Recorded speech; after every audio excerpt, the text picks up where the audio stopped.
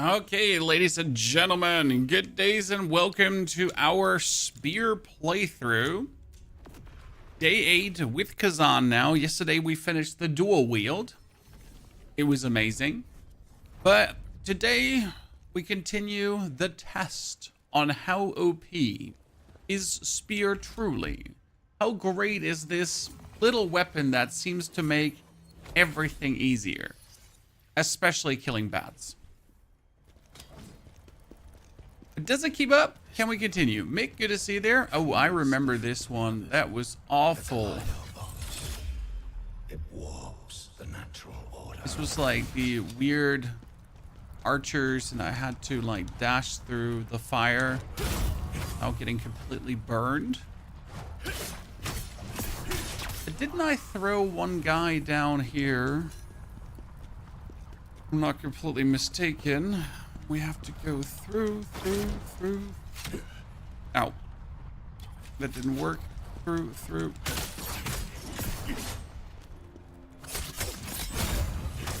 Ooh. That was easy. We have in 4 hours now made the progress that last time we did in 15 hours. So spear definitely helped us to speed things up a little bit. But we gotta see if we can keep up that tempo. It's the more intriguing question. There's a power here affecting them.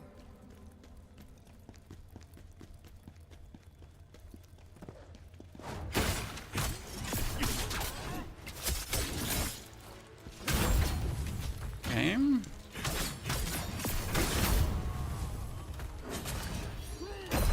Boom! Did not expect to actually hit that one. Sometimes you're just unsure if your block will actually block and work, but this time, gas in. Oh, we're not gonna get plagued. Wonder how far we can come. We have like 7 hours today to make meaningful progress. I think in 7 hours you can do pretty much a lot.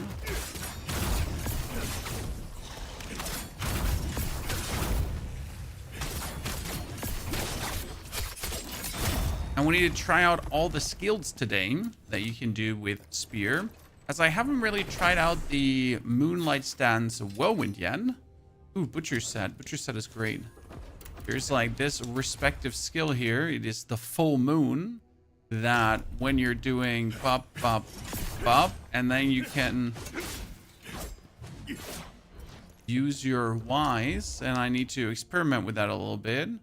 But it does cost spirit, so we gotta understand how to use that. Find it, the ancient matter. Bunch of archers around here. Want to kill this guy? Thank you. 1, 2, 3. You're dead.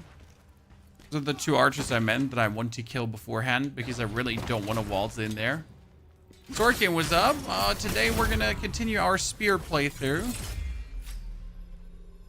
That's at least the overarching plan. Should be going very good.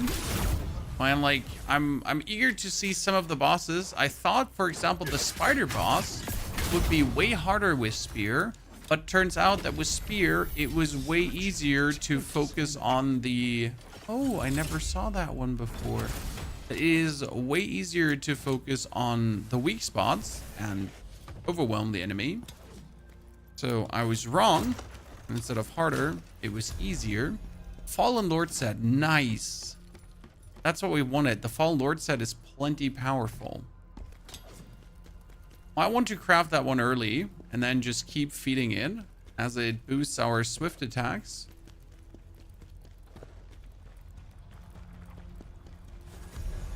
Magic Scholar's Lock? Scholar? Scholar. Actually, not Scholar. Scholar. So that's what you get. Oh, wait. Someone with a shield. That's going to be interesting, because if I light attack spam, that's not going to do it, because you're pretty much not going through.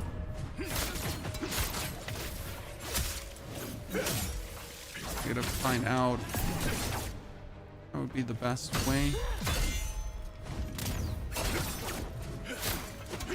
Probably just heavy attack. I don't use them much, the charged attacks, but against guys with a shield, might be necessary. Oh, the jar guy. Who would have guessed? Who would have guessed? We also, Sorkin, put out our review after finishing Kazan, because I always feel like it's nice to have these reviewers put out reviews, but having actually a review from someone that finished the game is somewhat different. I mean, obviously, a lot of the reviewers claim they finished the game, but I don't think that's actually the case. The good old, I spent 100 hours with the game sucking, and now I made a negative review. Spent 100 hours with the game being bad. And here's me telling you that I'm bad. Zirkin, we haven't made thumbnails a long time on stream. Oh, no, not this one. This was so hard. Wait, I'm going to try to play this different. Yeah. Whenever he tries to attack, I'm going to use my...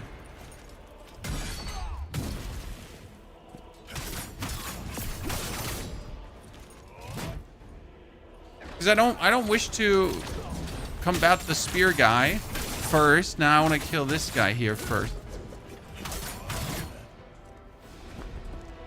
I'm stuck. Perfect, dude. That was so hard for my dual wielding butthole because we pretty much had like a hard time overcoming the spear guy at first, and then we still had the caster guy trying to hit us on the distance. You can imagine it was quite the nuisance.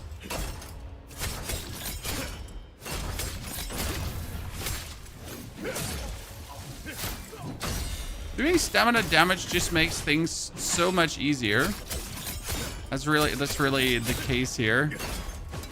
Goodness, spear's a meanie. I was struggling against these two so hard with my dual wielding. Yikes, poor guys, just got bullied. Come and see me as soon as you Dealing with a sick family a lot lately. We've been blessed, Sorkin, I'll admit it. Our family has been rather healthy for the time being. Lucky us. Luckily, the collider box appears to be fully intact. It is the culmination of all my knowledge. It's the Okay, now we can upgrade our gear, and we made ourselves the Fallen Lord set. But I think I'll keep what I have for the time being to then craft the Fallen Lord down the line. I don't want to like go down on one set straight away and then be a bit sad that I don't find new equipment, because that's the mistake I did last time. Swordman, good to see you there. I made a set early on, and then I had zero excitement about picking up new loot. Which is, you know, it was a bit annoying. I wanted to get excited for new stuff. I wanted to get excited for cool new loot, but it was like, yeah, I have my set, so I don't care. Delmagen, good morning. If I'm also not mistaken, there's a cool mission coming. And it's called, in the codex, I need to kill a certain dude. And I'll get a spear. I think it was a Soul Devourer spear. Soul Devourer. Do I have that correct? Mr. Powderies, good to see you there. Now we're making our way towards Bakuna. Pretty sure I can stamina break him one. Oh, lordy maglord face. Put on our undead breaking lantern. Good. Forget that the quarry begins with oh no, the quarry begins with undead wholesale. That is so true. No, how did I forget about that? Like, seriously. You have an OP weapon now. I know. That's the whole test right now, Mr. Powderis. Mr. Powderis Swordman. How much more OP is Spear in comparison to Dual Wield? Dual Wield was fun and it was really flashy and great to play. But I wanna see the direct comparison.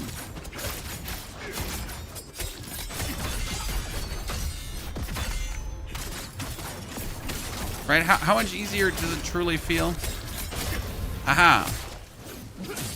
To play this one. Especially with the easy stamina breaks that you can do.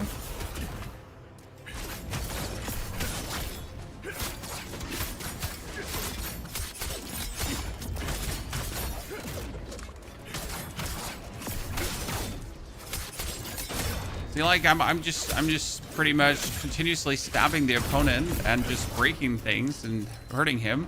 I even get this one finished. This is super hard. Here, bam! That's what I was looking for. I defeated a Spellblade Shadow before it empowers its rapier. And for this, I do actually get a new fancy spear. And look at how many levels it's higher. This is a 47 spear. I get a level 60 spear. Screw it. Did you play Atomfall? I did not only play Atomfall, we have the full live stream here on the channel, Powders. It was great. We finished it once and then we finished it twice because we wanted to get 2 different endings. Super good. Okay, this is a Soul Snatcher, I'm pretty sure, so we're not going to go for that first. We're going to go for that guy first here.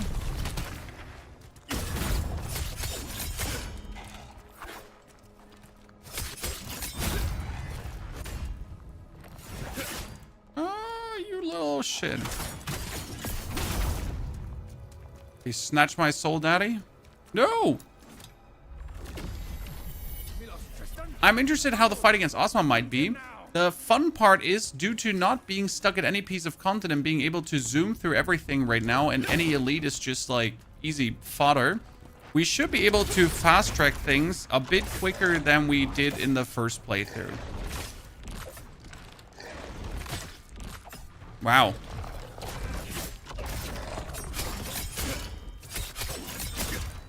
Okay, undead shadows, annoying. Note to myself, get the lantern that reveals them, or annoying. Where can I go up there? The shortcut for later. Shortcut for later. I remember. We're gonna make sure to pick up all the intriguing points at first, so I don't have to return to this level, because this level is kind of eh.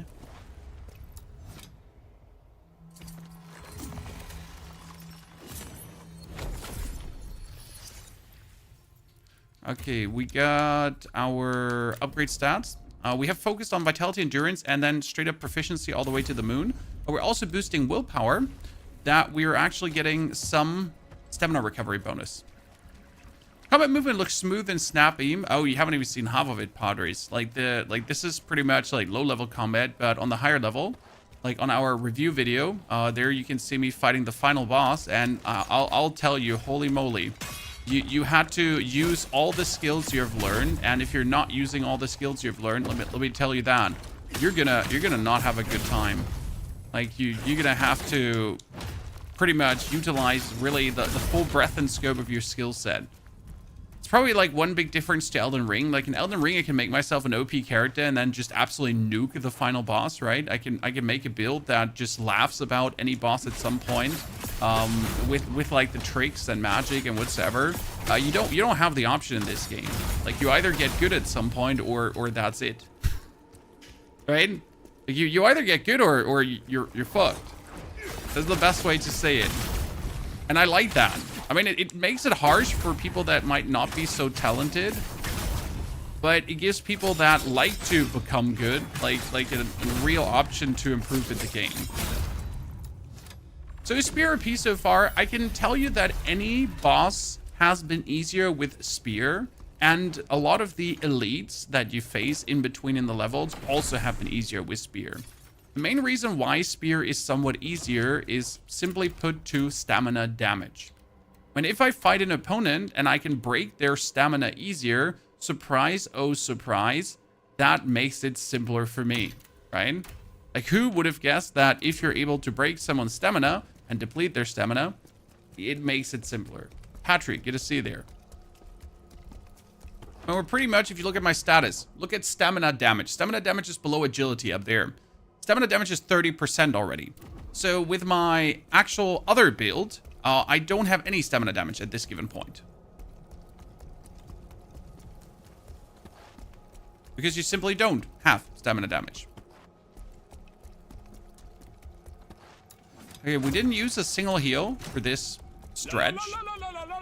Patry, thank you for the Prime Gaming subscription. That's very kind of you. Welcome to the family. Thanks, Shane.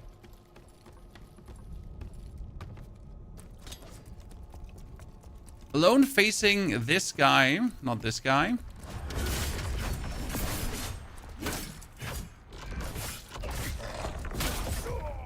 Oh my lordy mac lord face. Alone facing the rapier guy and actually not dying straight up is already a good one. I'm not going to put on my invisible lantern because I hate the invisible lantern. I want to not have to fight undeads again. Gotta find a better movement against these guys. I followed your Whirlwind dual wield build for the majority of the game until I got to Hisma. I switched to Spear and I've basically steamrolled everything since then.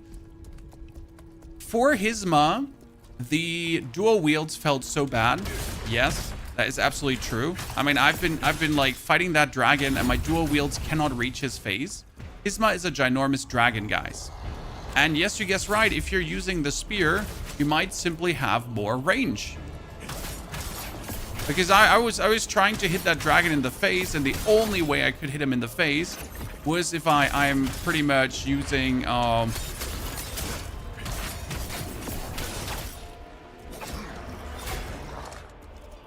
if I am using my whirlwind attack, and otherwise I'm actually unable to hit my opponent. What is that, right? How can it be that one weapon is just unable to actually hit the enemy? I mean, like, look at this gameplay. I'm just bullying here the lad. Don't even have to like go for a single second.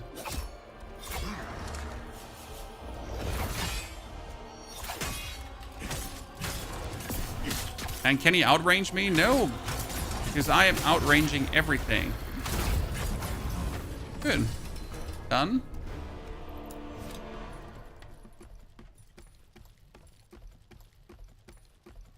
So yeah, some of the bosses were definitely, I don't know, striking distance of some weapons seem to not have been considered very well. Morning, Overflow. How are you doing? Hope life finds you good. Is your ISP back? Do you have internet? Because the Overflow was like, well, I can't work. My internet is gone at work. I'm like, well, what a shame. I think you're probably very sad about that and super unhappy.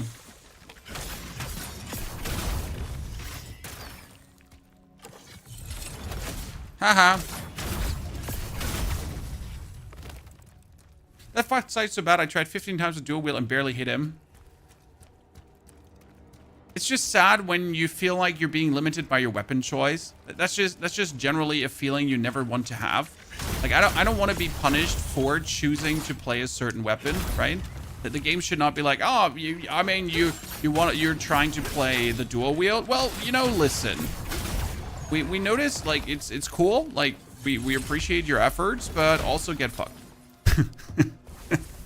Like, well, yeah, but that's not cool.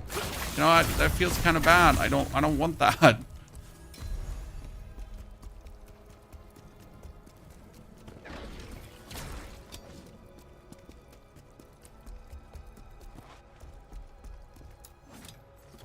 Good. We're going down. Yelling timber. Then we kick the ladder. Oop, shortcut. Boinkity boinkity. Oh, I can get up here. Huh. I've been always wondering, how am I supposed to deal with this guy? Well, now I have my answer. I can actually get around. Today I learned that this is possible, chat. Ow! Jeremiah! What have I done to you?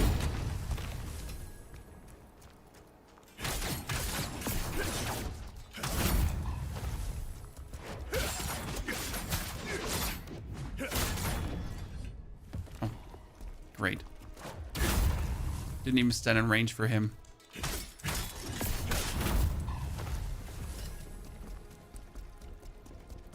No hit run failed restart. It's surprisingly easier to do no like what easier. What means easier? It's probably the easiest game to do a no hit run with. I mean, not for me. I will never do a no hit run. I absolutely do not have the mental resilience to even remotely try. But it might be one of the easiest games to do a no hit run with. Not because it is per se easy. It's more like you have the tools to really do it with the blocking, counterattacking, reflectioning, all that kind of stuff. I mean, if you're an absolute geek at chat, super legend, Mr. Big Dig, Souls like Big Dig, then you're gonna be just zooting through. Right?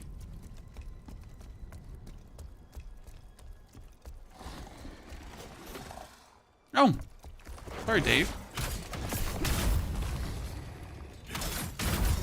Also, sir, I did not see your question. Maybe because I've been looking at the screen, you know, and playing the game. So you can kindly ask your question again instead of feeling ignored. Good morning, Chris.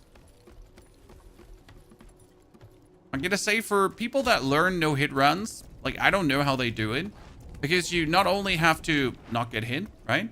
Surprise. You actually have to remember all the move sets. I barely remember what I had for breakfast like 2 days ago.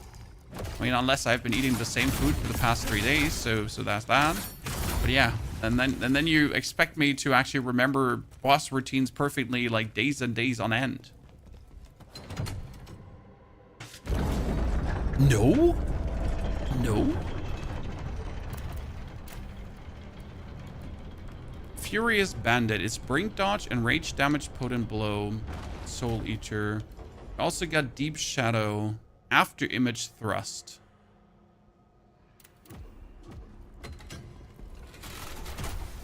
Glad you replay. I can finally watch for a while before it becomes a spoiler territory again. No problem. You don't have one safe spot. No, John. You have multiple safe spots. John. Come, John.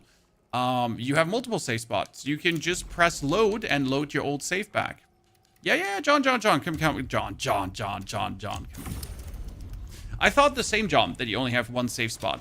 But you can actually press the load button in the menu. So not continue or new game, press load, and it loads back into your,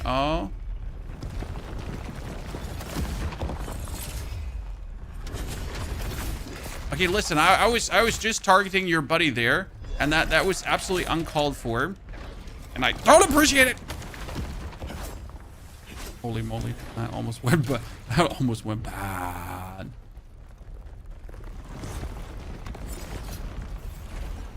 Like very bad.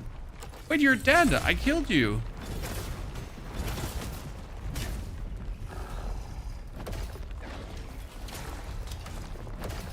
I have the skill that spear strikes kill enemies.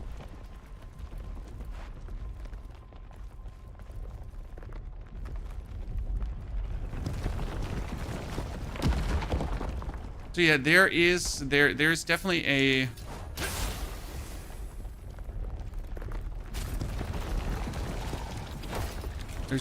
a multiple save feature.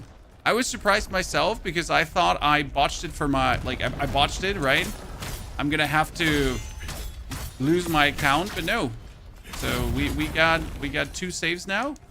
One with my most biggest progress, and then one with the spear progress. Very cool. But you stop making content for Warzone because Warzone is shit. I wish that wasn't my answer, but it's literally that. I mean, I had a lot of fun with Warzone in the beginning. Then aim assist literally overtook the game. So, yeah. Years later, now you either play controller or you just don't play the game at all anymore.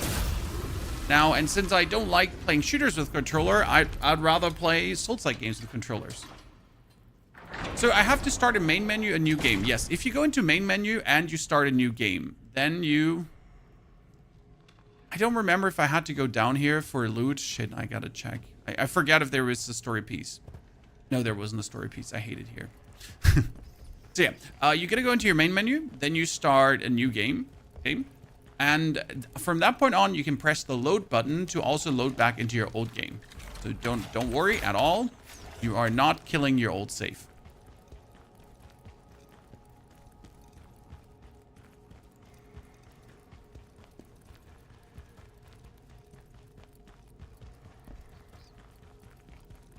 worry, John.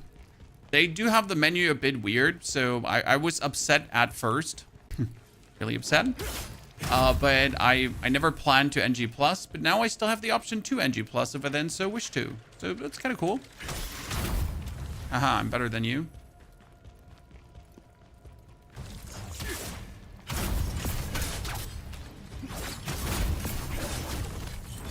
In the face.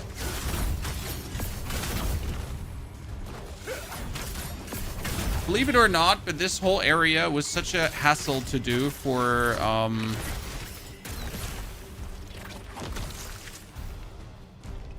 my dual wield. Okay, let's drink a poison negation. Heal up. I don't need that item. Ah!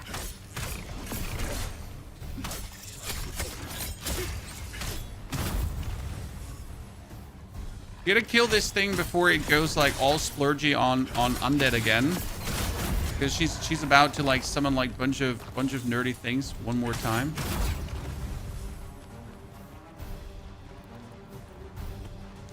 About them spiders. Okay. So is this area done? I don't think I missed anything. Oop. Almost just ran in there. I heard swords clanging in my sleep. Can't put it down. I need help. Dop. Howdy, partner. Are you planning any new content for other shooter games? There is literally no good shooter game on the horizon. I do like Battle Royale games, but there hasn't been a single good Battle Royale that's worth putting even a single second into. If PUBG ever makes it to Unreal 5 engine, then yes, but the company behind it is still going to be a failure, so that's the problem. You might get PUBG 2 in Unreal Engine 5, but the PUBG company is still less than optimal, I'm honest with you.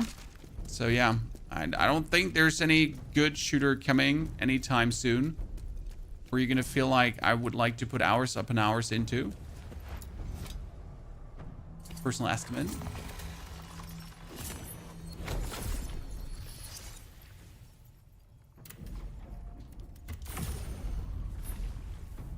I'd rather keep playing my single player games. I don't know how you feel about it, ladies and gentlemen, but I've done my share of online gaming, online multiplayer competitive gaming, and I'll be fair and square with you, but playing single player games is just vastly better for your mental health and your overall game fun.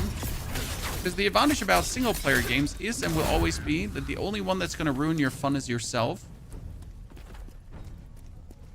There's no teammates that will try to ruin your fun. There's no, you know, mid or feed. FF20. He's hacking. Single player games, there is only one thing that ruins my fun, and that's my own ambition. That tells me that I need to do something the hard way.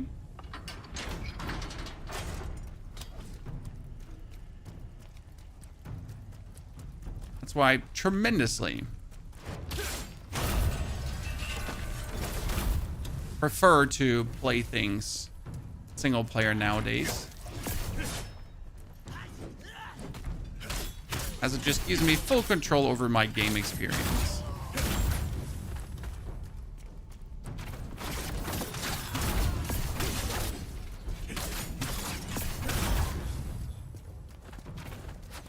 Hello from the other side. It is I who are you looking for? Sorry, ma'am. Can't risk it. You could be a backstabbing, scheming bee.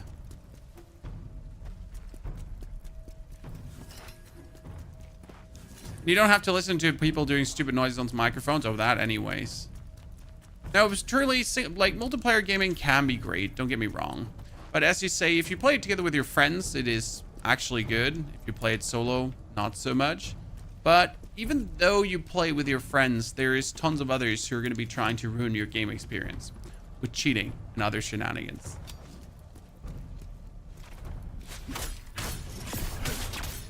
Single player games, you just don't have to ask yourself many questions on a daily basis. And bear with not even skill-based matchmaking. As we know that games nowadays don't actually have skill-based matchmaking, and they have more engagement-based matchmaking that's trying to make you play more instead of making you play against enemies that you're supposed to play against. I guess you know what we're talking about, right?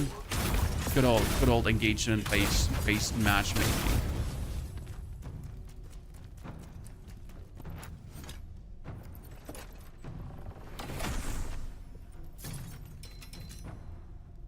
We'll see if any new games will ever come out that get my competitive itch rising again.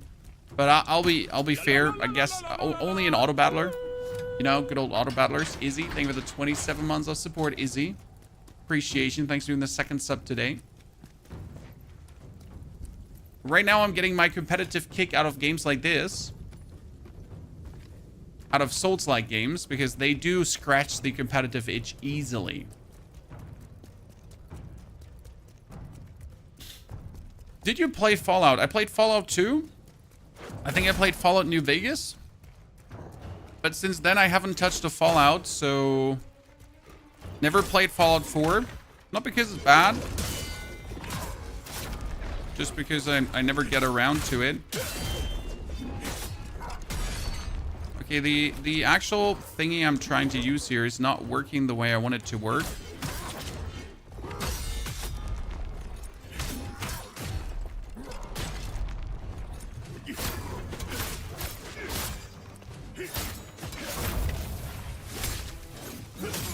Trying to look out for the dogs the whole time.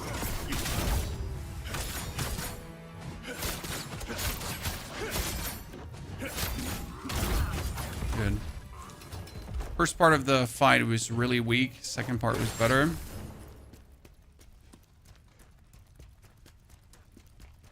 I miss the old days of Verdansk to scratch my FPS comp itch. I mean, the old days of Verdansk were great for multiple reasons.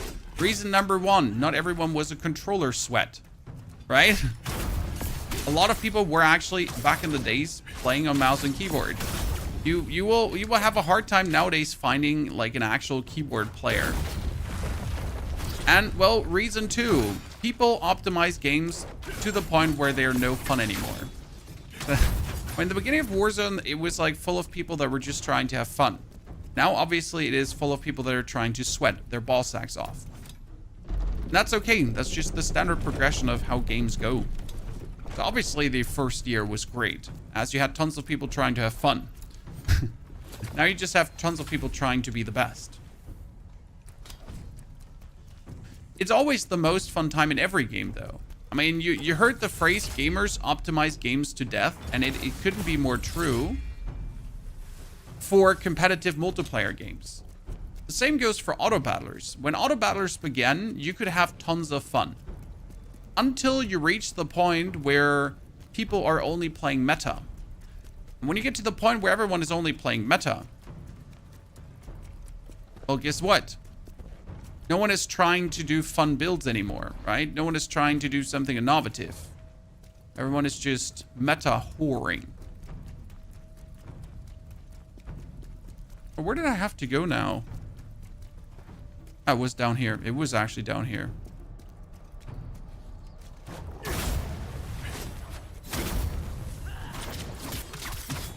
And that's also just normal. Like, I'm not going to fault anyone for doing it. Because at the end of the day, the goal of competitive online games is winning.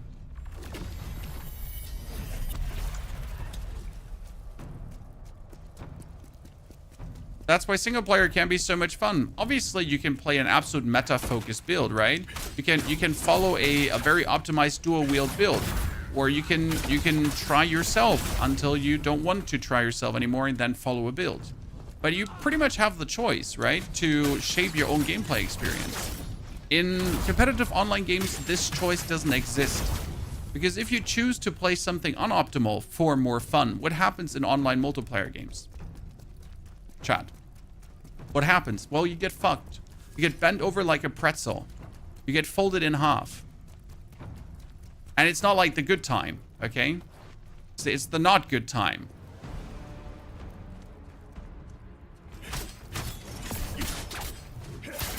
That's what happens when you're trying to be innovative and have fun in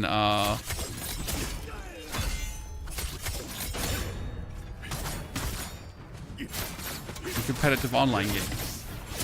Because you're not sticking to the meta, so you're going to be weaker. It means you have to be exceptionally talented to do that, to pull it off, right? And if you're not, it's screwed. Riggedy wrecked. Prefer to game without friends these days. I mean, even during my multiplayer days, I've mostly been a solo player. I prefer these solo competitive games. As you say, you don't have to rely on others. The drama, the other shenanigans, the accusations.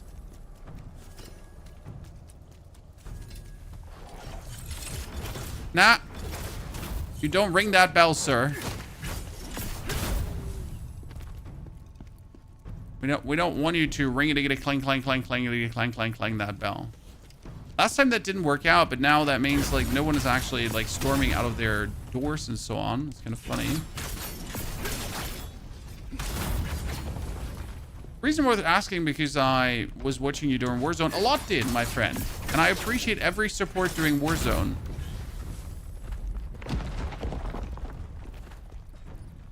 It's been a great way to get me started in the art of guide making. Because Warzone was the first time I really started making guides for players to help them to improve, right? It was kind of like the kickoff to why we're here right now playing all these different games and making all these guides for all these different games. It actually did start with Warzone. And it started back with Hearthstone, but then throughout the years I kind of forget how much fun it was to make these guides. You're stuck on the final boss. You go to the third phase, down to 4th health, and die. Not sure if I can be bothered to keep it such a slog. I mean, the third boss is hard no matter what you play, brother. Call. I don't think that like the choice of weapon is going to make Ozma, the final boss, that much more easy, as he's just freaking hard per se in general, no matter what. Now, that being said, I haven't been there yet to confirm myself. I mean, I've beaten the game already with dual wield, so I know how hard it is to beat him, right? So far, other boss fights have clearly been easier.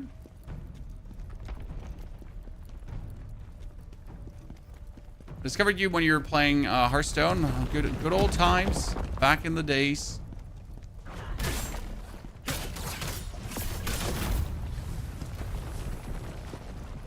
Have you had a chance to play the new Assassin's Creed game? Yes. We've played quite far, and it has been quite a joy, if I'm honest with you. So I enjoyed my time with Assassin's Creed Shadows. But I've never been a big Assassin's Creed gamer. So I pretty much played Assassin's Creed Shadow because it was new, and I wanted to see how good it is or bad it is. But I was never like super intrigued in giving it my all. That makes sense. Okay, let's go down here because the dude that we're gonna face is a super elite, and I don't want to face him.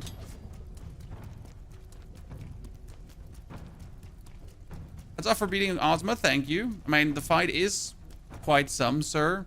And anyone who's actually getting that far, kudos. Did you think about putting it in easy mode, maybe? Briefs. I mean, sometimes that's the way to do it.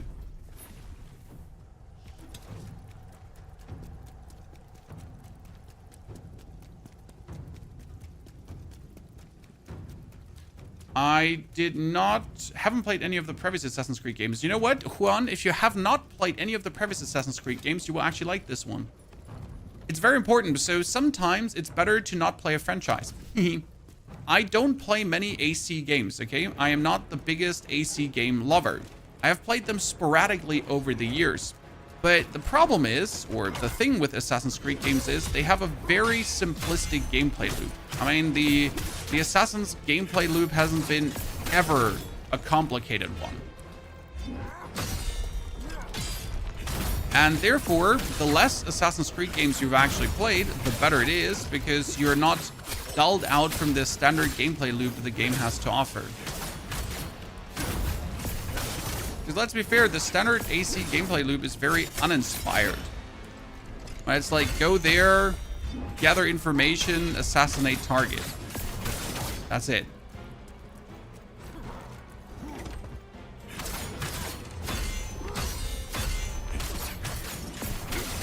And if you have played like 20,000 games of that, I mean, you might get dull to it at some point.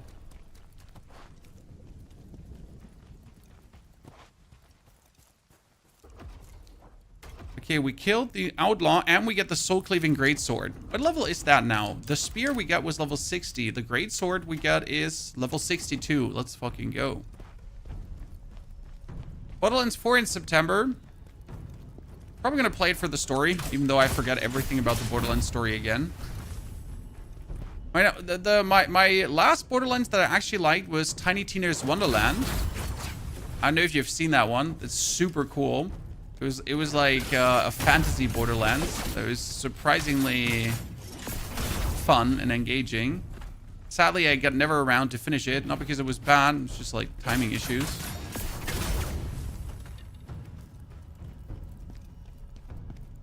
My greatest tip with the Assassin's Creed games, okay, Chad? My greatest tip. Get yourself a subscription to Ubisoft Connect. That's their gaming service.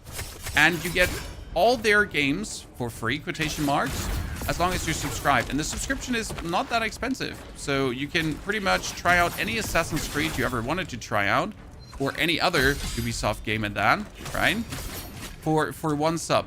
Instead of spending like all the money to buy all their titles, because that's a lot and they're all expensive.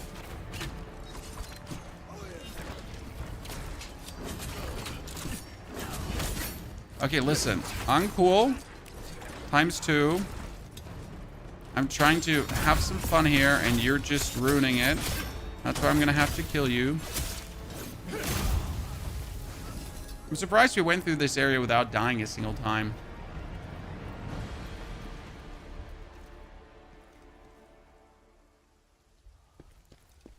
Will this stop the bonus missions? A crash shouldn't ruin any bonus mission, my friend. I've had some crashes in between too. It reset some progress and I had to redo some things, so technically it shouldn't.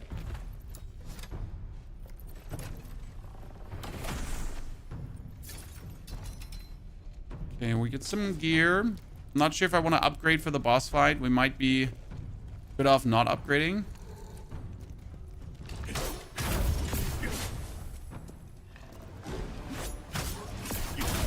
Hey chat, let's give the enemy like these cool opponents, right? That are really aggressive and annoying to fight against. But honestly, like for every of these opponents, let's surround them by dogs. Sounds good? Because that's pretty much what they did. You know, like how people hate animal opponents in Souls-like games? Yeah, let's put them everywhere in this level.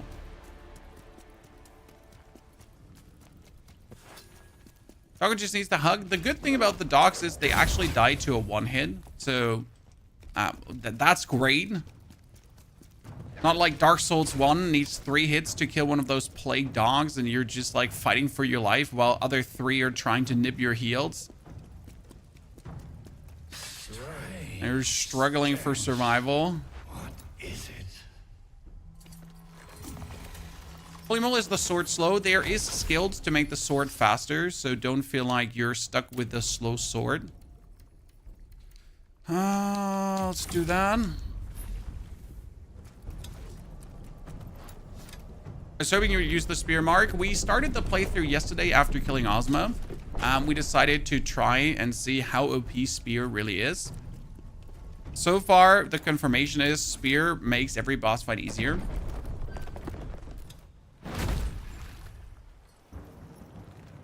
Is this from game? No, it's from Neopol and published by...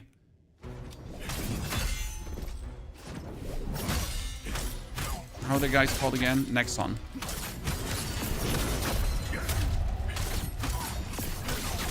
See, like, breaking his stamina has never been easier. This is actually like a scam. If I consider how hard it was to break his stamina with my...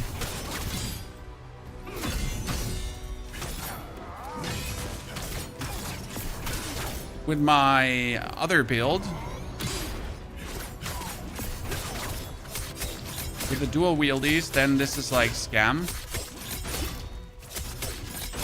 I have my stamina broken again.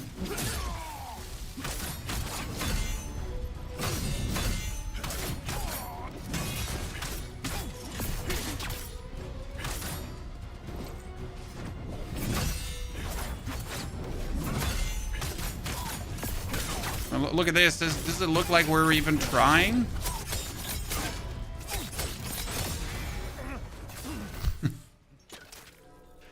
No, impossible. Is less damage compared to dual wields? No, definitely not. That's dead. Chaos. We should have guessed.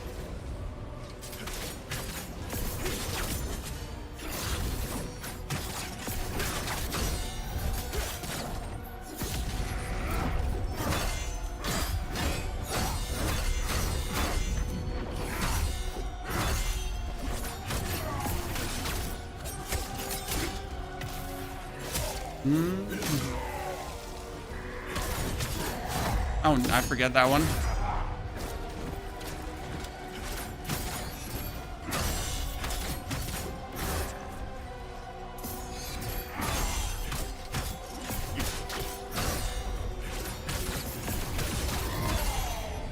I get him stamina broken again. I think the most OP part about the stamina breaking is that I just consistently have full life because I just keep stamina breaking him.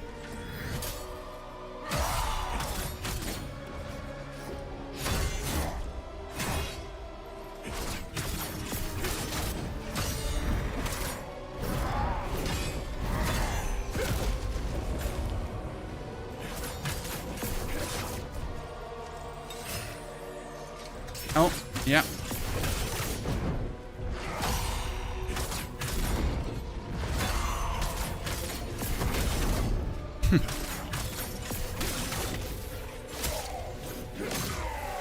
And we have 4 heals left. Chan.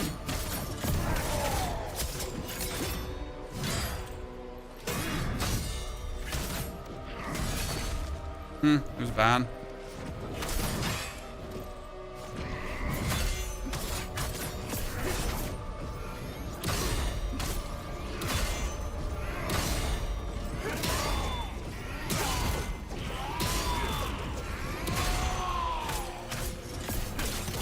Okay, that is bullshit that didn't break his stamina.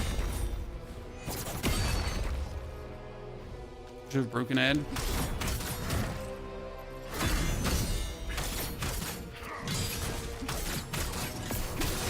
Oh, you are just restoring too much, like just...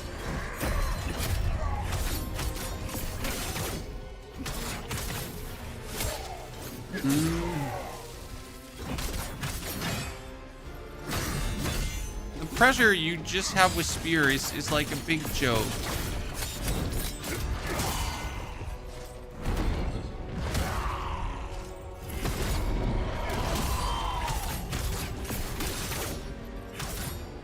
Okay, don't pull out your katana because I feared he could pull out the katana.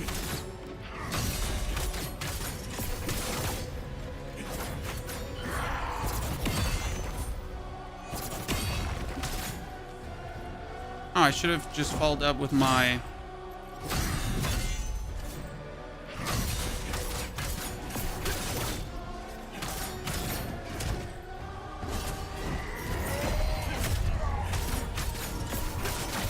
Was that risky to go for the counterattack? Yeah, it was, but it's fine. How far in the game is this, would you say, after the Viper boss? This is 5 hours roughly in. Well, actually 5 hours in, so this is more like 15 hours in, but we did it in 5. Chaos. Mortal. That Maluka kicked my butt multiple times. It was like with my dual wield blades, I pretty much broke his stamina maybe twice, maybe 3 times, right? But in this now, I broke his stamina all the times. All the times. I'm keeping you from the cutscenes a little bit because this is like a playthrough just for me to experience how OP Spear is. I don't want to like, for the people that haven't seen this cutscenes, right, overwhelm you with like cool new stuff. So you're not going to be like, showing all of this to me. Wait, that's the part back? Wait, which direction is the part back to the mines? Wait, I could have ran all the way in there? Huh? I never knew you could run all the way back.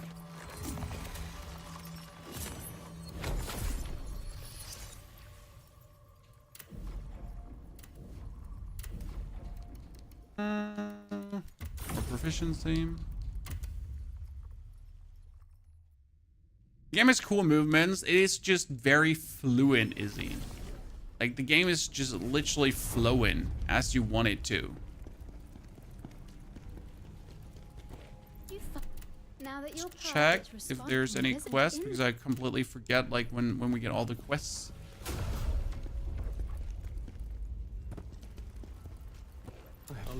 No, you get nothing from me, Mr. Tristan. Could always double check if you're not missing something, because these quests are important.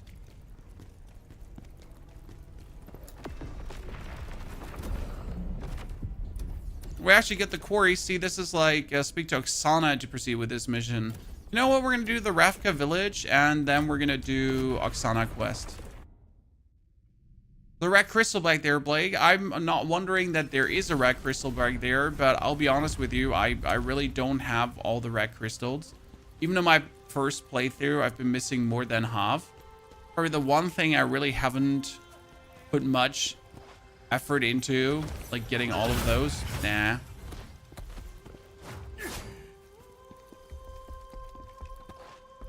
It's like a big whatever. Either I find them all or I don't. Whatever. The answer is I don't.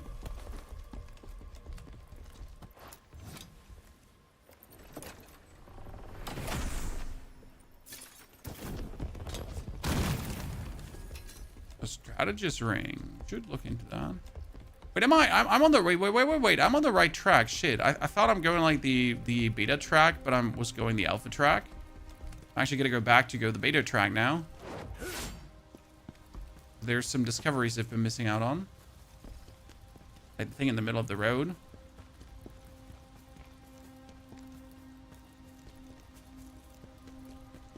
Nope.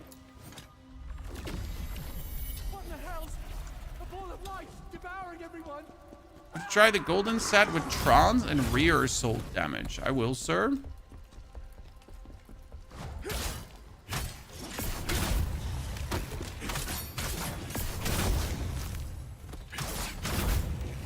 Can't wait to fight like some of the annoying mutations that I really hated to fight with dual wield. Let's see how much easier this is now.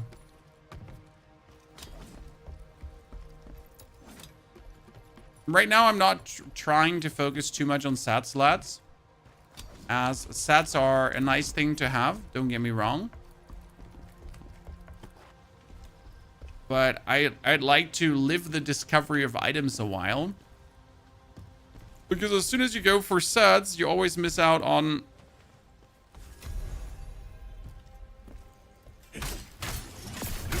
actual items, right? Like, you're not gonna pick up anything anymore. It's just like, okay, I'm gonna, from this point on, upgrade my stuff.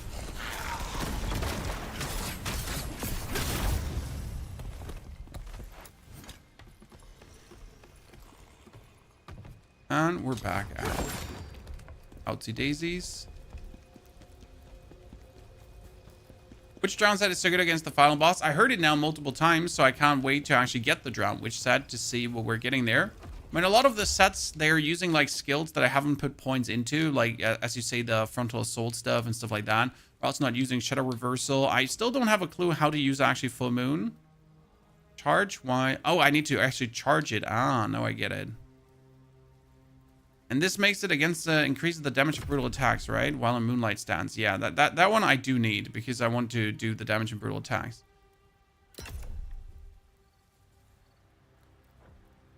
I need to put more points into that one as well. I'm sad that the invincibility spear wielding skill is not as good as the one from the dual wield, because this is something that dual wield definitely has on top of spear. So dual wield has the skill that makes you go forward, the forward zoom, and that forward zoom actually allows you to counter any attack. But the spear version of the forward zoom is a spear twirl, where you twirl your spear to counterattack. It's still powerful, but it's not as powerful as the forward rush, because the forward rush always gets you towards the enemy.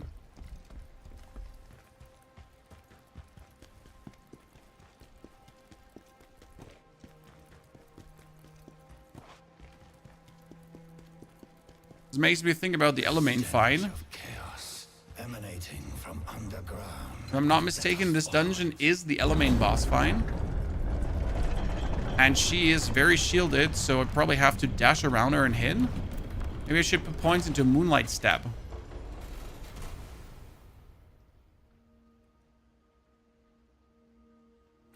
Right? Maybe.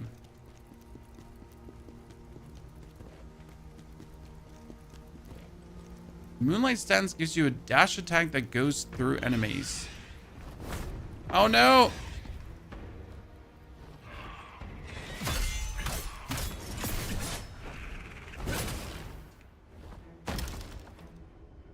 I forgot to activate the thingy. Yep. That is very frustrating. I forgot to activate the thingy. Well, punished chat for being forgetty spaghetti. Can't get past full bino. Tip for full bino or R, you need to learn counterattack. Like there's no way around it. You pretty much learn counterattack or you will not be able to beat full bino. Because counterattacking is like the only thing you really need versus him. If you can counterattack his charge swing and his hammer swing, then you win. Because every counterattack in a Volbino puts him into a staggered state to then give you a huge damage opening. But if you're not able to hit the counterattacks, good riddance, pretty much. His 8-hit combo with the counterattack at the end destroys me. The 8-hit combo, you can dash away from it, run away, but you need to counterattack the final hit.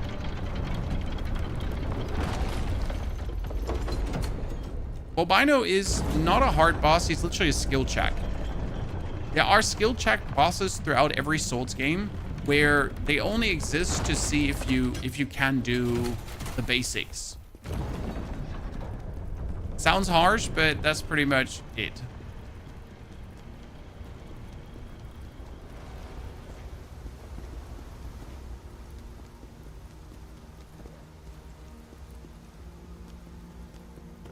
Okay, let me see. We know it's up there. You know what? I will probably just throw it.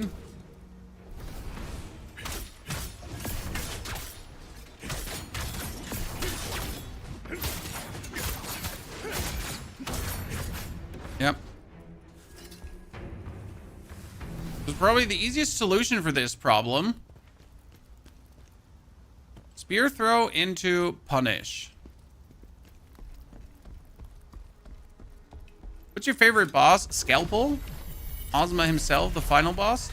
I liked Hisma despite not being able to hit him in the face with my tiny stubby dual wields. Still enjoyed them.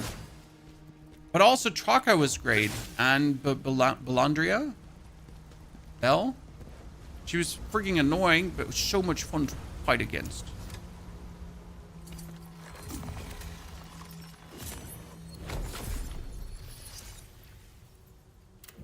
The game is just full of great encounters.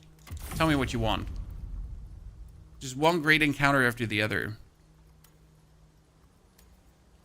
We actually finished the quarry. Let's fucking go. Generally speaking, definitely not been disappointed.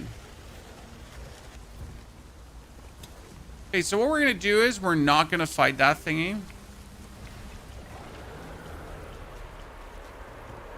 You know what? I actually do have to fight it with a spear to see how that is.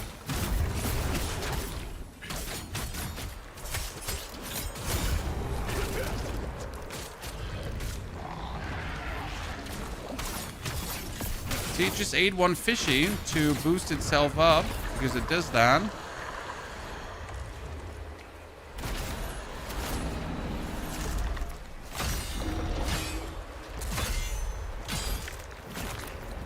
Great hallucination hit.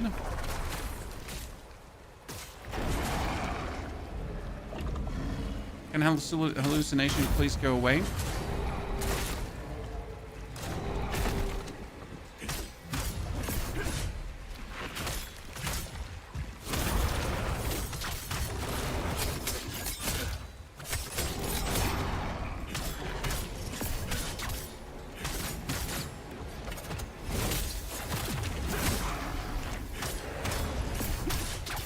Okay, and now we're not going to fight it to the end. Like, I literally fought it as much as I wanted to, and now we're just going to leave. God, I just abhor that thingy. It's just so stupid to fight against. Wow, you almost had me there. Is it possible to visit previous areas? By the way, in Berserker, I easily have missed some items. You can just go back to your sword, and your sword takes you back to all the previously visited areas. So yes, you can absolutely return. You can go back at any given point, and you can redo every single boss. Like, the game encourages you even to farm bosses. Surprised? Yes, they want you to farm bosses. After beating one, go back. Try again, try again, try again, try again. Oh, I've never found this one the first time around.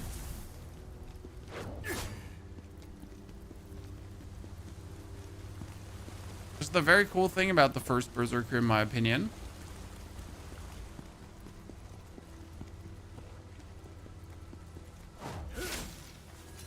I thought I'm gonna get a story piece here.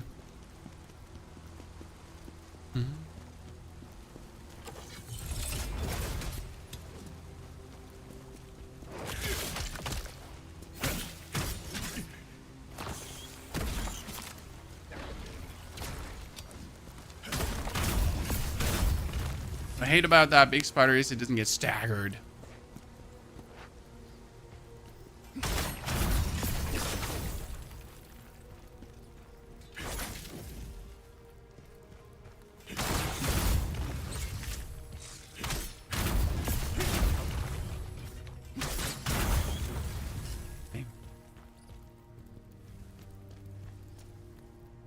Wasn't there... Wait.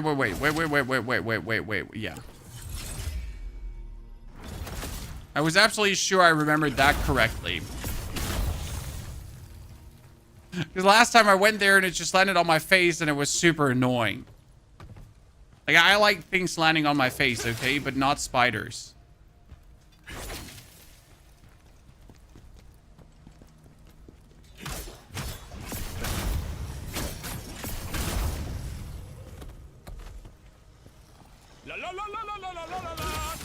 Hello there, Bob McGoldrick, with your 13 months of support. Bob, welcome back, brother man. Hope you're doing well.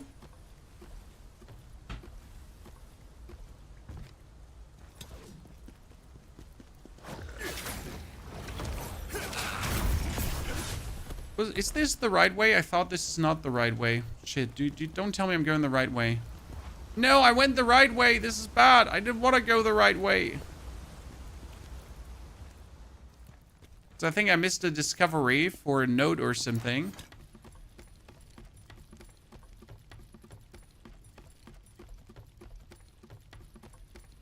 This will force me to backtrack the whole thing. Ah, I went the right way. That's bad.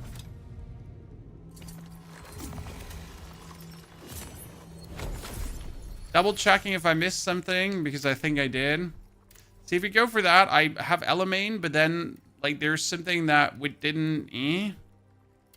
So I think I missed a part there, but we'll have to backtrack later. Oh, hello there, Mr. Super Elite. What's this now?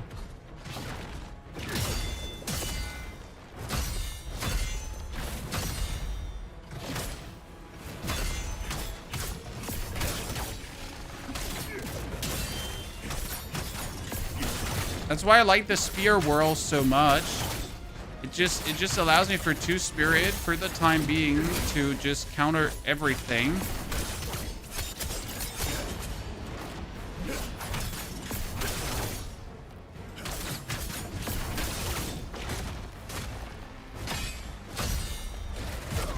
Oh, yikes. He had me.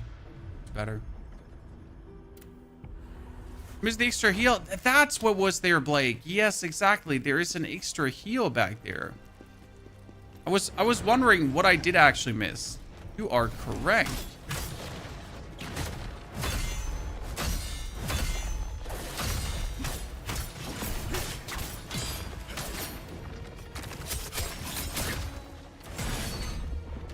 Ow.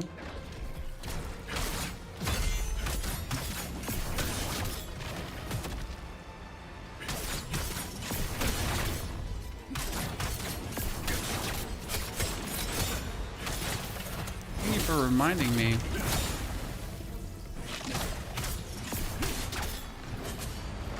Ah! Range?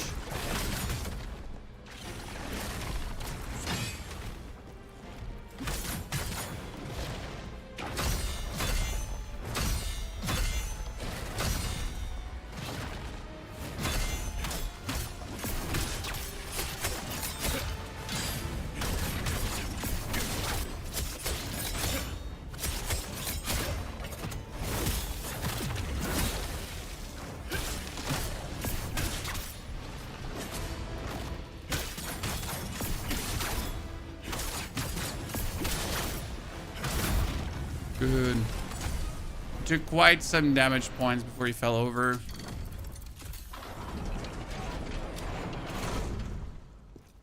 Huh? Nothing coming out of this? Oh, chest. Confusion. Just remind me to go back to get that extra heal, Chad. It is definitely one of the easier things to miss throughout the game, because you pretty much have to go to the left at a certain junction there, and if you don't turn to the left, you will forever have missed out on it. So that can easily, like, it's probably one of the easiest missed things out there.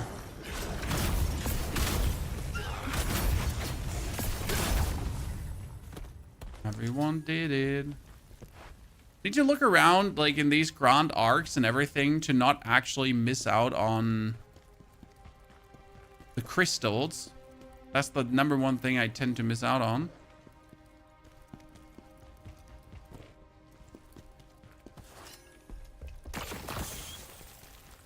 Sorry, Mom. Didn't mean to step on it.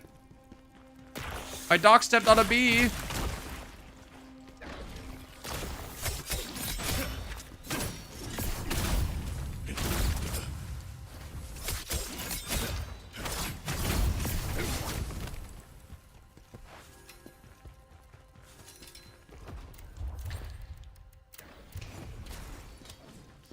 Was this the right way to go down? Yeah, this is the right way to go down. So let's go back up and go the wrong way first. Or what means the wrong way? The discovery way. Right? So there could be things here. You need to open up FBI.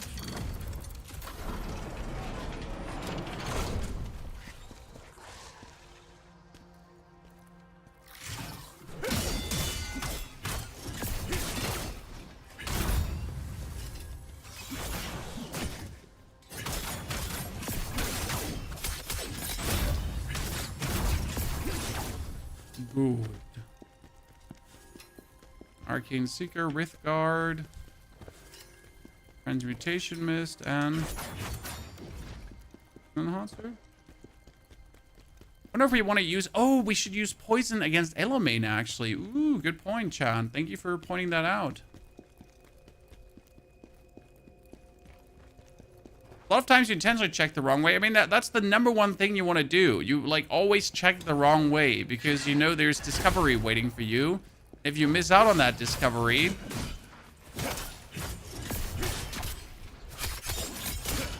I am so dead. I would have, unfortunately, I would have died there if I didn't go for demon form, which makes me sad.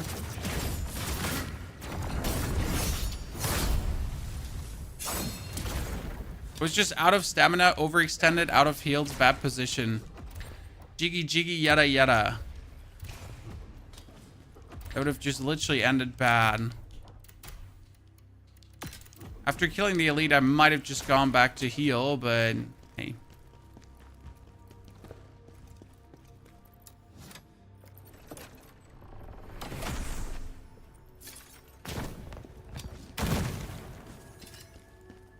I mean, a lot of people have complained about the game not having enough exploration, but I always feel like what people forget to mention when they complain about not enough exploration is, but what about a good handcrafted linear experience? You know what I mean? So sure, we like exploration in our games, right? We all like some exploration, but I think it's often forgotten how good like a great handcrafted linear experience is. With some exploration. Because if the linear experience is good, where's the problem? Please let me go. How can you do this?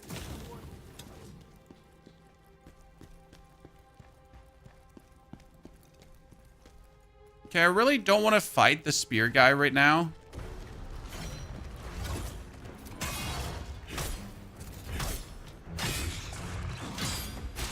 I don't feel ready for him. Yeah.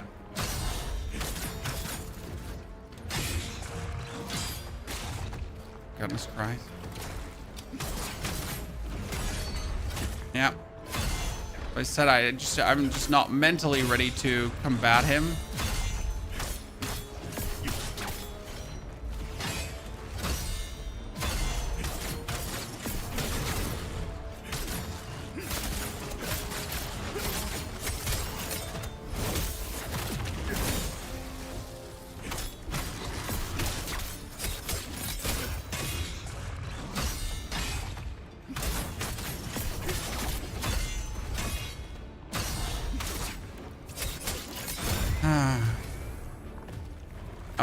I wasn't ready. I had to try hard.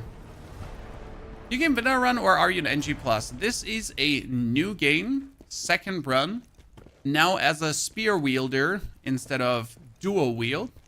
We already have beaten the game as dual wield and it was a pristine, great experience. But we decided after beating the game as dual wield that it was about time to try something new. So here we are. Giving the spear a twirl around. See there's something new.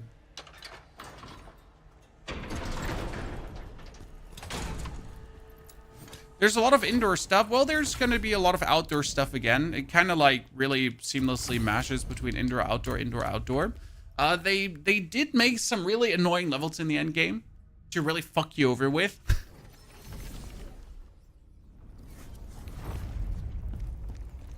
Best Lacrima farm area. Honestly, the best Lacrima farm area is just right before the final boss. There's one dude you kill, 50k Lacrima, done.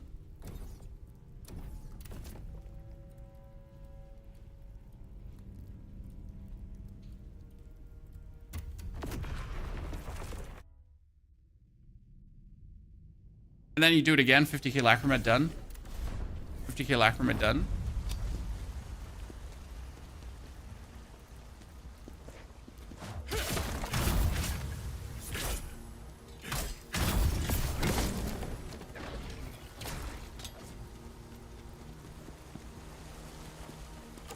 You dual wheel run as well, and you'll love it.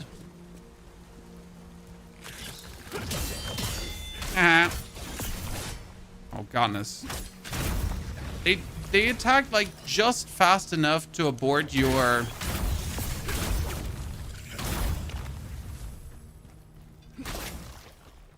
awesomeness.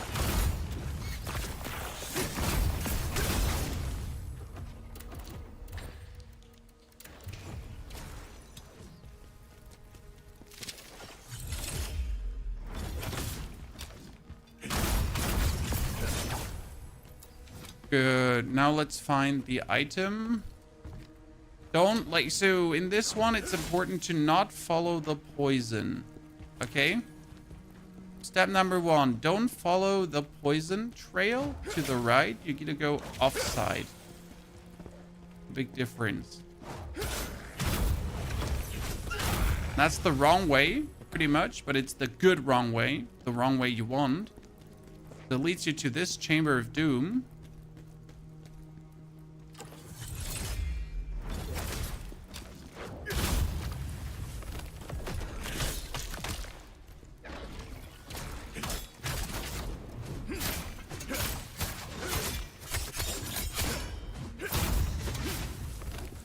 Good.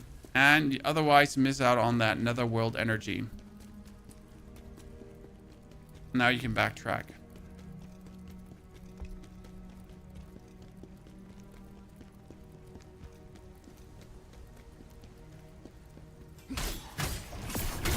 Greatsword after this? Nah, I'm probably not interested in Greatsword.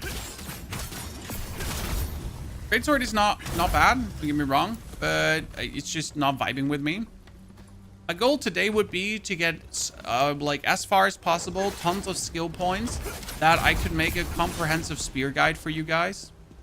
So that's a little bit my goal. I mean, for this, we got to get way more points to then figure out like all the things that you can do, what's really worth it, what I want to do, what am I vibing with, right?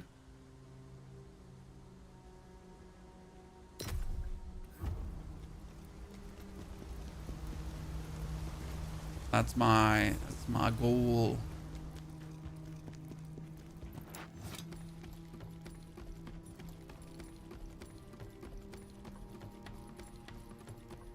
What level was my gear again? My gear was level 38 and I'm finding level 61 gear, so I guess it's time to put on some random pieces, right?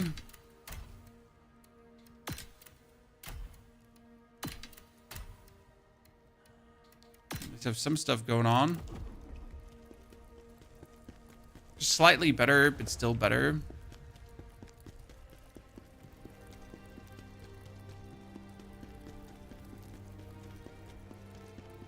Actually, let's go to the crevice here.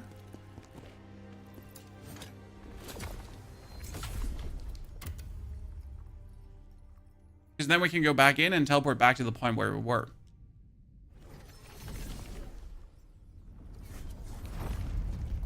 By the way, guys, if you haven't watched the review video yet, please don't forget to watch the review video. Of Kazan.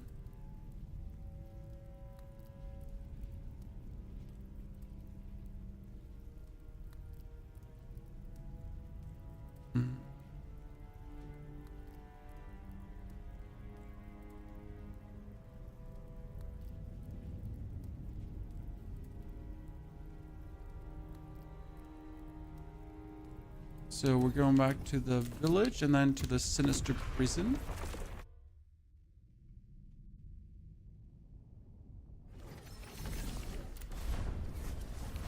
Because now we can go through here and up the stairs. What are we cooking here? The absolute monster spear build to rule them all. Elain! You sell gear or disenchant. I keep it mostly and use it to upgrade my other stuff. Elain! Because you don't actually have to sell gear right away. You can also hoard it for the moment where you then need to sell it or lacrima it. But it's definitely better to lacrima it or turn it into materials than selling. I have over 1 million gold. I was like at 2 million gold or so at the end of the game, and I had absolutely no use for said gold. So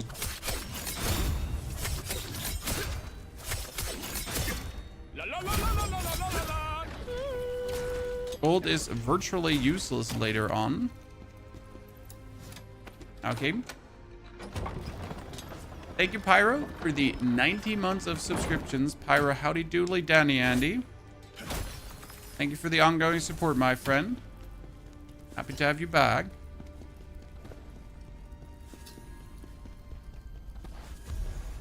Anya's research documents.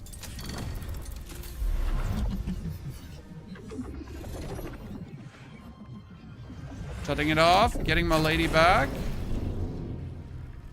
Still not enough to free her, but at least something. Down the stairs, back in the room, down the elevator.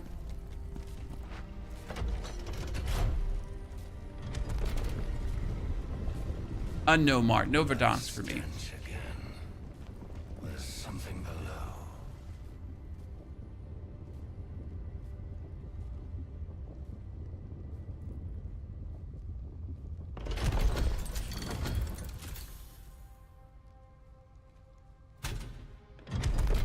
Oops, sorry.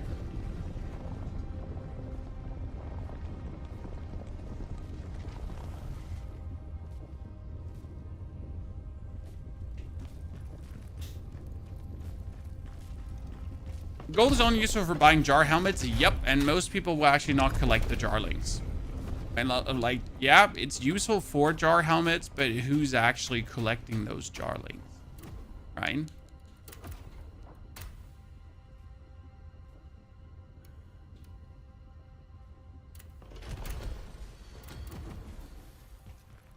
Oh yeah, I remember making a super big oopsie here and having to backtrack twice because I was too stupid to find. I was literally too stupid to find the thing. Hey chat, watch this. Did you know that you can fall down here, or you actually have to fall down here to get that thingy?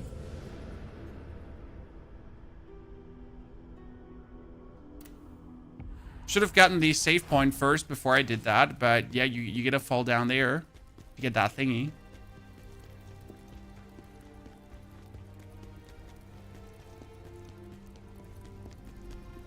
Otherwise, you don't. But let's get the safe spot first this time, so we don't have to ride the elevator again.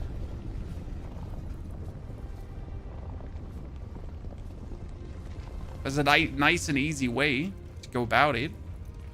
Probably one of the easy missables.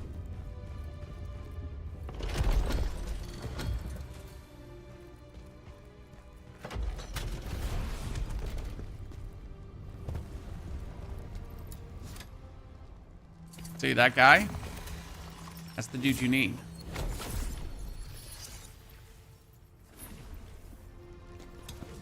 He's putting it there.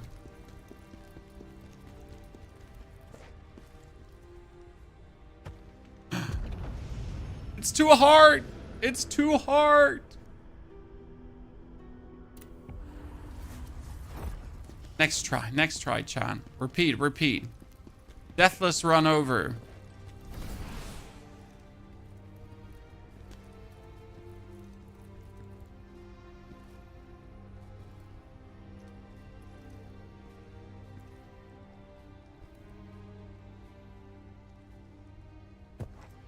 I am the chosen one. I am the one who knocks. Okay. That means we have to go here.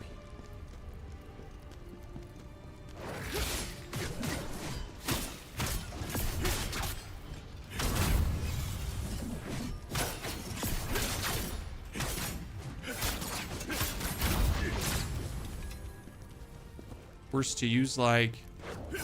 Oh, I forget. Just walk up.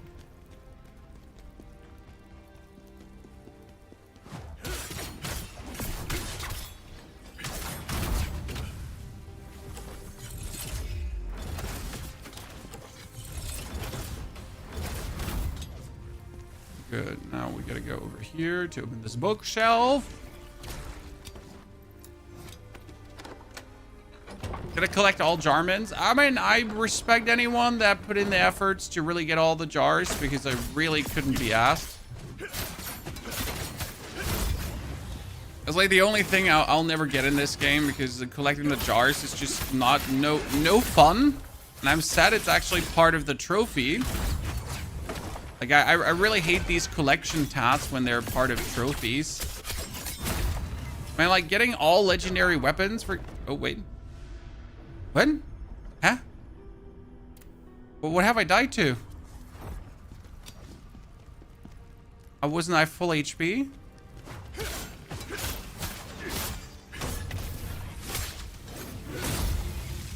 Alright, seriously.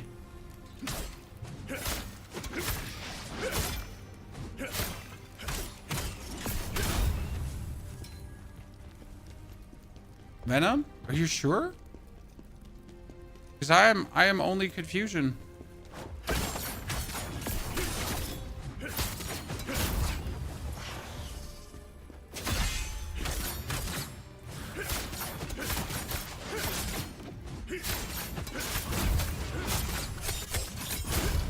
Okay, with 1 bar of stamina, we did it, Chad.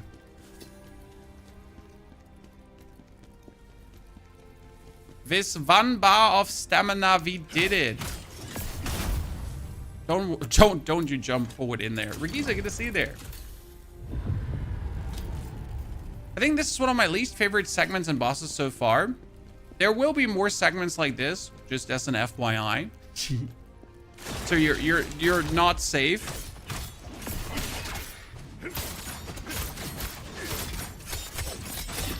I will agree, as I arrived here, it was certainly also not in my top 5 of things the game had to offer so far. So certainly not as good as other experiences. It's just a bit restrictive because the game has been always like forward blasting, and now suddenly the game gives you like this slow paced where you have to be more deliberate, you have to defuse traps and everything. On the other hand, like once you understand, once you vibe in with this, right? Once you're not mad at it anymore, it's good. The boss will always be annoying though, so keep that in mind. The boss will never not be annoying. Elain is intended to be an absolute mean boss fight that you're not having fun solving. Okay.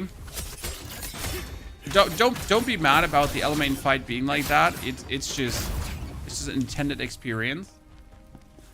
Again, a skill check, more or less. I think an understanding of game mechanics.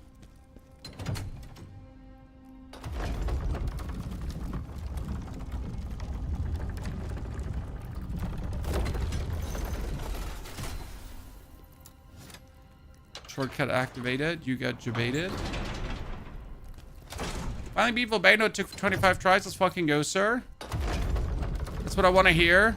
The grit, the resilience.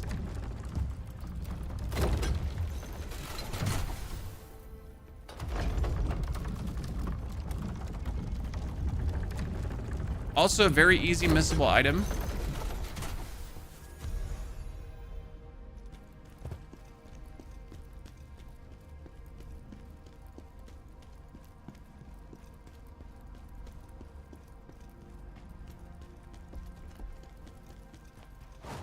Two easy missable items to be precise.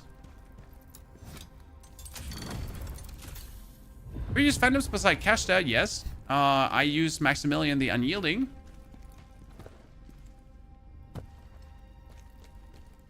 Where am I again? Where am I again?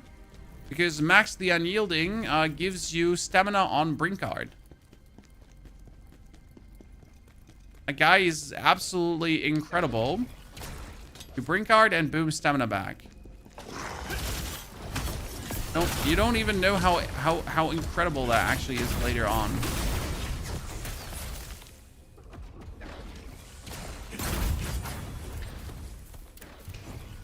You can pretty much fail guarding and still get everything you're looking for. You unlock him later. He's only good when you actually fully awaken him, so he's not good when you just get him. You need to get him and awaken him, because then he turns really good.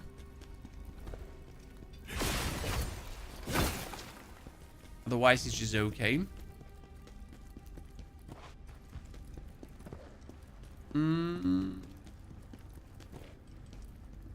We have to jump down here. Yeah.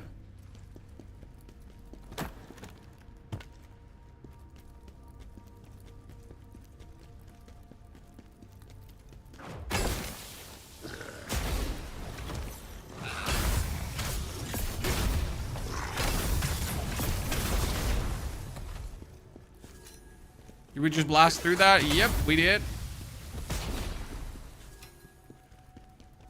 Ah, him. The first time you actually meet him.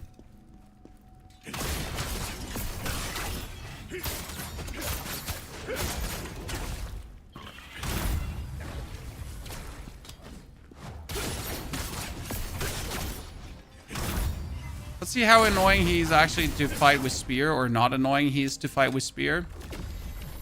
Increase the chaos flow. Increase the chaos flow! One dies.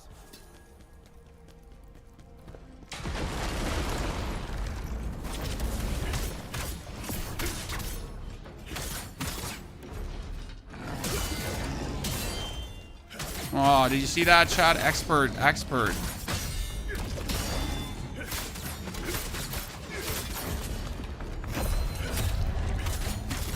You think you're hot shit? You think you're hot shit abomination? Like, got a spear growing out of your, like, a third arm? Like, you feel like you're something special, huh?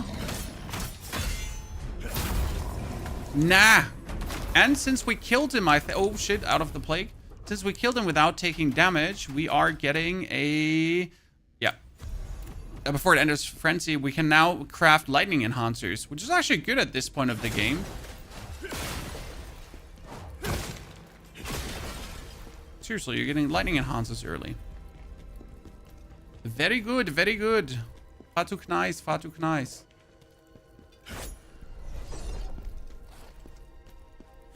We could end this, but we don't want to end it. We want to check the... do I want to do the room? The room is unnecessary. You don't need to do it, but it's for loot and XP. Wait, no, let me unlock the shortcut first before things happen.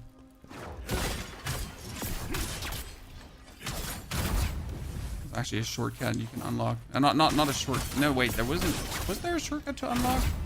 Or am I remembering something different? Might be remembering something different.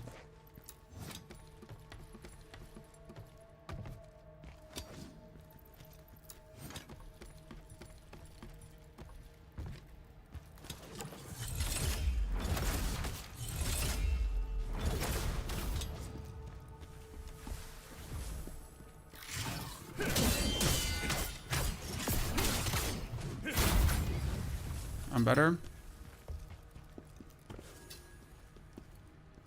You know what I could do? I could just finish this sequence and then still return. I don't remember if I had to do that sequence.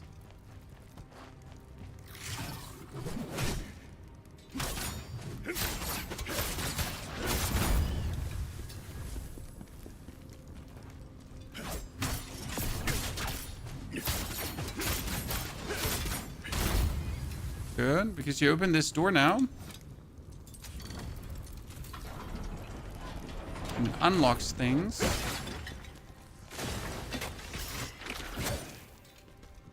Gotta like go here.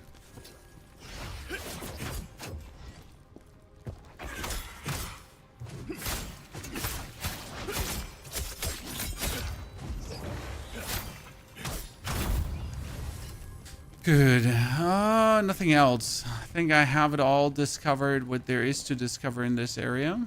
Apart from the spider elite fights, but we're cool with letting that slide.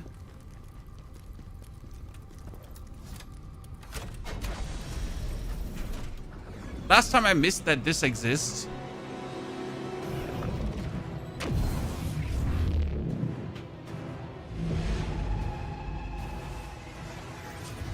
Like, I literally went to this area and then I forget that this is a thing.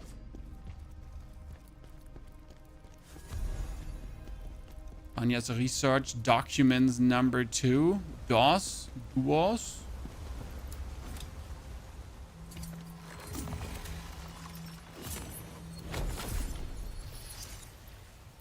Okay, upgrade stats. We're gonna go for one more life. So I'm trying to like keep a 10 distance between endurance and things and then the other stuff. I feel like that's a good way to handle this right now. 62 spear, but you're not the soul piercer set. There's a chest that I almost missed. Give me something cool. I'm still a bit salty that we never get like a full set of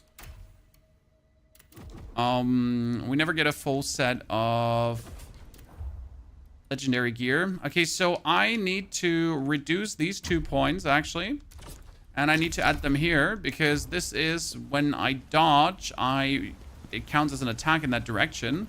And that should work against Elain really good. Now we're coming to the most annoying boss fight in the game. And I'm not even kidding. I think everyone universally agrees that Elain is just a big fat stinker.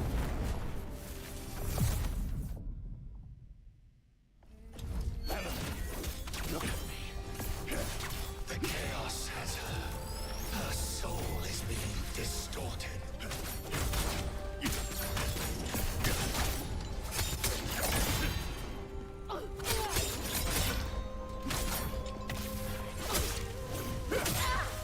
Let's see how easy Spear has it.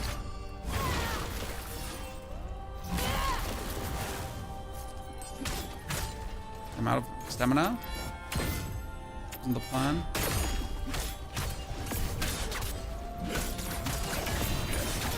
Oh, that was simple. What the fuck? Okay, we have our 2 times stamina broken already. Like, seriously. Oh no!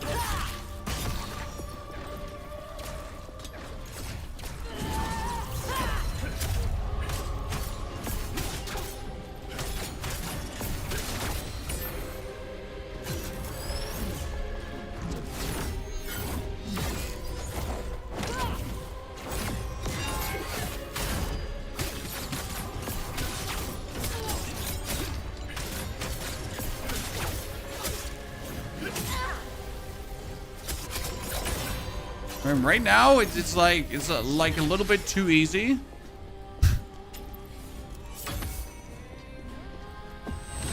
Oh no! I never learned to. I actually never learned to block these two.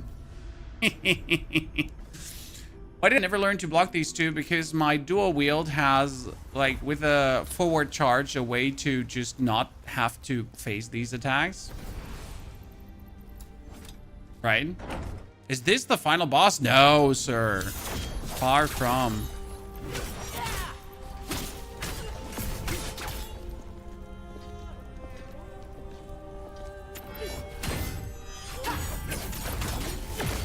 Okay, that was bullshit.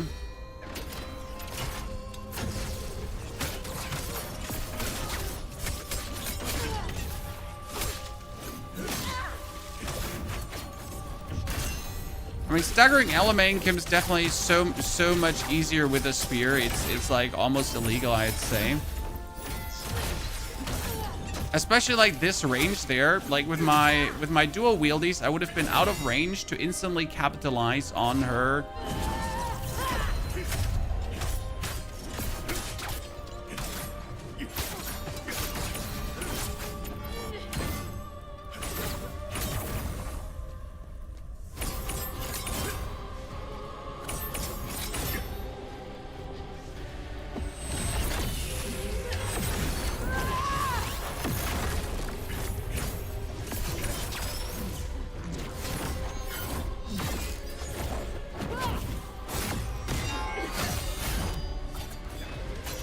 That one is wholly blockable, by the way.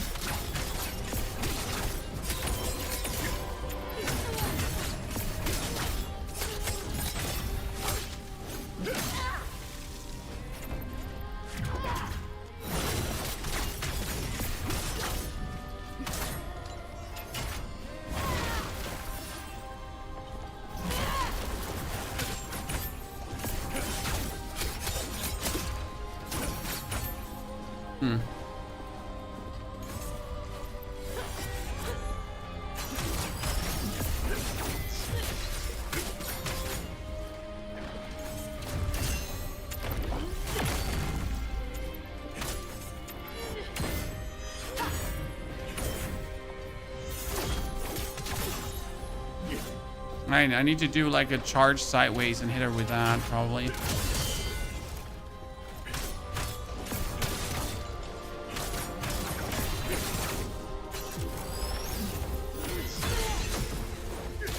Yeah, I'm not sure why that would actually stagger her, but hey.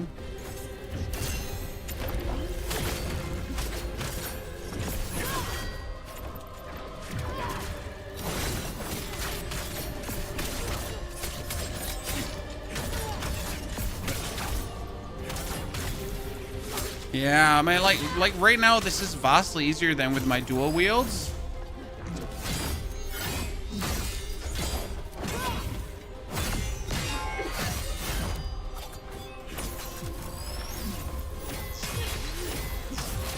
Oh wow, he almost had me there.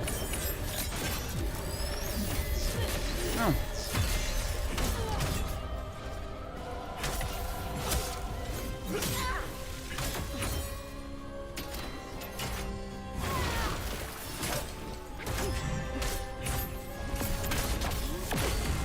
Oh, that was uncool.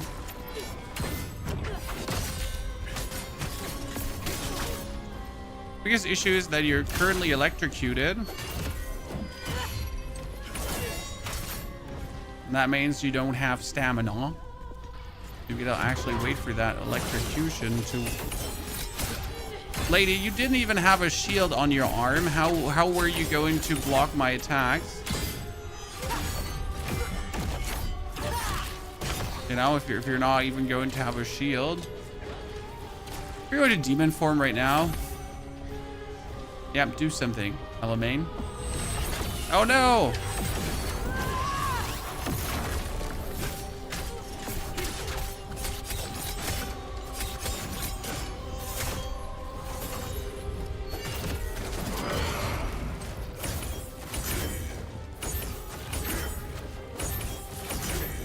Okay, lady. I know you like to every now and then, like, literally stubbornly sit behind your shield, but that's like not what you should be doing there.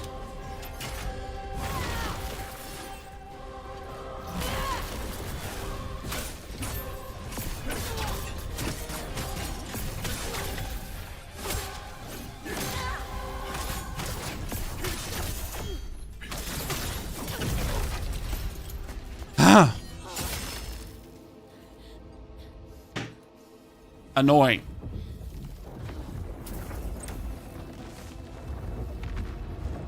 Is the spear better than dual wield? In some aspects, yes. In other aspects, no.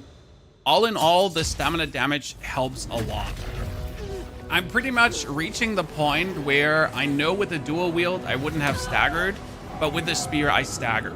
And it has a lot to do with the range of the spear. I mean, imagine having a weapon that has like a 4-meter range or a weapon that has a 1-meter range. What's better?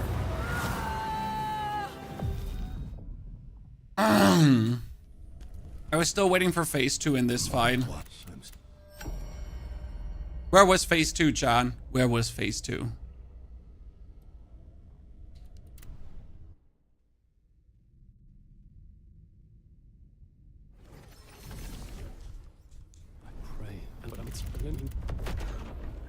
Ah, we get another mission, and that is save the dudes.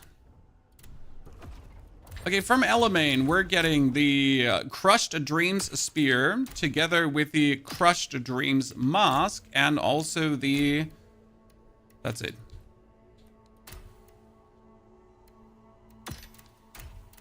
Crushed Dreams was light attack damage, enemy electrocution damage, bring guard, ground, lightning attribute, gain counter strike, guard, gain counter strike for 10 seconds. Ooh.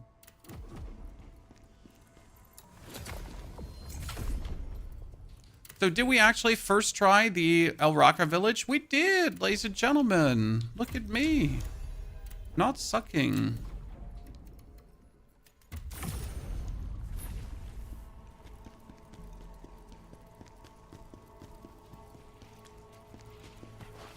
We have to go through here.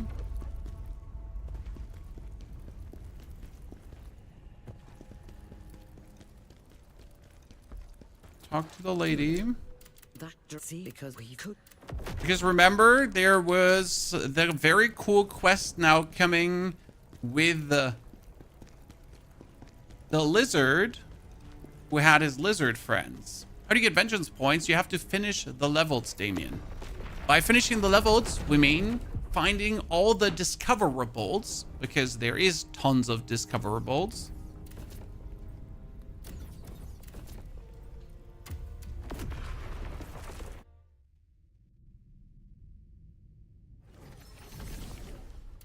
And you have to do that anyways to pretty much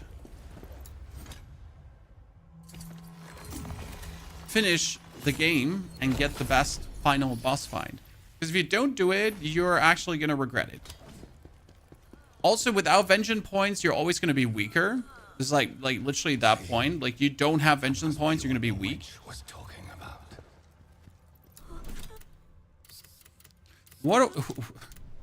What are you and what happened? Like, he never, like, no, he asked who are you and not what are you. Very nice from Mr. Kazan, guys. It's a trap! Imagine me with a fish hat, guys. Okay? Saying it's a trap. It's a trap! I have a fish hat. Okay? Think about it.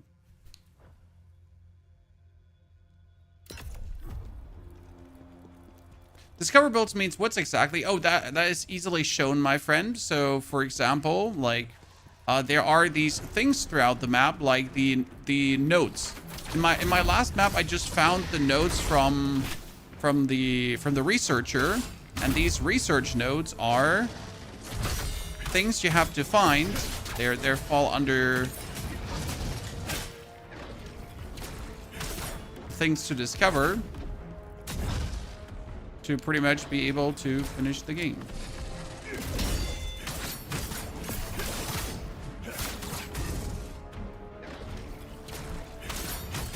Or when you find like set pieces, for example, have conversations with NPCs. I'm going to show you after this round what we mean. And you can look up each set of discoverables in the respective menu.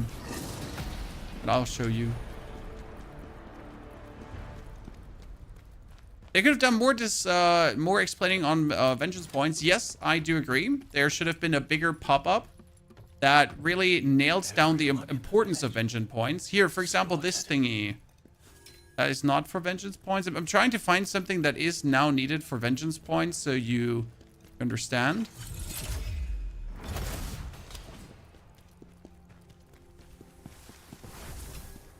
Not this one. Oh no, Dave.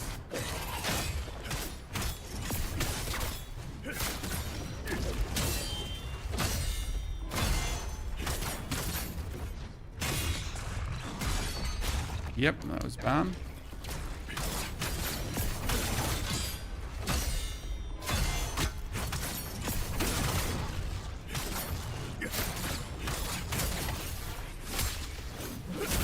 Good.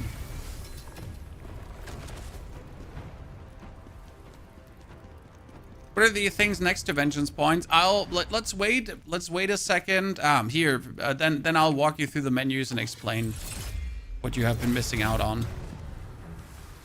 And it's tons you have been missing out on.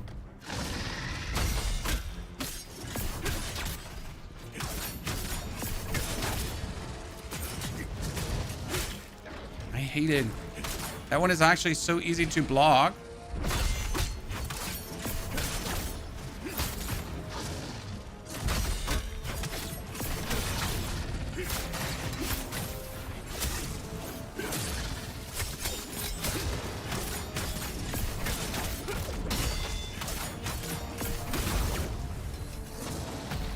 Here, this guy, looting this corpse now is for vengeance points. Okay? If I wouldn't loot this thingy, I would miss out on a collectible or on a story progression for this mission. That's example number one, okay? Getting this set, I think the set should also be part of the collectibles for this quest. Never sure if sets actually counted, but I think they did. This one is not part of it. That's just a different kind of collection.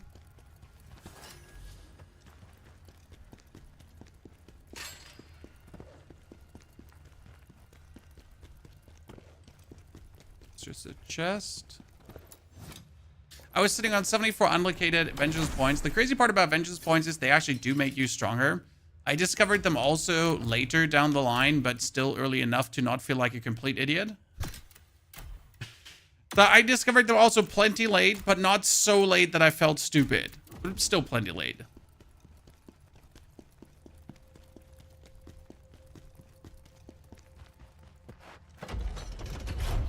Aren't we now fighting the Lightning Dragon number 2? I think we're fighting Lightning Dragon number 2 if I'm not mistaken.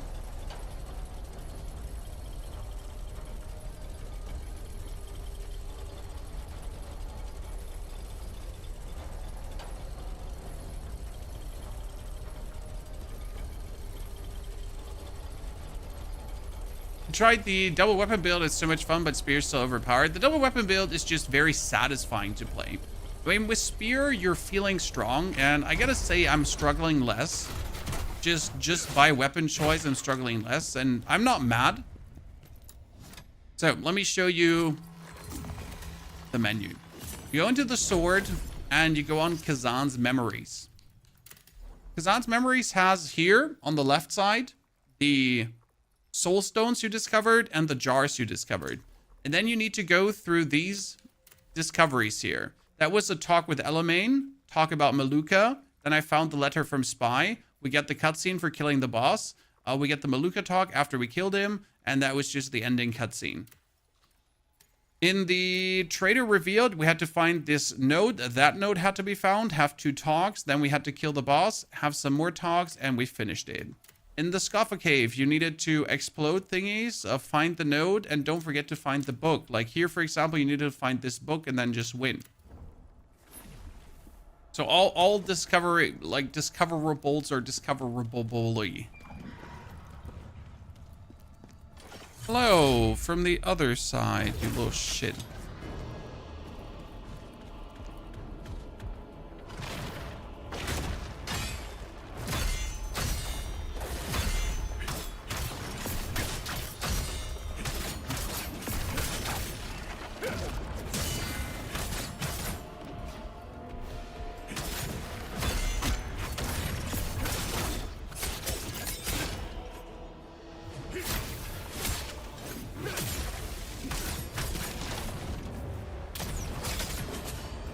Oh, I was so in vibe that I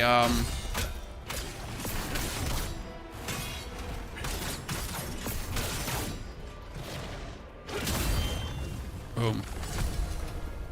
Shredder scroll. What does the Shredder set do?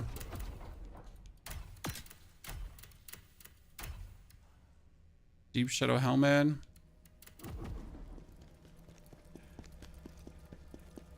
I don't think we're gonna take like a heal. I'll do that and then just go into the boss fight. Leave now. This is the new Hunter's build, yes.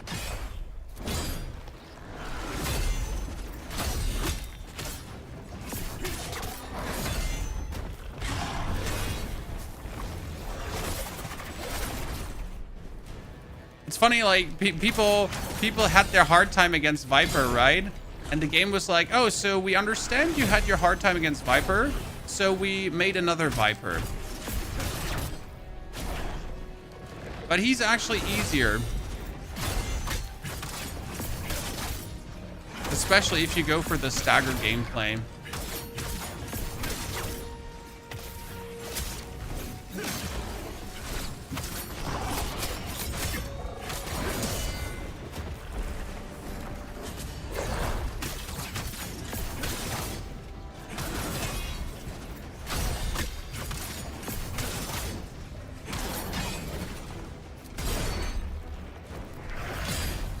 I forgot about that one.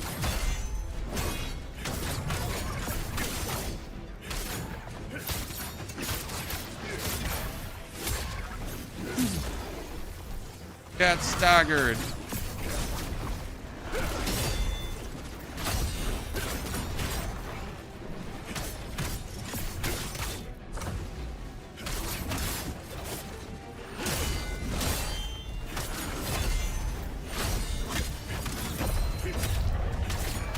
Yeah, you saw that right, guys. You saw that right.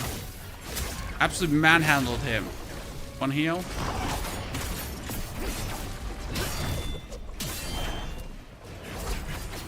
Am I avoiding these attacks? Well, that's when the spear twirly comes in. I don't use it for every attack. I use it like only for attacks that I find annoying to deal with. See, then I use that one to pretty much avoid like having to deal with these attacks. I found that always like a very, very nice thing about spear, right?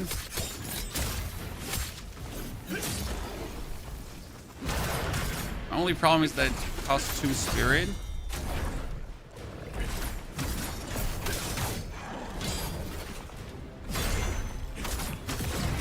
Good. Get shit on.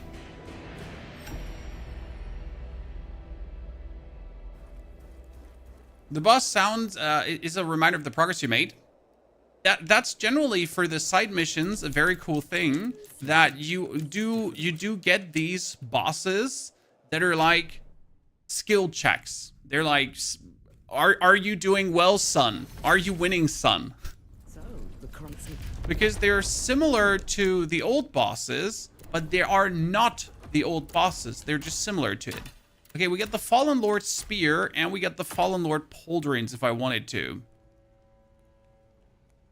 Could craft myself more Fallen Lord stuff if I wish to. I'm not sending it too much on sets right now. Iron Fist weapons would have been great too. Fist weapons in general are always fun. So here, we can do the final conquest now. One of my more favorite fights, because you pretty much have the Viper fight, okay? Viper fight is versus one of these lizards, okay? And then you're doing this quest here, and you get the Viper fight again, phase 1. And the second part of the quest is the Viper fight phase 2, but each is like one separated boss. So funny. See, like, talking to him right now is important, because if you don't talk to him, no quest progress. Okay. If you move one more time out of the range of my arrow, I will absolutely, like, lose it here, sir. I get that you are like a lizard person and you like to swerve around, right? Do that one more time and we're throwing hands.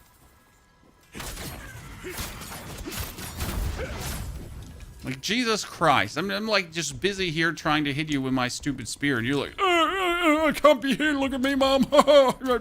Master Vader. Master Vader.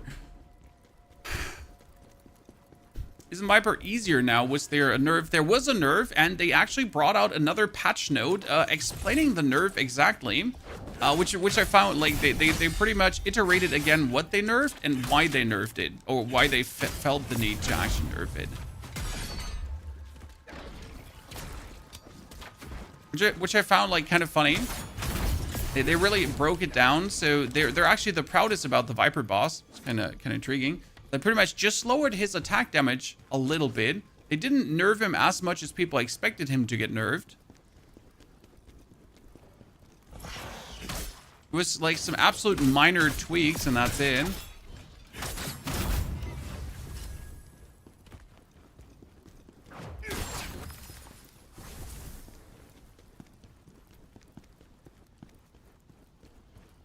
Triple I Initiative showcases on April the 10th. I love those Triple I showcases. Triple I refers, by the way, to Indie Devs chat.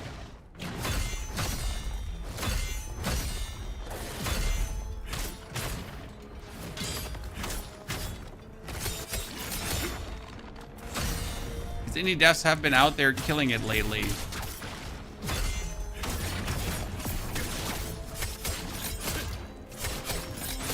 Almost feels like all the AAA gaming devs have become too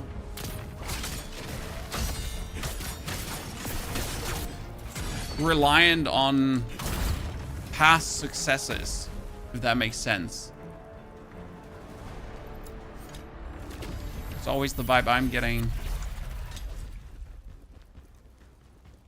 I'm really happy for our indie devs. I mean, this Kazan would be considered a double A, not a triple A, correct? Even though it's from Nexon. Nexon is actually not that tiny, but still it would be considered a double A title, not a triple A title.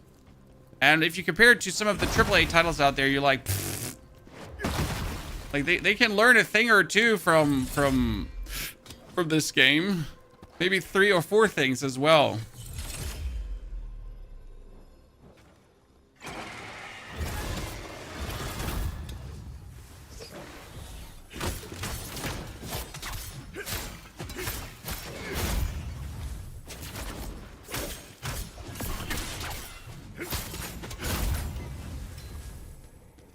Yeah, Neapel hasn't been big before, exactly.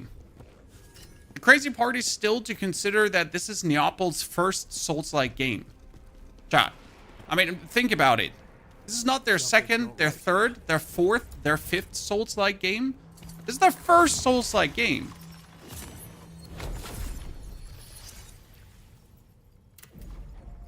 And they just delivered this.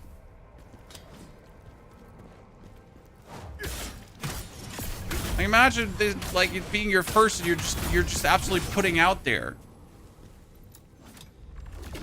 Not like a little bit. You're just putting shame on some of the AAA developers that have been doing this for a longer while, or for the Souls developers that have put out some like more than one Souls game so far. Like, I mean, look at us. We like it's our first. You know, we're not that experienced yet as a dev. Like we're trying. You know, we're trying.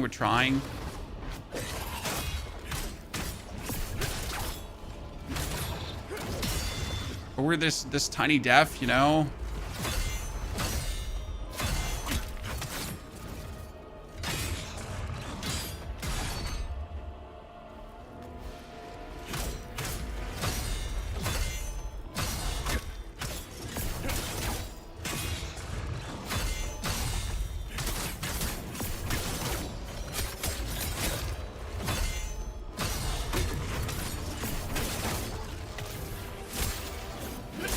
Didn't notice that I was almost done.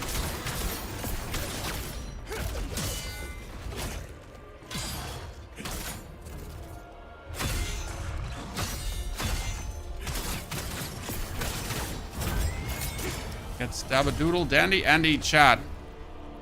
Hi.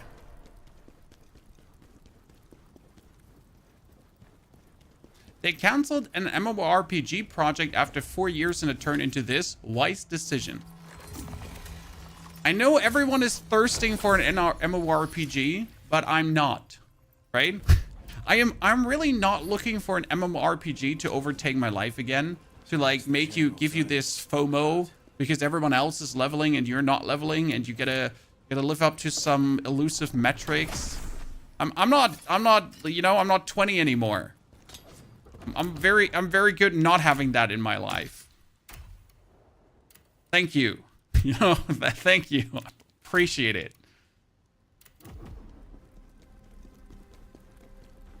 I'm on the fuming final boss, Jack. Good luck, brother. Soulstone on the gate. Spoiler. I have missed so many the soul stones are the thing I've missed the most. Like you could put them as you see there, like really in the open, and I'd still miss it. Love reflection with the spear. I focus on counterattacks mostly, because I am not a big fan of using reflections per se. Oh no, I remember this fight. It was only heavy attacks.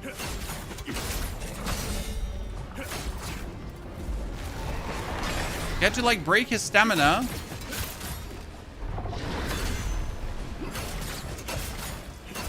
See, light attacks don't do anything against him.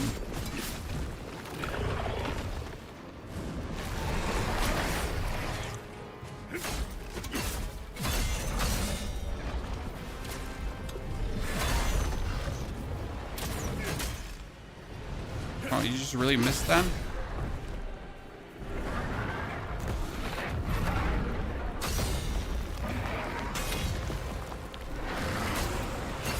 See, it does nothing.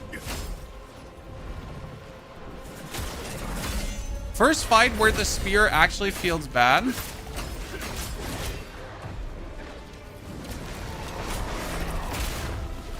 Main reason is that we don't really use heavy attacks with a spear.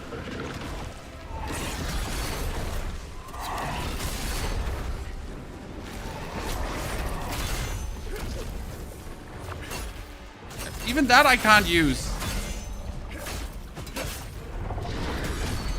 But I'm like really not breaking his stamina at all. Is it only charged attacks? I think it's only charged attacks, right?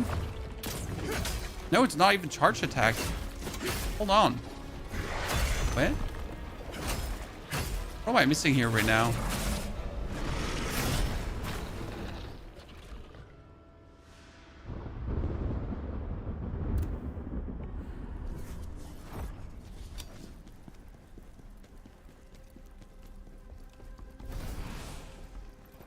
Are you playing the PoE2 League? Sorry, it's not a league, but yes, I'm playing the new update.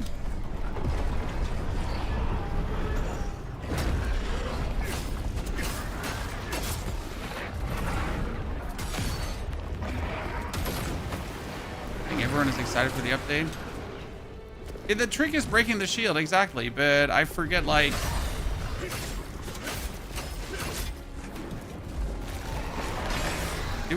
like, light attacks didn't do anything, but heavy attacks also don't do anything, huh? So what am I missing?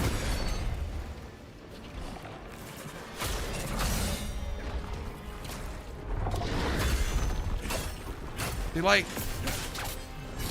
And when I attacked his face, that did damage, I remember.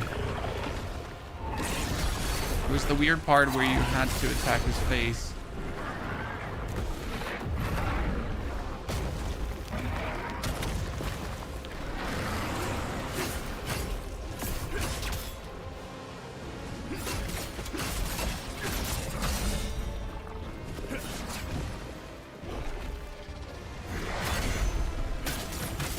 When he slams his hand in, you can actually attack his face very easy. So like you get a strafe left, because if you strafe left, watch this, you can actually target his face. I've never looked at it that way. That's kind of funny.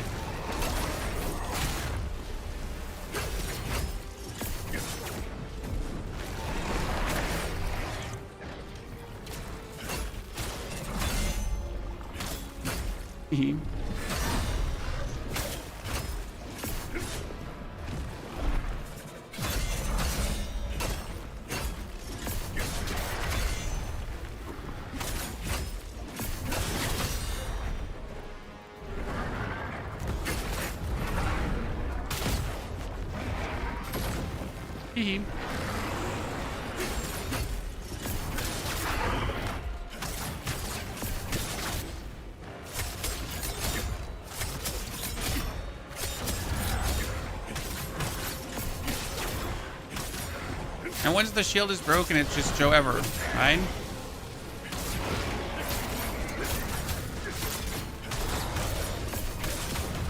Yeah, great.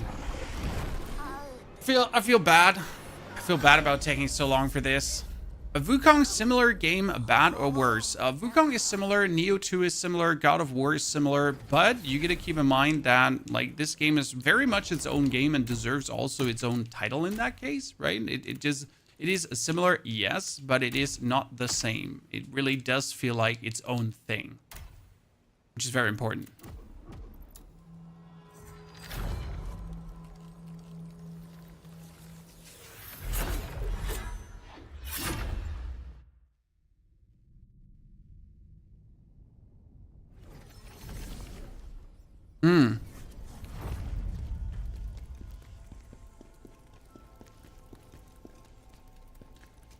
Let's talk to him.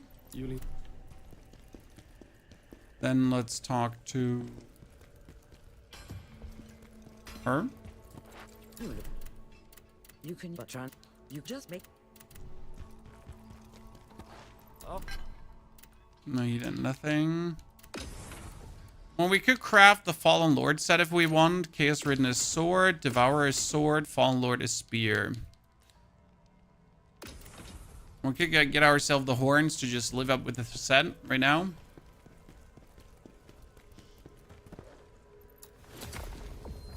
As I study a boss, I look for moves that are able to be reflected. They get staggered and follow up with a combo of moves. Feels great. Yeah, this is why I like the Counter-Strike.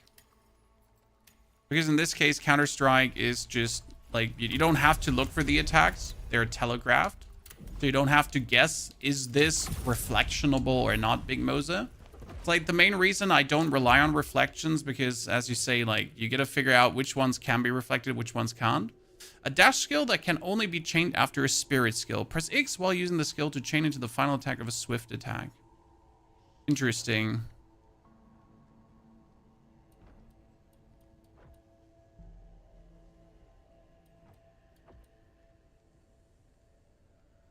Oh, Eagle Wind is a triple stagger. So did I finally find my new favorite ability that's not the after image thrust? Could that be? Could that finally be the final strike that I have been enjoying?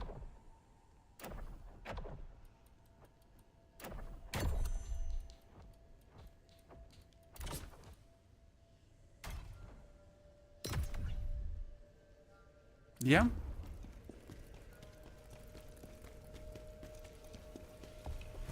Oh, we have Fallen Lord set, but I haven't bothered too much with actually equipping sets. I just have sets and I don't really use them that much right now.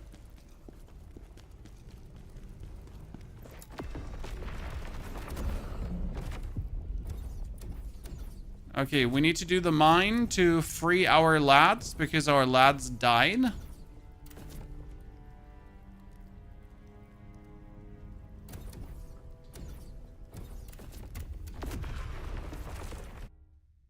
Oh, no, that's the beast fight. Ah, now we're getting the beast fight. The beast fight, really, I don't think there's much difference between spear and not spear.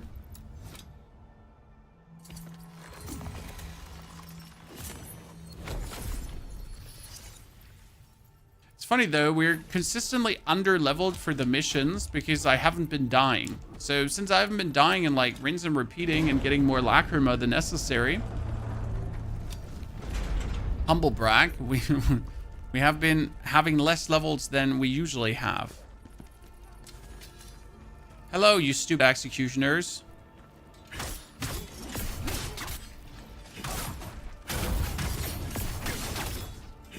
This area is very mean because they have been killing my soldiers, chat. They have been killing my soldiers. Hurry!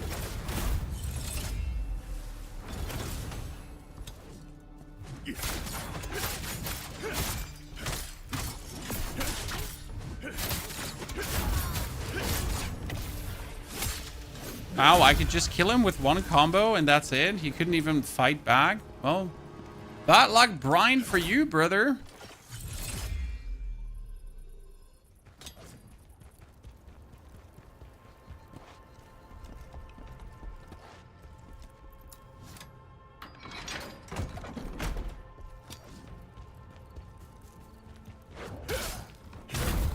I murdered a dog in a backyard because I'm a terrible person.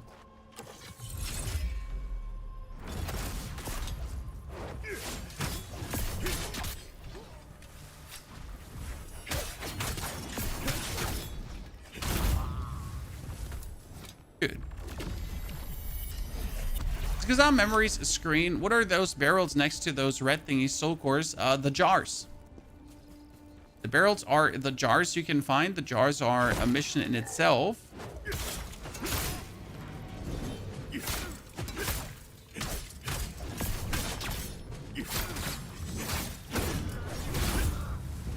Oh wow, we just absolutely obliterated him because I forget that we have this attack with a super bonus stagger.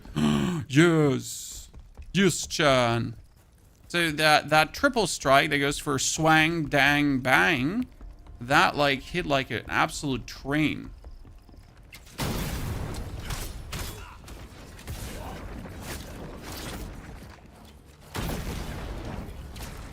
Like here, this one. That's a nice little sweeper, I'm gonna say.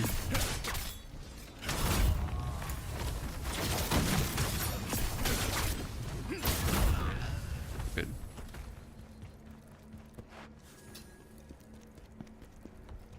Am I going the right way, Chan? I think, are we accidentally going? No, we're not going the right way, right? This is probably the wrong way. Please tell me that this is the wrong way. Yeah, this is the wrong way. Great. No, it's the right way. Shit. That's fine. No, wait, there was nothing else to discover. We're good.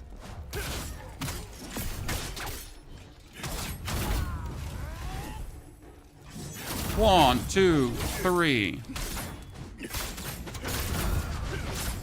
Yeah, we're just having less issues with these kind of opponents right now. That's for sure. I gotta say, Dragon Slayer though made this easy too, so we kind of came up for the shortcomings of the dual wields nicely.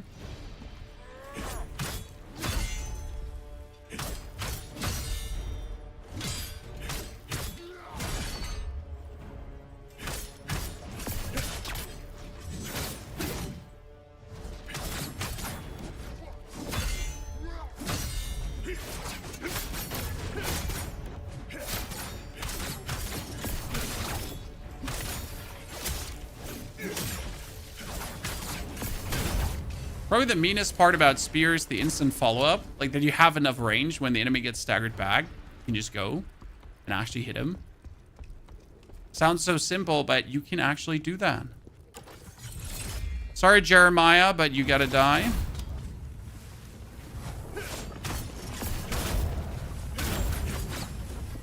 And playing around here.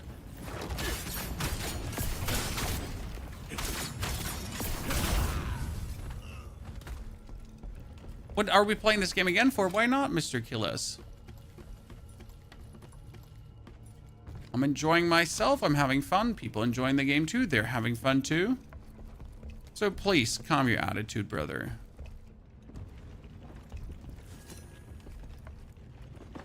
Replaying a game is pretty normal. I mean, I beat Sekiro Red like in 24 hours and then I instantly played it again. And usually every Souls game has more than one ending, so you definitely want to do that. The problem is that in this game, you don't want the other endings. Because the actual true ending is also the better ending, and if you're not getting the true ending, I like recently watched a creator who actually didn't get the true ending, and I'm sad for him. Chad, I'm really sad because the creator will never get to see the amazing final boss fight because he's probably done. Like he's like, yeah, I beat this, so I'm okay. But he'll never know, Chad. He'll never know that there was an amazing ending just waiting for him.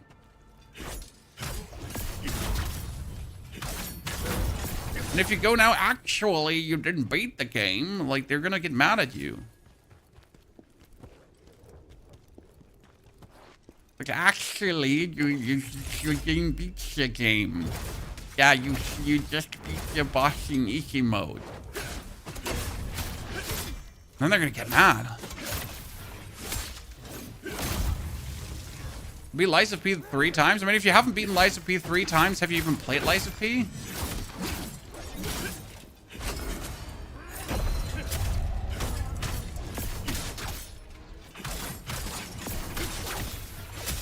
Lies of P was absolutely worth it for every ending.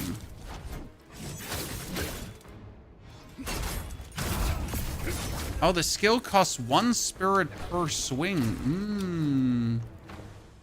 That's nasty.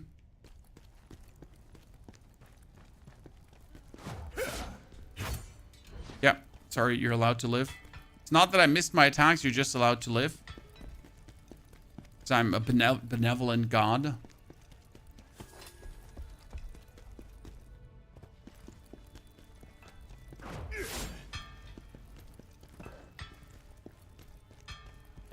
You know what the fun part is? This is like an intriguing thing to think about. So like there's people like being confused why you would replay a game. Yet there are people playing the same online competitive multiplayer games that over and over and over again every single day. and they're the same. You know, Sean?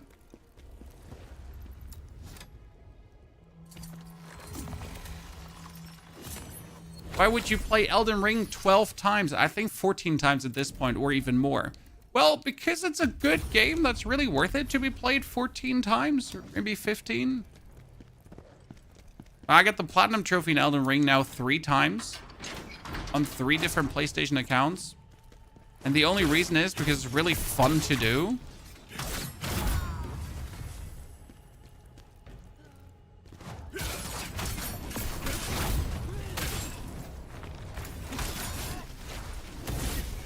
Oh no!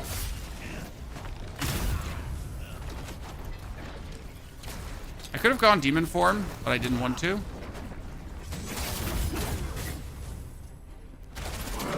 Ah, so good.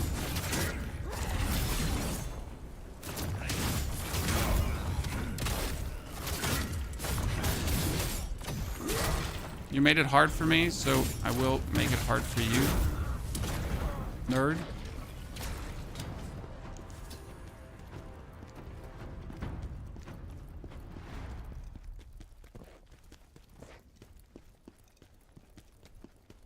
Nothing. Oh no! Wait.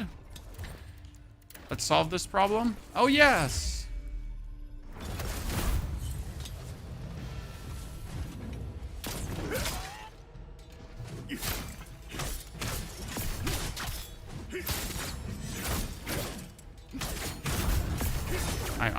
I'm just so much better. I'm so much better.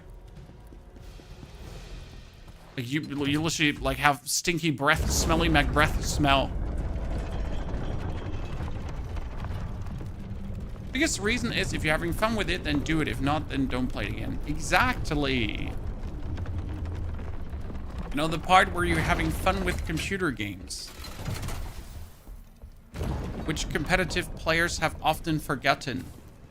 I'm not taking a jibe at competitive players, but you know how it is. Part where you're supposed to have fun with video games sometimes gets forgotten.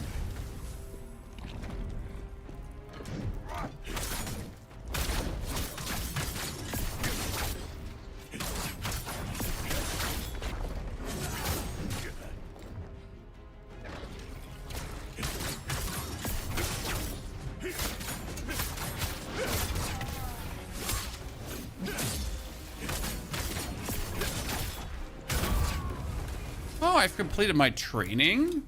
What for training was killing that guy? Surprised me.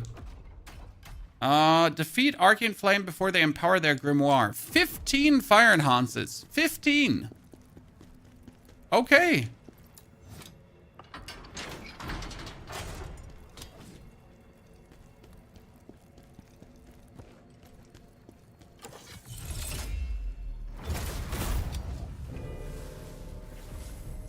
Oh no, there's the second one.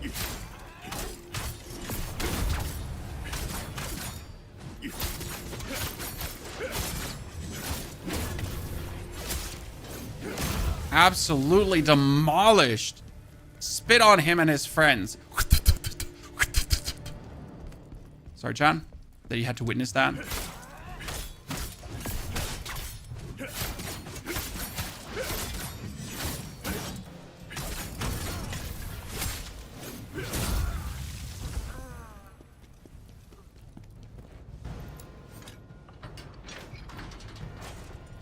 I am definitely at the category that can play the same online game like COD or League of Legends for 5 years, and there's nothing wrong with that.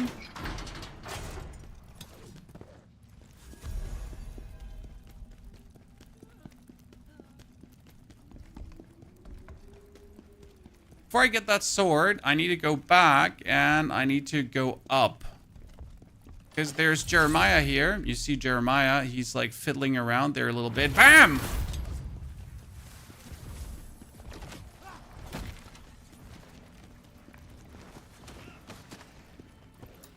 To get up here. Oh, Jeffrey, where are you going?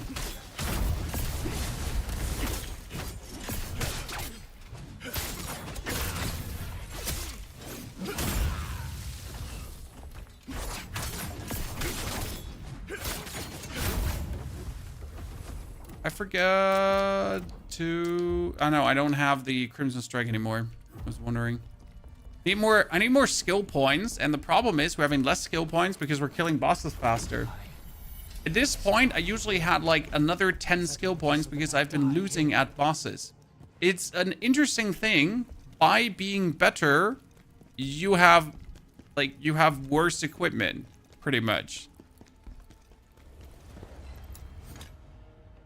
Think about it.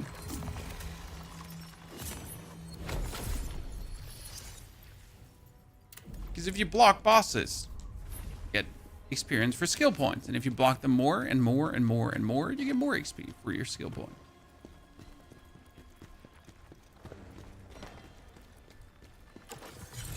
Okay, Jeffrey with a giant stick. Oh no, he has a bloody edge. What does bloody edge mean, chat? Bloody edge is he gets life leech on hit.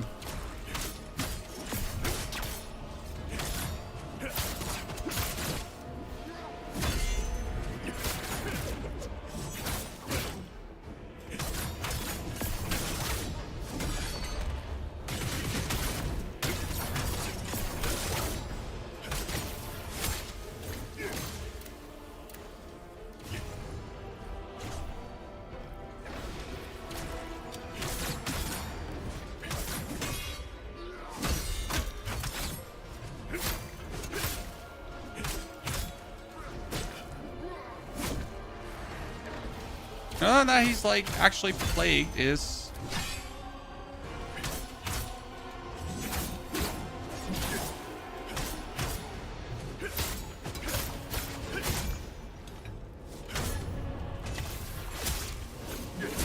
Thomas. You stupid big Elain. The only reason we're doing this is for that white item there. It's the only reason we're doing this. This is the Labor Camp Behavioral Correction Manual. That says whenever one of Kazan's soldiers says peep, you just fucking stick him. You stick him. You kill him. You kill him harder. And then you fucking kill him harder. Again.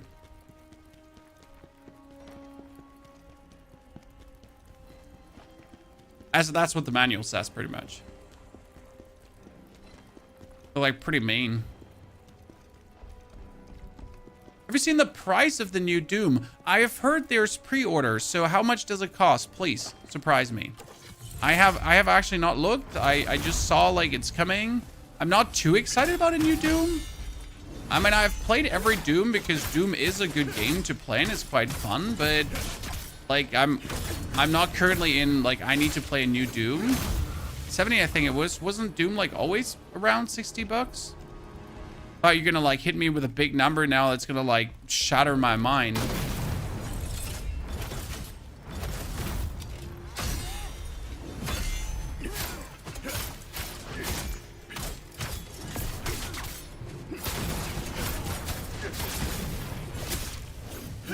$40 for the standard edition. Well, it's okay, I guess. Can work with that.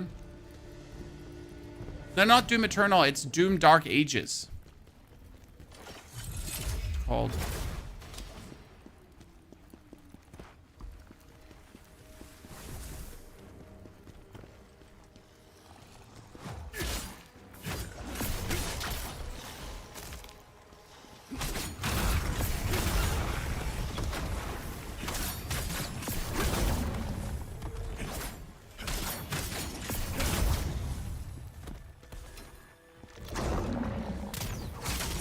Like a medieval themed Doom where you have like that shield and everything going on. It's gonna be interesting, hopefully. So that thing is actually a face eater.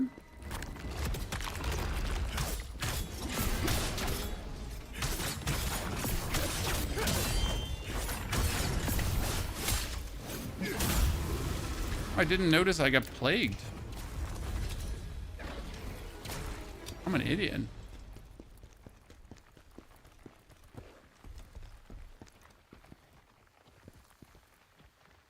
Before I start playing easy mode. No, easy mode does not make the game have less loot. Easy mode is literally just that. The game is easier for people that need it. And again, there's no shame to say that I need easy mode. Don't feel bad. Don't have anyone telling you that you should feel bad, because you shouldn't. Easy mode is there.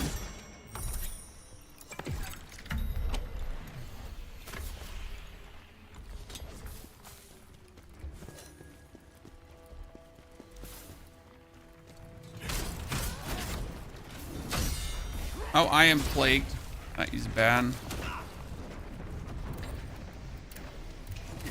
Oh, ow, ow, ow.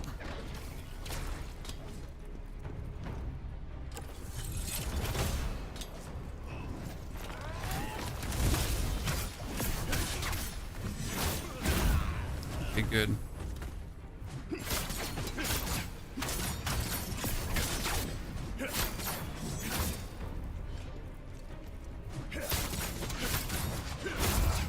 Good.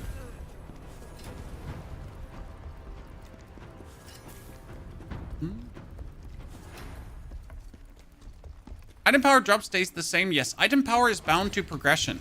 Okay. Like, it wouldn't be easy mode if the item power goes down, because that would just mean that you're then like just gradually getting weaker and you're not playing easy mode anymore, right? The whole plan is to have this constant improval of, oh, sorry, your gear, and to like be stronger than you would be in normal mode, because otherwise you would like end up weak, right?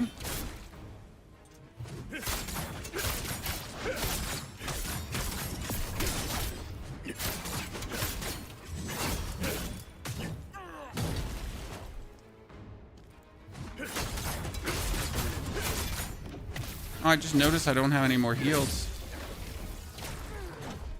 That could end up bad if I didn't notice earlier.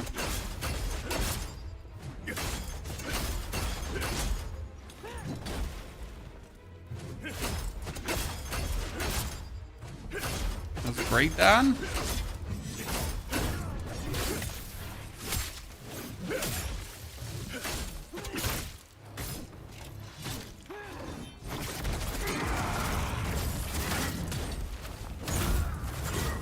I'm not gonna die 2 meters before the safe point.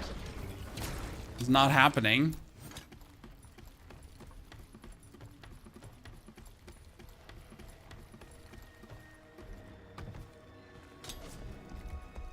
Good. Almost missed.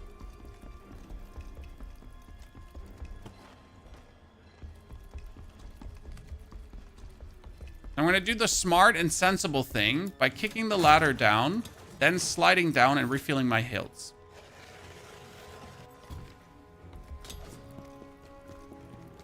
Get that going. At first glance, was cool, but now I'm looking at it, the action seems boring. Now, if you're right in the action, you feel it, absolutely. Especially since every pack of opponents represents a struggle. Now, for me, this is my second playthrough, so the struggle per pack is not there. But for first-time players, like facing one of these guys with a shield, especially if he then turns out to be an elite, is just like, you're just gonna be like, oh, fuck, shit, fuck, shit. This is gonna be bad. Because you just know he's gonna be hard as hell. Not going to be like your average Timothy to beat. That's something they did incredibly well in this game, like really to make every encounter feel like you're fighting for your life.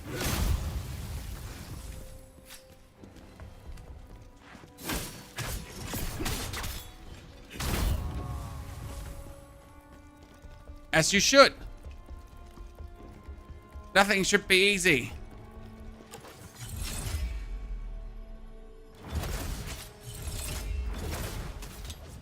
Everything needs to be pain.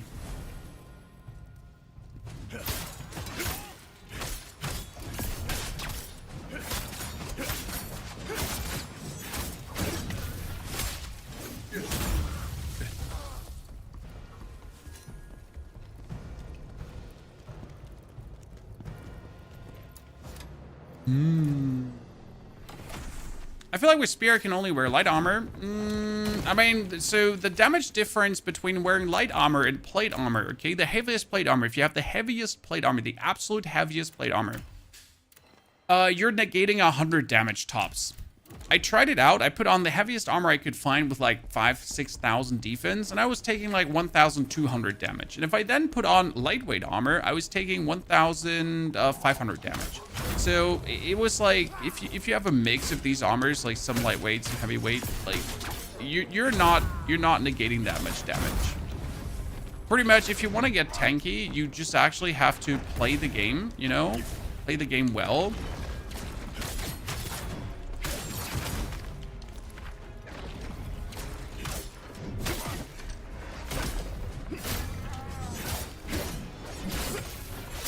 Hi, Tammy.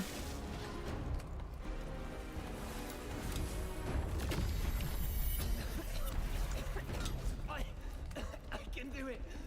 Please, please don't give me to the beast. Please don't give me to the beast.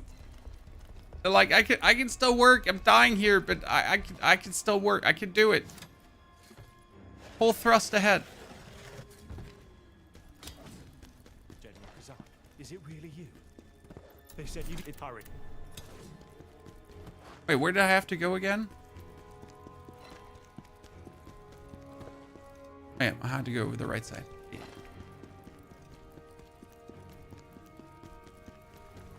If your agility is B, that's still good. Even if your agility is C, that's still good. Shouldn't worry too much about dropping agility low. Not as bad as you think it is. Especially if you're using, so I don't have him unlocked yet, but there's the dude, he's called Maximilian the Shield guy. If you have that guy and you bring guard, you get 150 stamina back. Super useful, as you can imagine. It's going to be a face eater.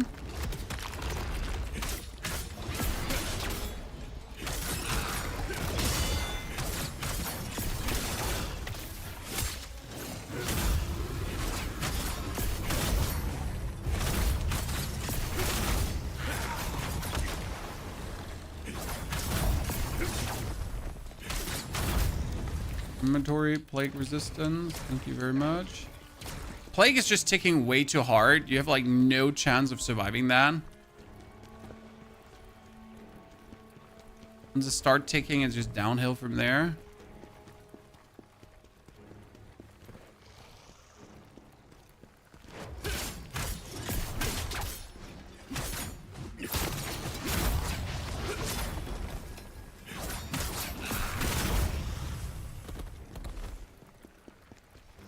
We got one dude.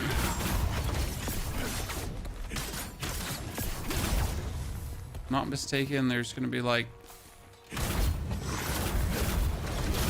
Yeah, I used my spirit points to just ease the way. Combat is similar to Laraka Blade Point. No, it's similar to Neo, sir. Or Lies of P, but not really to Naraka Blade Point. Naraka is combo skill spamming kind of thingy, and I don't actually have like any combos really. I just do my attacks and then some more attacks and some more attacks. And Naraka is a great game though. Really like it.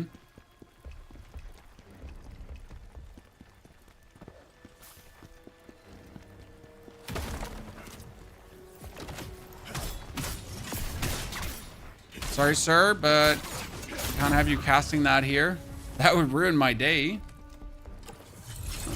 There is the guy with the staff all the way in the back, and you're gonna like, you get a red. And he's dead.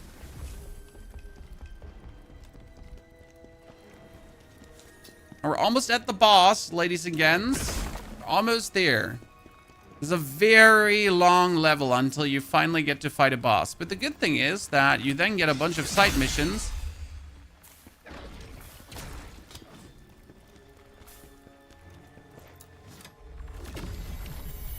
That lead to faster and easier bosses. Just for being loyal to General Kazan. You missed the Osma fight. Ooh, overflow. The Ozma fight is going to live strong for the whole year in my brain. It was just such a grand experience. Probably be still swooning about it in weeks to come. I mean, every Souls game we play this year, we'll definitely have to compare to Kazan, which is interesting because we are going to get Lies of P DLC, and you all know how much I love Lies of P. So with then actually having Kazan now as the #1, right? It'll be intriguing to see how Lies of P actually manages to hold up.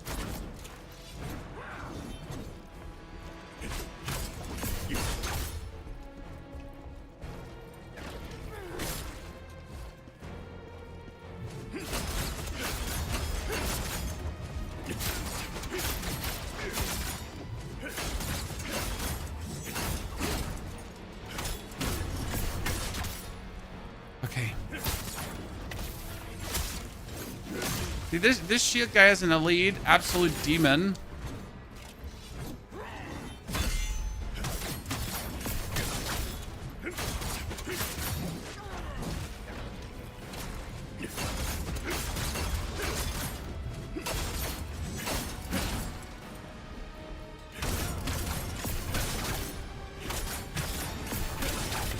And the first time we fought this was harder than the actual boss fight. Now it's hard to believe, but it was harder than the actual boss fight. 73 spear. I think I finally have to, yeah. Finally have to think about replacing it. Doesn't look complicated, you're just spamming attacks. Oh, try it yourself. Peter. It doesn't look complicated because I've already played 50 hours of this game. This is my second playthrough. That's why it doesn't look complicated.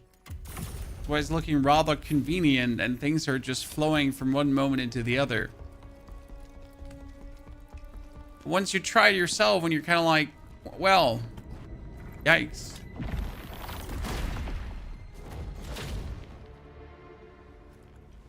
Also, spear is definitely stronger than the dual wieldies and makes things easier by being spear.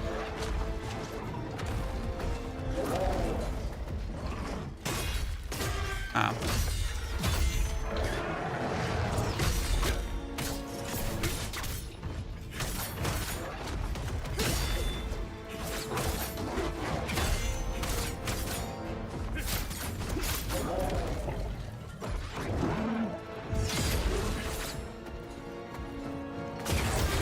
Oh, what? That actually kills you? Oh, what if you just hit double? Yikes.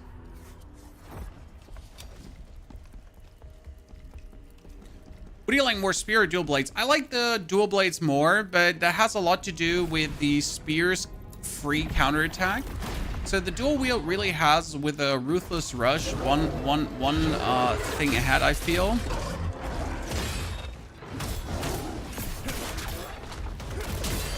That I've been absolutely loving. Wow.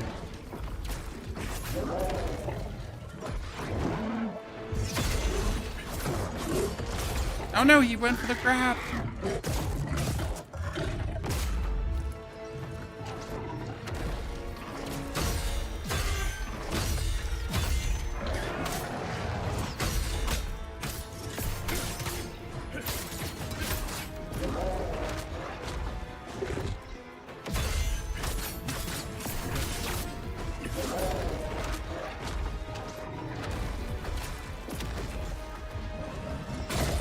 Ah! Forget you do that. And what I'm definitely digging about spear is just the immense stamina damage you're doing.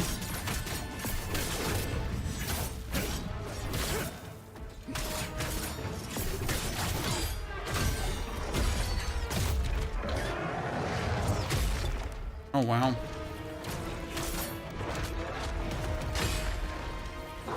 That's just amazing.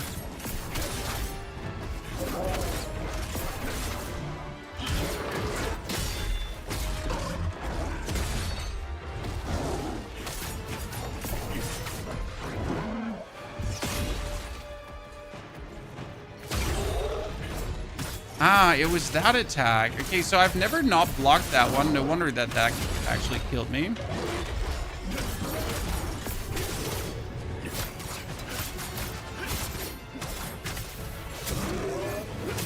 I mean, right now we're just playing Stinky Poopy versus this enemy.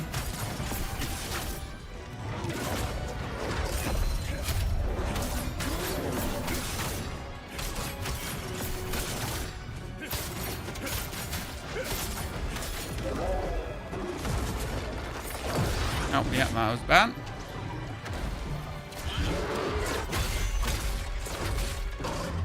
Wait, he does 3 hits in that combo?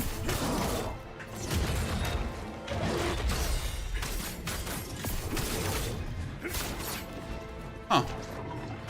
Interesting.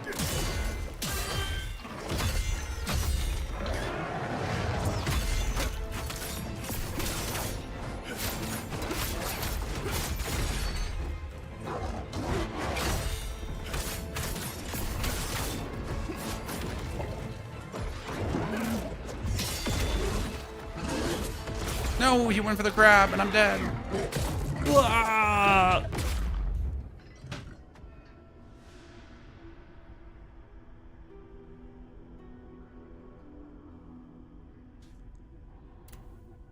Good. That was bad, Chan. That was bad.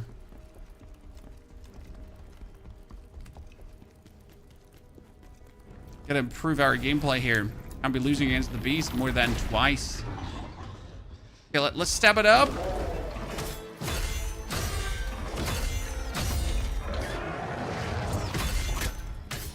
And focus back on. I'm gonna blame Peter for my performance, guys. Peter in the YouTube chat. He was distracting. Kicked him out.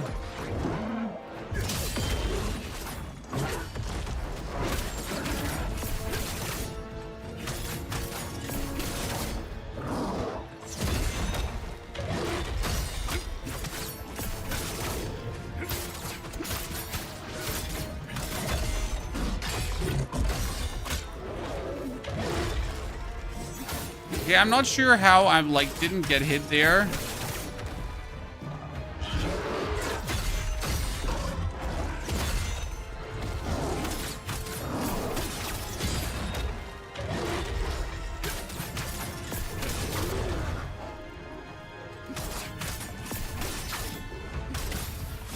That's better.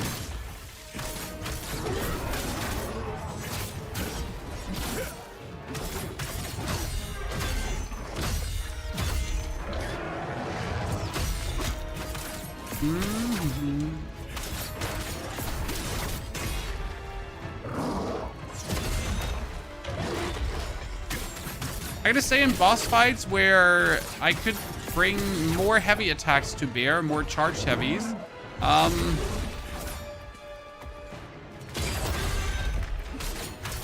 the dual wields actually perform better.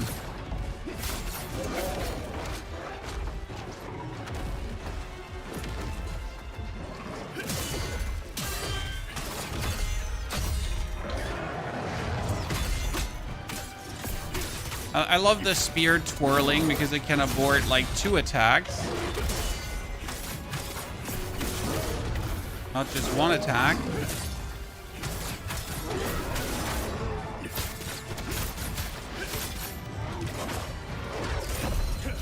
And yes, despite knowing like how to pretty much fight this boss, right? The fight is still a lengthy one.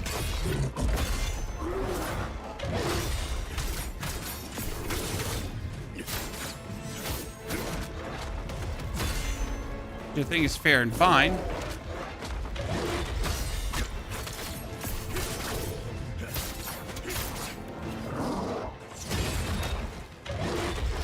Oh, I thought actually he would eat me.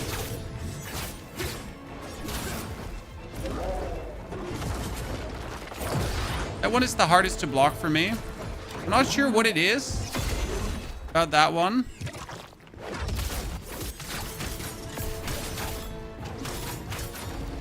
But that when he goes over the ground, with his hand,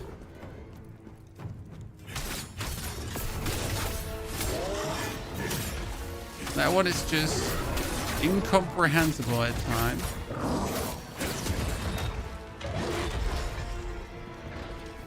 Well, we have 4 heals left, so unless we do something stupid. Boom! We did it! Because we get like pretty much hit by his last time, so I know what to look for.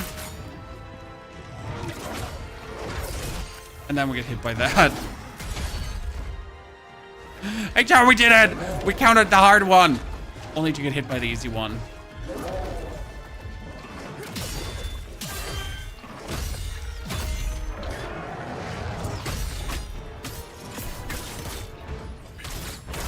That's what it's called, like being a professional means, Chad.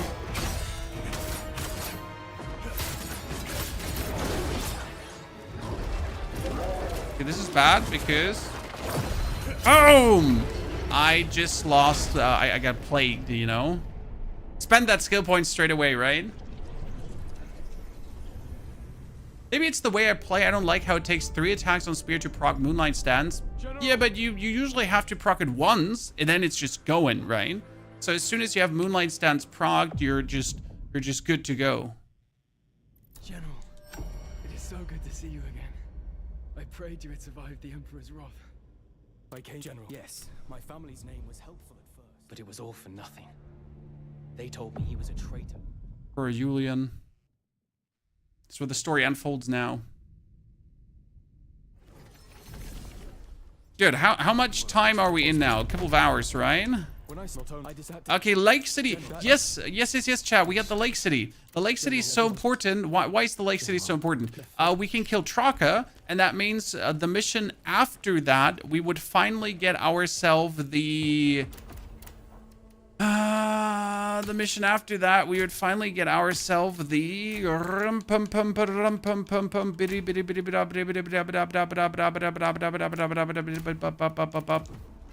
on, what was it called again?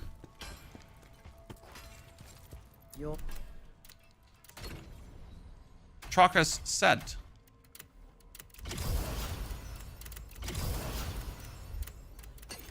That's important.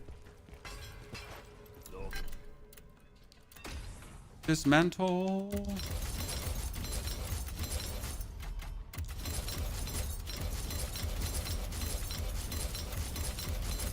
Are we dismantling all of this? It's actually very simple, chat, because we don't need it. I mean, first and foremost, we really don't need it. But second and most important, you can, in order to augment your weapons further, you just craft yourself normal weapons. So like here, this is a level 71 spear. So just craft a few 71 spears, and then I go for this. I go for augment gear. Now I can go for my spear. And I can be like, augment!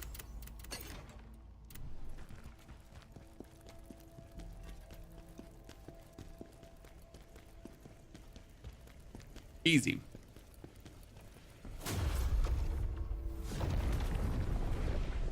Next area opens up. So do you do the Traka now to straight up be able to get her set, or do you do the side missions, chat? What do you think?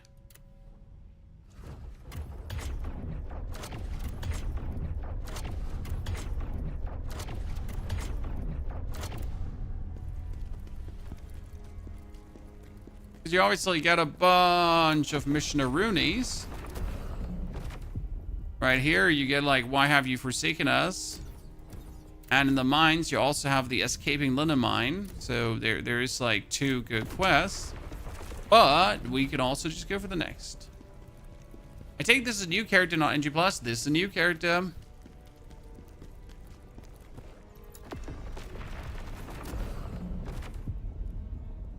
I do side quests then main, but I really want to kill Traka, or I want to see the Traka fight.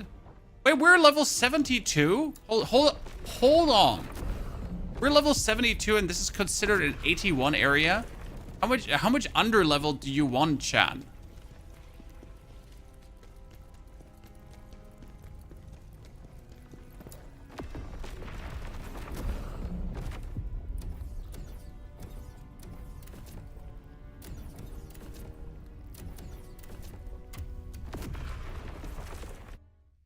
Okay, so strike the question of doing the side quests first and then going for the other stuff. We're obviously doing the this first. Thank you. I'll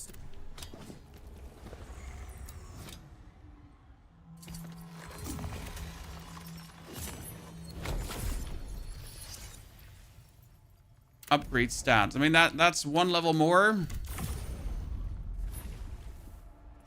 Getting there.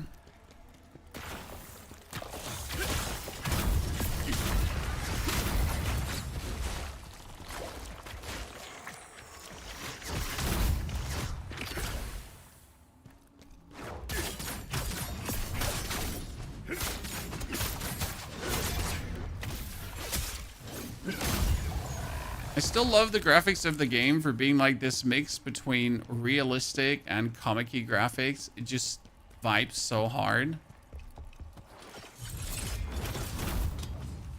Stupid spider, you're dead. I hate you.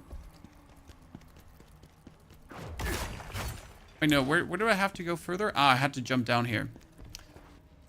Same as last time. Same confusion as last time, chat. Where do we go again? Oh, we gotta jump down here.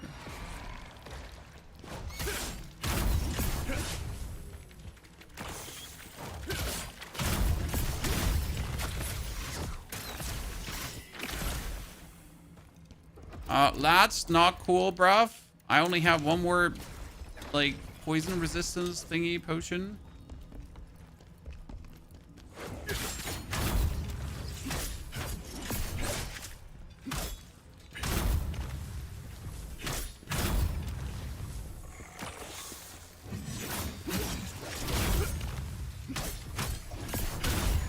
She's shaking it. Chad, she's shaking it for me. I'm not sure if that's okay or not. Or if I even want that. Confused moment of spider shaking it for you. I hate Jellyfish Lady. She's a pain in the ass for greatswords. See, like, I don't know that. Like, I found Jelly Lady really easy. That was probably the first fight where I felt that dual blades are going crazy. What do you think is the worst special debuff? I hate chaos. Well, you like, it's good that you're hating chaos because it's definitely the most annoying thing to be gotten. Chaosed. No one enjoys getting chaosed.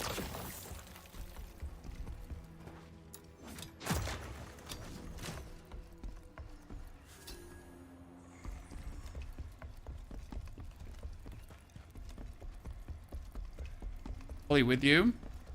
That being said, chaos can at least be endured if you're getting plagued in a fight. It's Joe Ever. Right?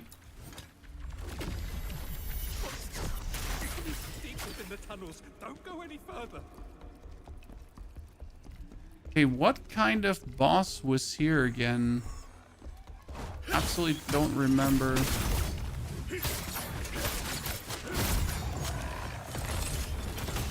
You missed that, you're bad. Because that's Maximilian the Impenetrable #1, chat. Okay. You really want this because Maximilian the Impenetrable #1 is so important. Since then with #2 you can unlock him. Cloud Surfer Tom, thank you for joining as a member on the YouTube. Appreciation, ladies and gentlemen. If you did bring your Prime subs, your memberships on the YouTube, thank you very much. Thank you for keeping the ship afloat. Nice of you. Oh, the variant of the Yeti. Yes, you're right. Oh, yeah, I remember that one. I remember that one. I vividly remember this. Being absolutely pissed by this. Because like you're already annoyed by one of these spiders, and then you're just opening that chest that's like 2 spiders.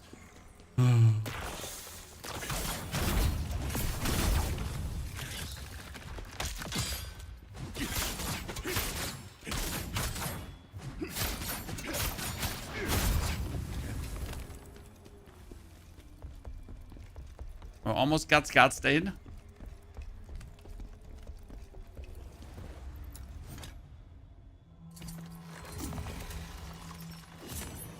This whole ordeal didn't even give me another level.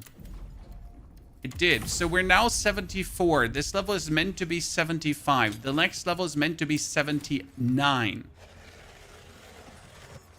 Now, obviously, levels are just recommendations.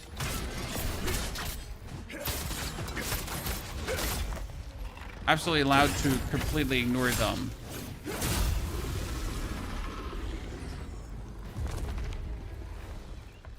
Very loose recommendations. Didn't this pop like a bunch of spiders as well?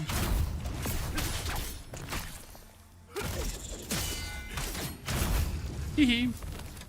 We need to higher the damage of our counterattack, as we're often using like this blade whirl counterattack. And if I use the blade whirl counterattack a lot, you kind of want to have like here the 2 points into increases the damage of counterattacks, because if I then use the blade whirl counterattack, then yes, you guessed right, that the blade whirl itself is actually doing more damage too.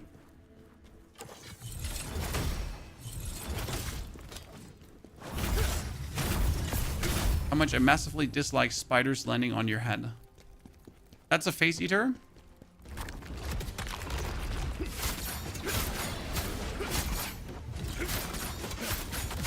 Did I remember all the positions of all the face eaters? Yes, I did. I might not know what I had for breakfast 3 days ago, but I'm gonna, for love of God, remember the position of these stupid face eaters because they're so stupid, annoying, and I... Puh.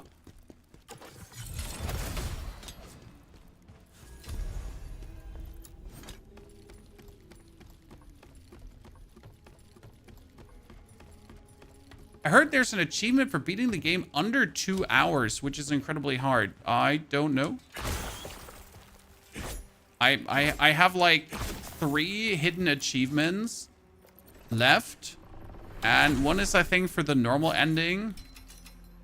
But no, I can't see there being one for beating the game in that time frame. How do you get the materials for the Fallen Lord set, Damien? You have to kill the Fallen Lord. So choose yourself either the Viper or the other boss and then kill them. They have a chance for dropping the materials. Or you get yourself the Jin. The Jin is the guy who has...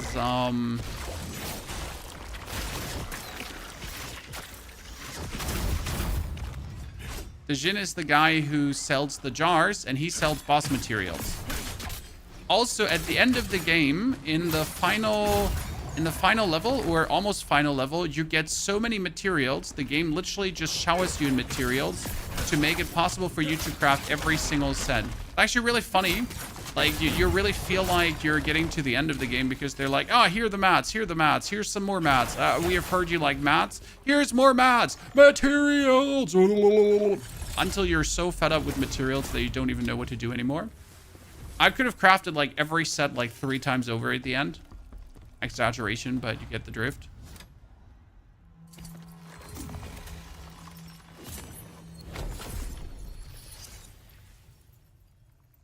Upgrade stats. Okay, we finally end the level on the level that we're supposed to be for the level. Yeah, I heard right. The second one was the one that you get from a side quest, Damien, the other Viper. There we go, Yeti boss.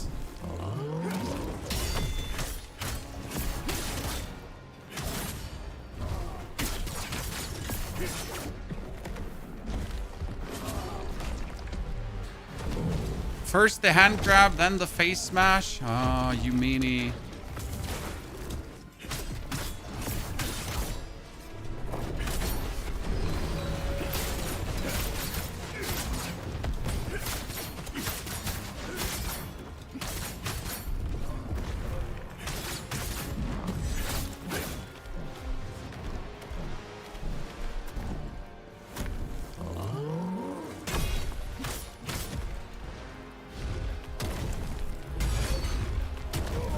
Really? Really? I just, okay.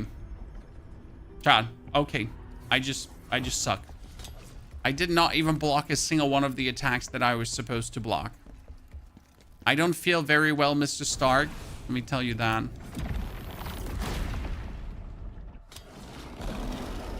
There's one advantage the dual wieldies have, by the way.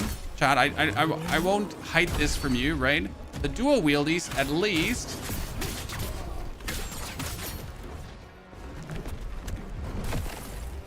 end up with having so much stamina recovery that you always have stamina.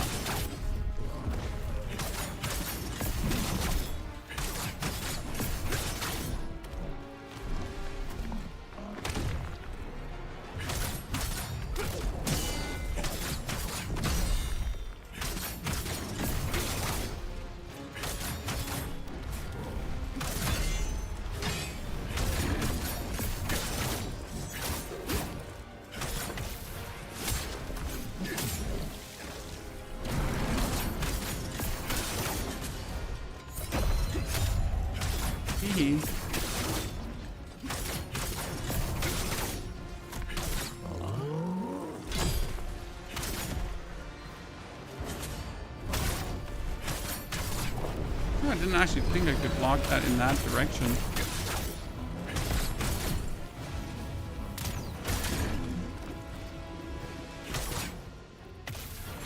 Usually I don't backstab into the backstab because I want my stamina back. Please jump over. Thank you.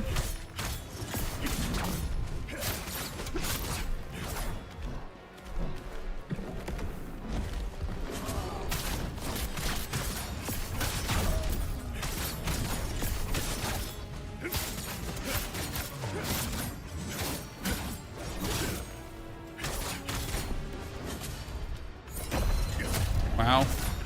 We just absolutely had him stun locked there. Poor guy. Just trying to survive and getting bullied.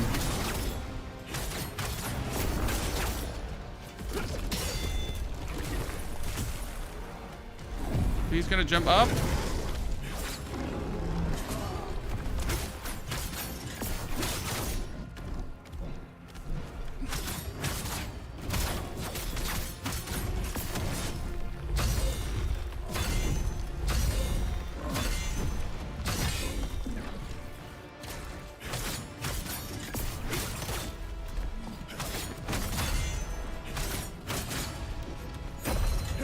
Boing.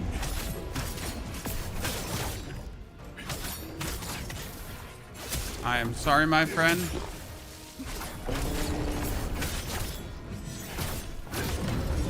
Boom. Get a frozen mountain spear and a frozen and a cleric's ring. So the first time we actually have these. Spear's not really used for blocking. That's wrong. Come on now.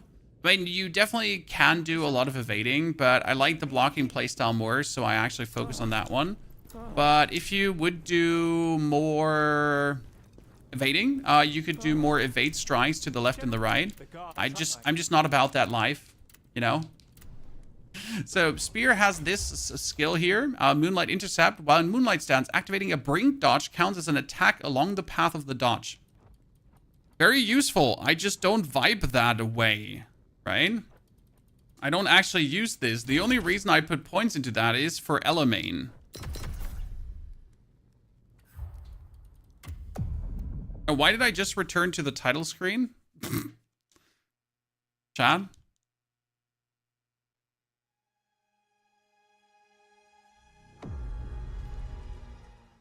You confused me there for a second. It's like, oh, hold on. What?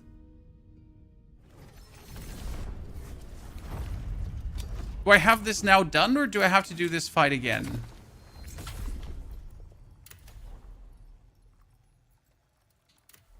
Yeah, I forget to, like, okay, let's just do this again quickly. I mean, more XP is more XP, right, chat? Some illegal farms happening here. I mean, oh wait, is the game, oh, the game is stuttering. Okay, thank you. Yeah, let me re-kill the thingy. It's definitely the capture card that's actually doing this. So I at some point I finally found out why this is happening. It's the capture card.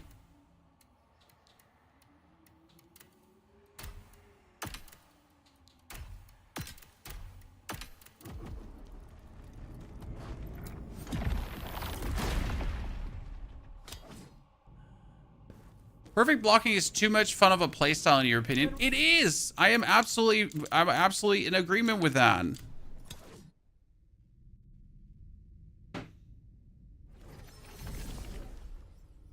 also found that we need. Okay, see, they want to take you one lower, and you actually have to do this. Like, you don't have a choice. Because again, if we don't do it, we're not getting enough XP.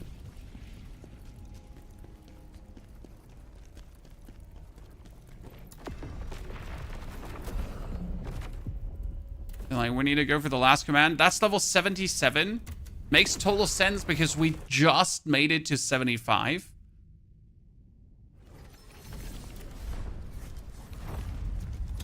No, that's the bandit leader. Doesn't he live here? The secondary bandit leader guy? Ooh, I think that is actually the case here, isn't it, ladies and gents? Okay, Kazan's memory. So we have that one done. That's 14 more points. So we can 5 and then 6 in there.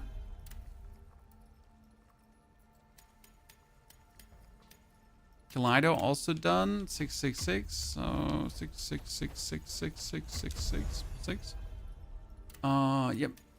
Like, look at that. Last time I never had this all completed. I'm actually pretty good at the game right now. Not even a level up. What level were you when you went here during your first playthrough? Like 2 levels higher or 3 levels higher. 2 or 3 levels higher. Okay, be quickly right back, chat. Toilet break. Don't you run away. Like, you know, I'll be right there.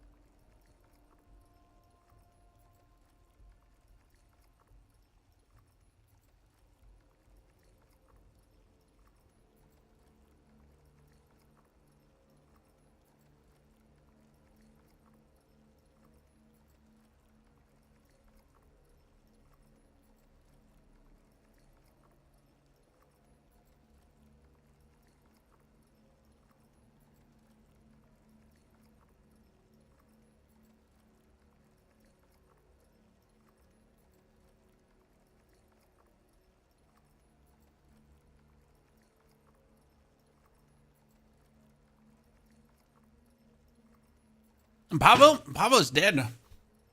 Isn't Pablo dead? Hi. Design.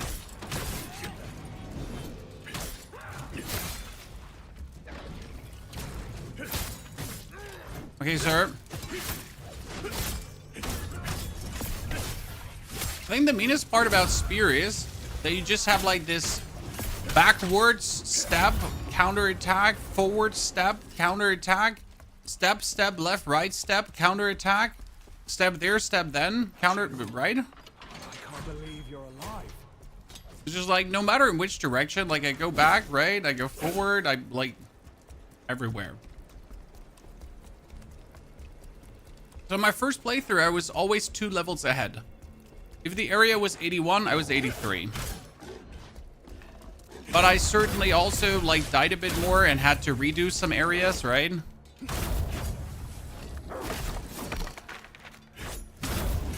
Definitely a luxury we don't have yet. Because we're not dying. We're all going to be executed. Apple has great animators. I do hope they're gonna keep their style for future games, because I am an absolute big time super fan of the graphic style we have here, right?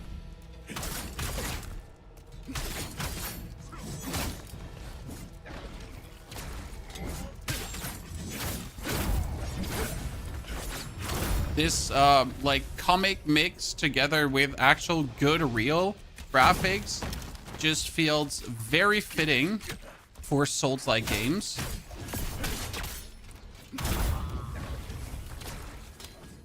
I mean, they're outdone themselves. Bro! General Kazan, is it really you? Thank you.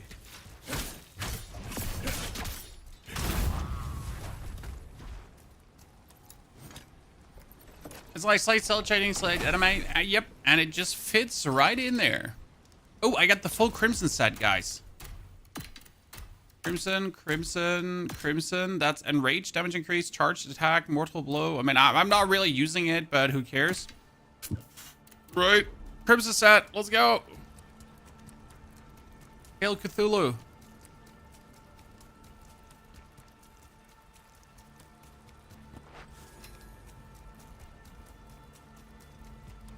Oh no. Oh no, Chad. Oh, big no. I remember this because they decided for some weird reason, hey, you know what? Would be fantastic if we have them fight like 2 of these elite guys. Luckily, we decided this is not happening today, Chad. Not with me. Sorry. We're not playing this game where I fight 2 of you. General Kazan will never betray the Empire. It's a misunderstanding, is all. One that will be cleared up soon. Oh, General, we didn't think we'd make it. Nah, bruv, we got you. And the only reason they're all like dying is because they actually believed in their general. And they're still all so thankful, which actually makes me feel kind of bad. Like they would have just been like, nah, we hate Kazan. Fuck him. All like, no, he's our general.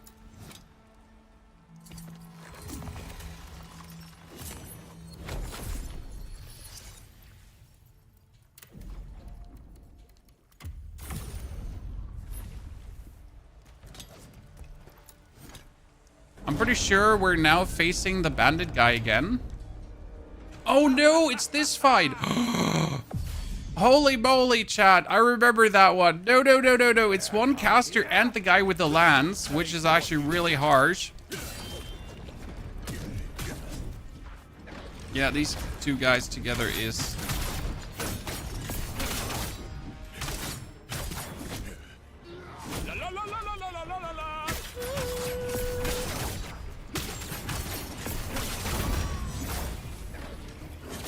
The thing is,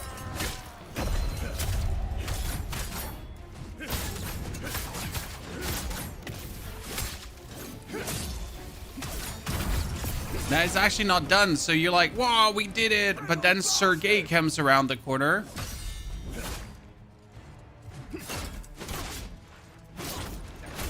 And he's an absolute demon.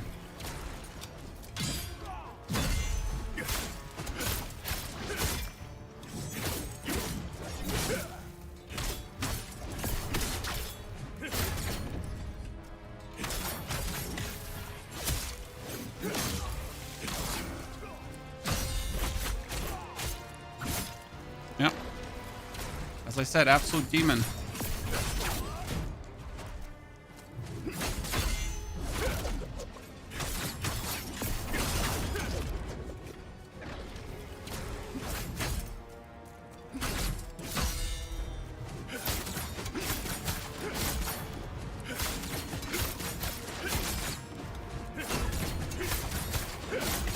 I think the 3rd level of this might fight the bandit again, right?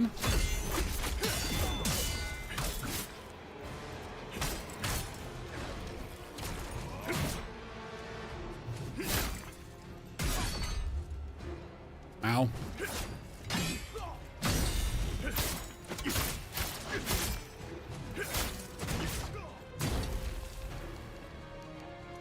Oh.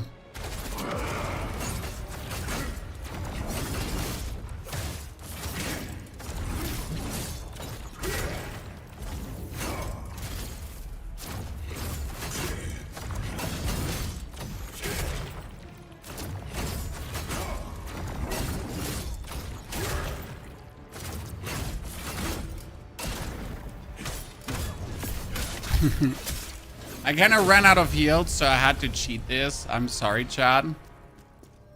I do feel bad. Is Spear cheat mode or is Greatsword even more OP? I have not seen enough of Greatsword to kind of guess about that. I know Greatsword has a really nice damage dump. So Greatsword has this attack where it looks like you're jumping in from 3 corners at the same time, and then you're just jumping down the opponent's throat.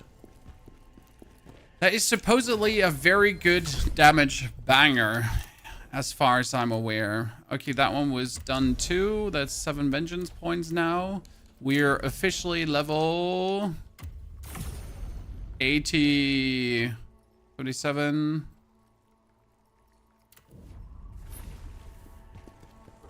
We're official level 77, yeah. Skill tree, no more skills. Now it's one more side mission that's level 79, and then we can finally go fight Traka, ladies and gentlemen. And that fight is going to determine how OP Spear is going to feel. I'm honest with you. Like it's literally that's where I'm going to be making my assumption. Because if Traka is going to feel easier than with the dual blades, then I'm going to call Spear OP, okay? Promise. That's the moment. By the way, ladies and gentlemen, big question. Did any one of you watch the video from this morning about... Like, it was a review after beating the first Berserker Kazan, pretty much, with my experience. And if you watched it, did you like it? Would you like more of these style of videos too?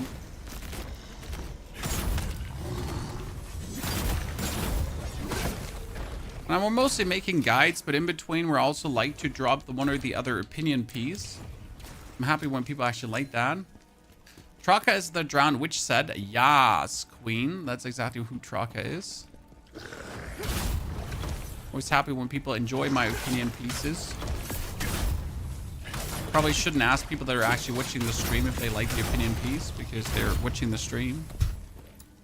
They seem to enjoy what we're doing anyways.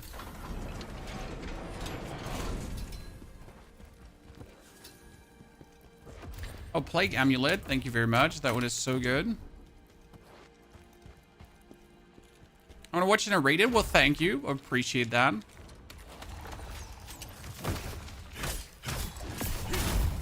But it's important to me to also, like, sometimes do different content than just my standard guide content, because I do the... Oh, Lord, we stepped into electrocution. I do my guide content quite a lot, obviously. So, it's something I'm used to.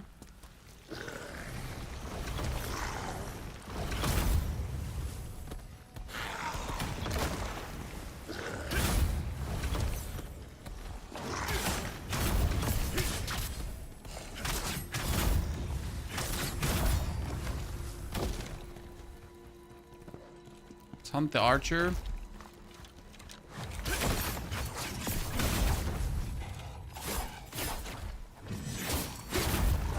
He died this time from the electricity. I didn't die from the electricity, he did. Wait, this is where... Oh no, I feel so stupid. Necro, you liked the review video? Well, thank you, Necro. That's appreciated. Imagine having to do 2 playthroughs to find that little thingy.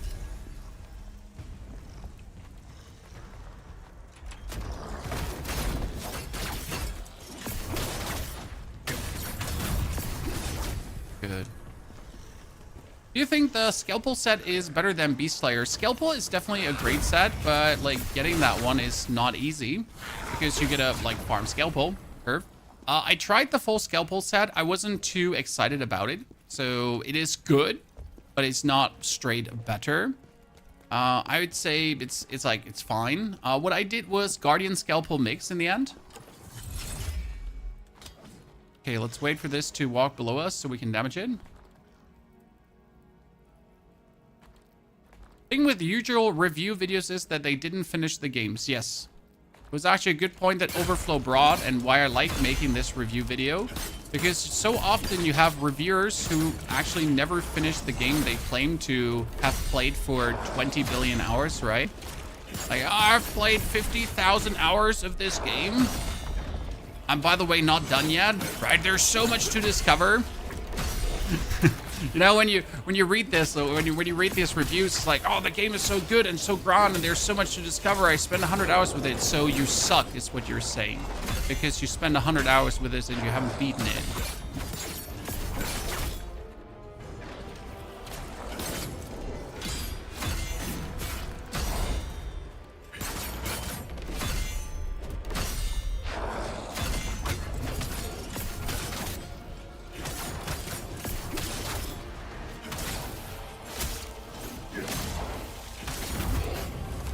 Ooh, the Crusader scroll for the Crusader set.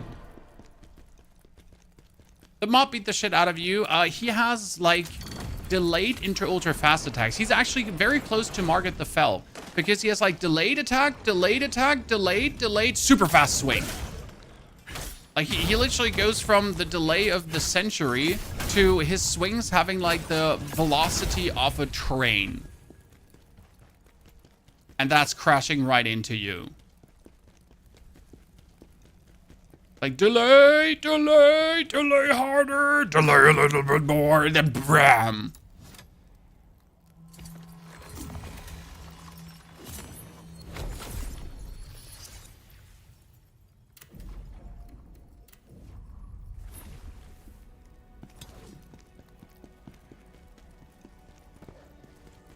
Yep, that one we need to activate. This is like only a side mission, but the actual length of this side mission is crazy. But it's not really like an actual side mission because you need to do this side mission if you then wish to get all the papers for the final ending. There it is, Scorpion Breath.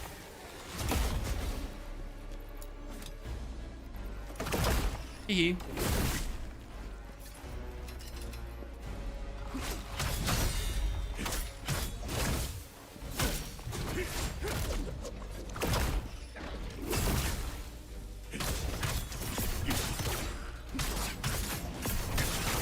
I mean, once we have this guy staggered, he's like easy to deal with. But I genuinely hate these scorpion-esque enemies, Chad.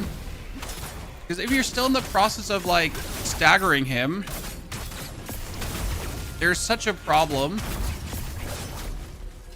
But we killed the Twisted Mage now, and we even get ourselves the Codex for killing the Twisted Mage. So we get 2 Flesh Stones. Wow, 2 Flesh Stones. What can you craft with legendary Flesh Stones?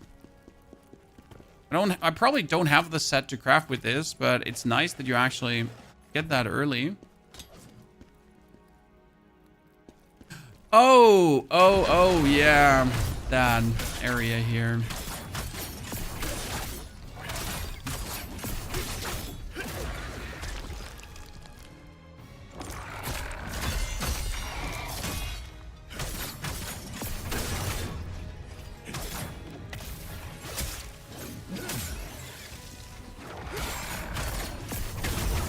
Area is brutal if you accidentally aggro both, which you can do, Chad. There's a world where you accidentally aggro both.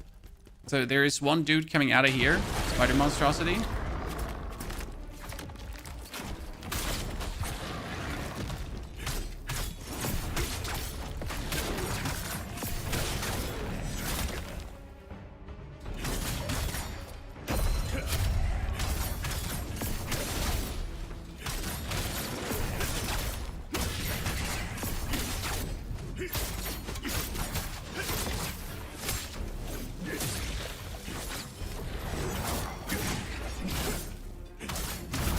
Boom. Oh, we got the nice. We actually got the codex done too. Ciao, we're going places. We're just getting one codex after the other. Whoop, whoop, whoop, whoop, whoop. I have 2 months of PS Plus. Should I try to finish Bloodborne? I start my Souls-like journey with Elden Ring. Ooh, Purva. Like, if you play Bloodborne after Elden Ring, you might hate life. Like, Bloodborne is a fantastic game, and I loved every single second of Bloodborne. I also never want to touch the game ever again. Okay? I loved the game. It was brilliant. Absolute killer game. I never, ever, ever, never want to have that game close to me at any given point. That's how good the game is and how much I hate playing it at the same time. We have to make this experiment work, no matter the cost. In some games, you feel like you're in control. Okay? In some games, you feel like you gain control finally. You've become good enough that you can beat the game. Okay? Not in...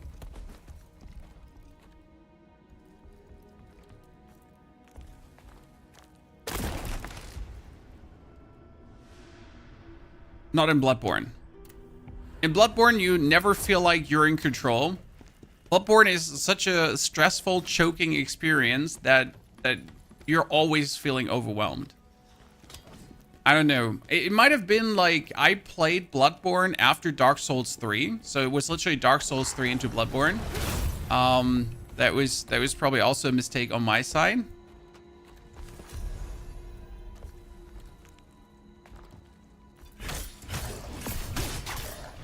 But yeah, the game is something. Was always planning to kill us. We know too much. Oh wow. Yeah. You actually fall down there. Felt that way about Lies of P? No, in Lies of P, you like, so just from my personal experience, in Lies of P, you develop a certain skill set, and that skill set will then carry you through the game at some point. And you just like, you feel like you can oppress minions instead of being oppressed by minions, okay? But in Bloodborne, I really never got to that point where you're like, yeah, this is fine. We got this covered.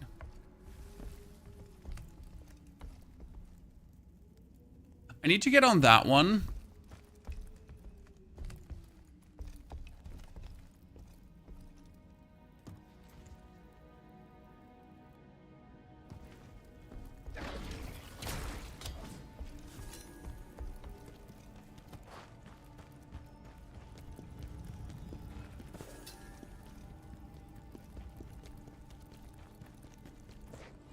This area is ginormous, I know. The journey towards the creation of life.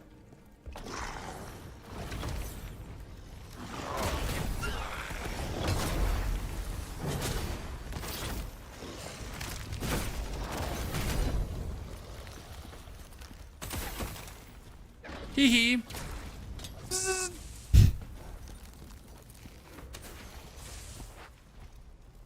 Can I do this during battle?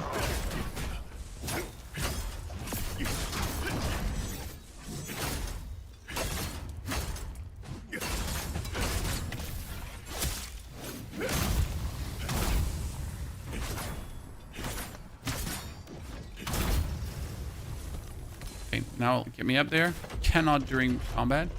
I am not in combat anymore. Wait, what? He started activating it and then deactivated it. Okay. Thank you. I also have DS3, but I can't play because of the graphics. Dark Souls 3 might be one of the best Dark Souls after Elden Ring. If you can get over the graphics, you should certainly give that one a try. But I understand if those games feel too old for you. Demon Souls. I recommend if you have a PlayStation to play Demon Souls. Demon Souls, the remake, is brilliant. We just recently played it on the channel. It's one of the shorter Souls-like games that's still very challenging, but so much fun to play.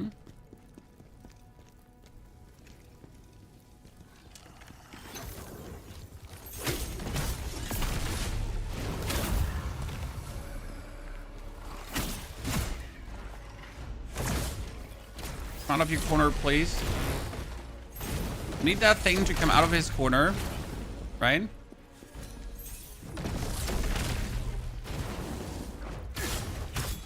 Wait, there's another one in there. I never knew that. Oh no. Not fighting two of those at the same time. Like, one of those is already very annoying, but two of those at the same time. There is later moments where you're forced to fight two of these at the same time, okay? And let me tell you, it's not great. Not great. Let's go in here with one heal. That should be enough. Wait, hold on. No, don't be Elain again. Ghost Elain. Nah, it's him. Yeah.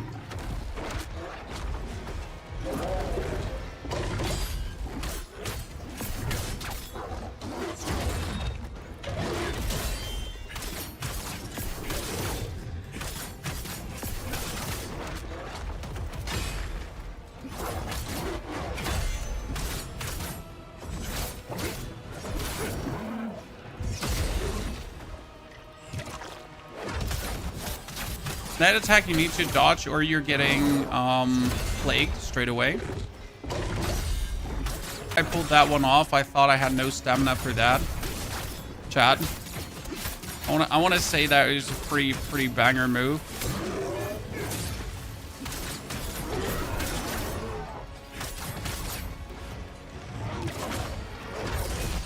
And then we again fail on the easy one.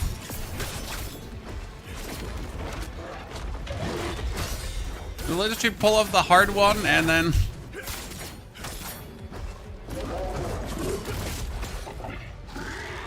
that's bad because I'm getting plagued now.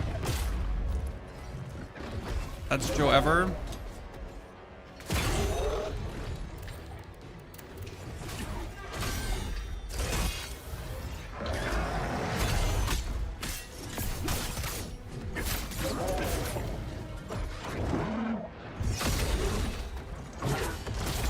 Oh, yeah. Okay, we had twice. We had twice. Eaten.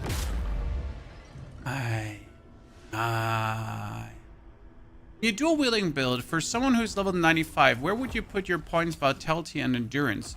When you want at least 30 vitality and endurance, and after 30 vitality and endurance, the soft cap starts. Because there's a soft cap and a hard stat cap for these things. So yeah, you want to have 30 vitality, 30 endurance, and then you kind of want to boost the other stats.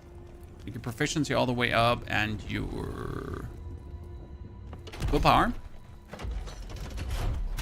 Technically, you can go over 30-30 because there's still returns, just diminishing returns.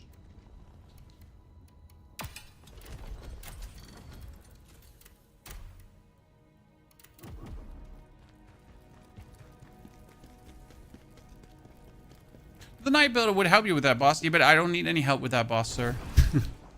There's no need for any specific thingy to bang bang. I mean, what I could do is I could probably use a fire enhancer. Not concentrated fire enhancer.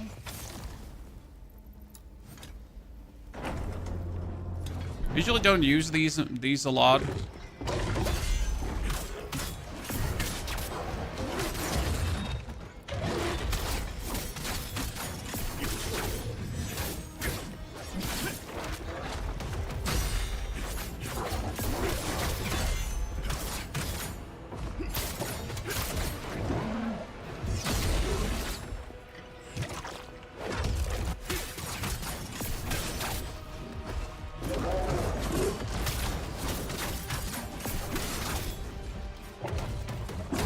Oh, wow, I did not expect you to kick backwards.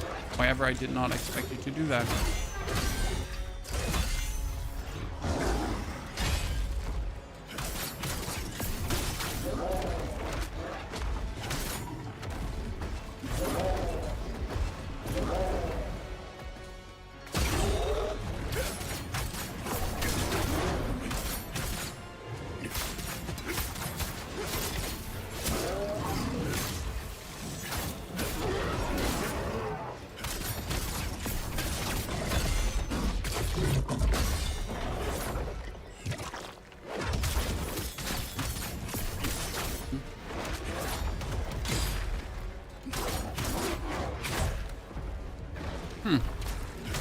in a while, crocodile.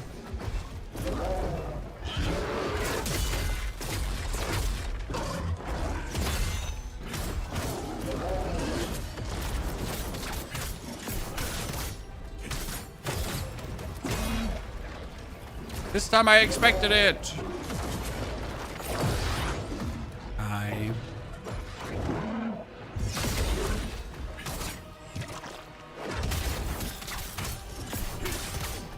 I learned that phase attack the hard way to...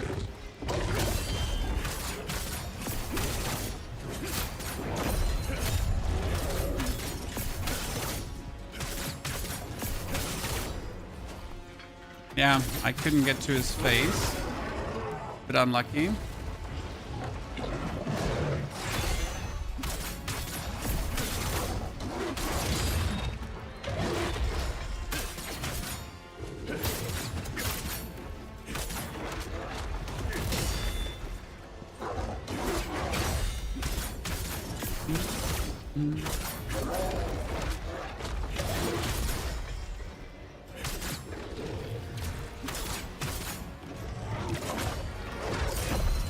Okay.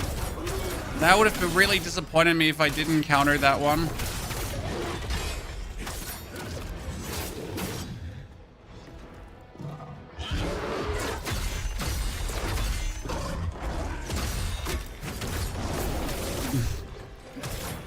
That 1, 2, 3 hurts him more than me. It's like 1, 2, 3. How's Spear compared to dual wield? You definitely feel the stamina damage you're doing, and you can do more damage in the moment where it matters. So like the amount of combos that Spear can do is crazy. I don't think you feel it that much in the early game because, like, honestly,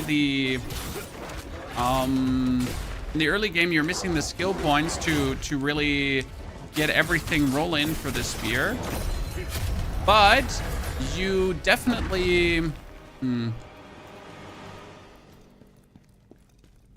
Yep. You definitely have the... Come on, brain, say it. I have the skill points. I have the skill points. You have the range. Advantage. Once the savior of the world. I've been able to hit things that have never been hit before. Really hope they do some DLC for this game. There's a cliffhanger at the end. If you haven't beaten the game yet, I'm not going to tell you what cliffhanger, but there is a cliffhanger at the end of the game that heavily hints towards a DLC, and they already confirmed that the DLC is supposed to come in May. Which would be crazy. I mean, imagine releasing a game in March and then having a DLC lined up in May. Hello?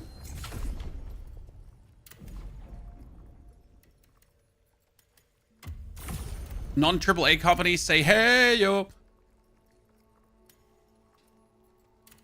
I missed something. Oh, no. And it's a significant something I missed, and I don't know where I missed it.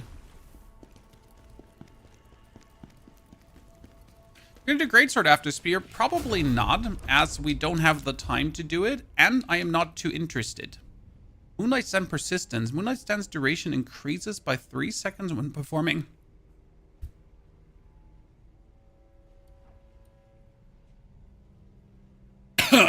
That's very useful. Ghost Strike. Gain the ability to counter strike when blocking attacks with Phantom Heatwave. Press X and performing a Brink Guard with Phantom Heatwave to execute a slashing attack. Duration of Phantom Heatwave buff increases by 20 seconds when letting this attack up to a maximum of 50.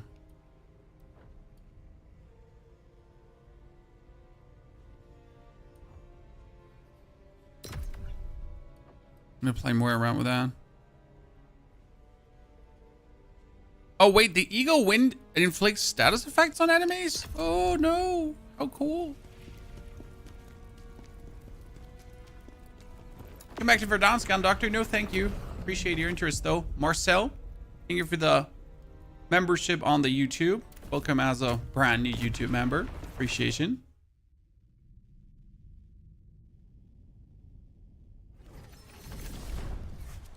They had gauntlets or a katana. Katana. I would like a katana, but I don't think it would fit. Like, I wouldn't say no to it, but it wouldn't fit. right?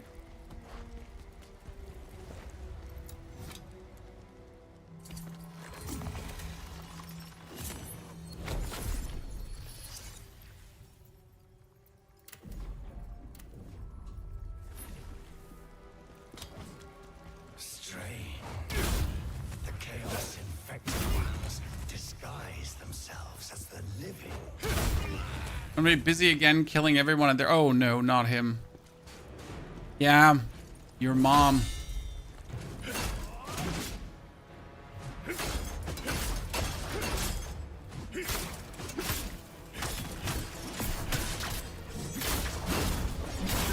Oh wow, that strike with the bonus status effects. Holy moly.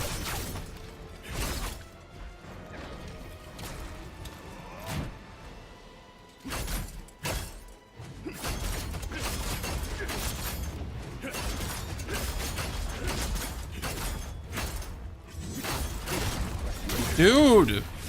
Okay. And that strike just became plenty illegal.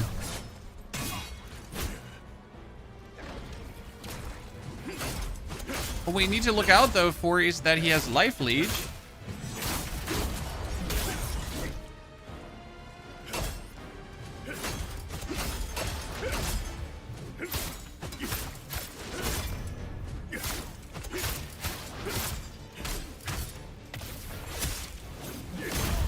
Okay.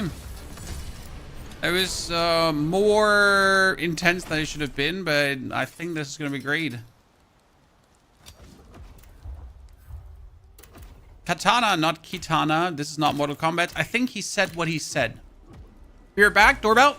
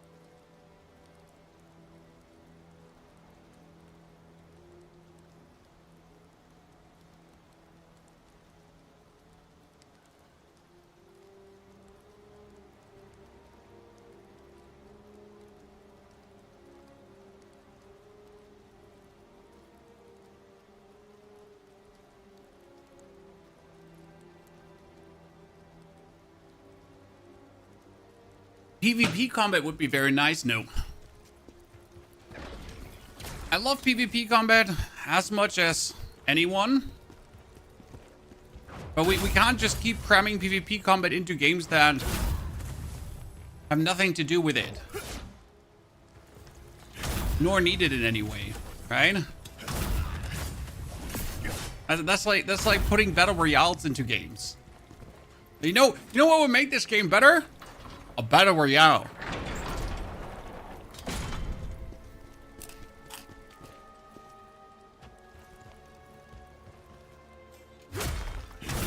Because surely, chat, battle royale makes everything better. Right? Okay, watch this, chat. Watch this.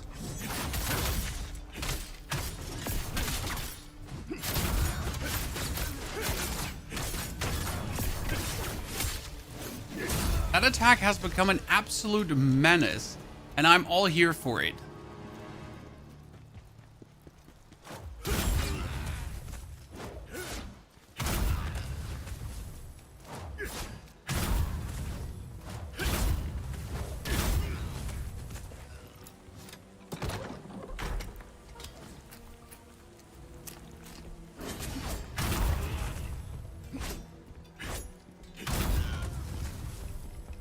Almost like Elden Ring Night Rain, right?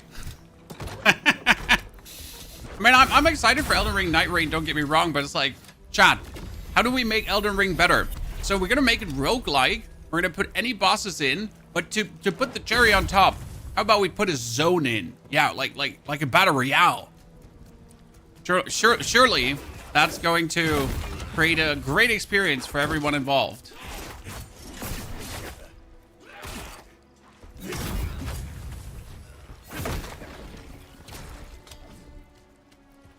Right?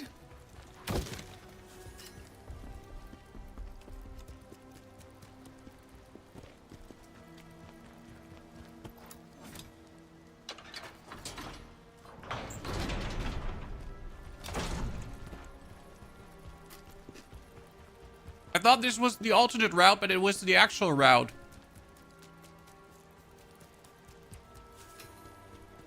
Forgot to check if these guys had anything to offer. Alright. I know you're innocent. I still killed you.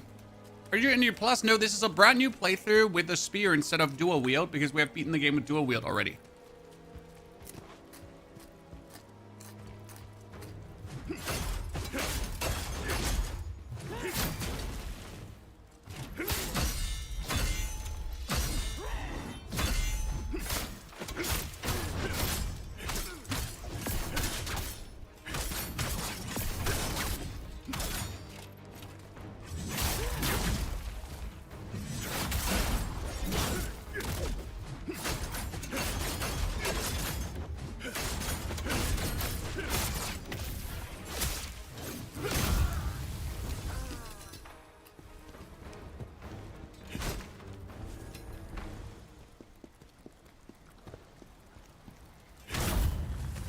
This whole area was somewhat annoying because you're gonna have to like make your way through this without falling down while being shot at by arrows. At the same time, there's dudes everywhere, left, right, and center. They're annoying. Vile witch! Why did you come back here? And the only opponents you're facing are like very strong dudes that are mean.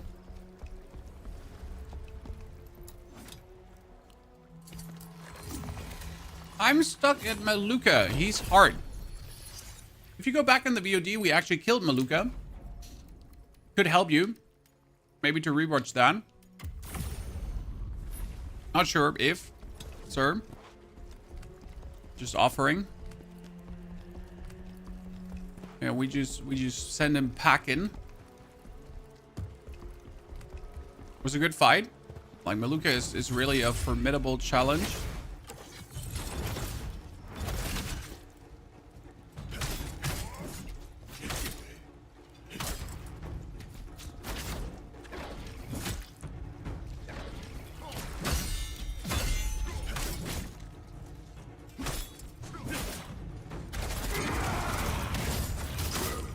You absolutely annoying twat. Yeah. Like I'm just trying to survive here, and while you have that guy with his stupid bow shoot at you, right? God damn it, you absolute twatty twat. That's what I meant about the area being annoying. Wait, before we go up, I actually need to check down here because there could be loot in there.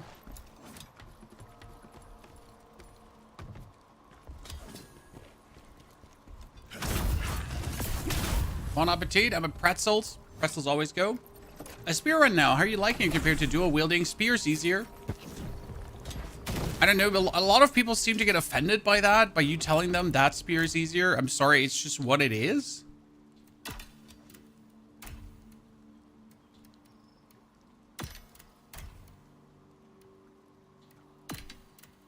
I'm not saying this to, I don't know, take away from your accomplishment. It's still hard.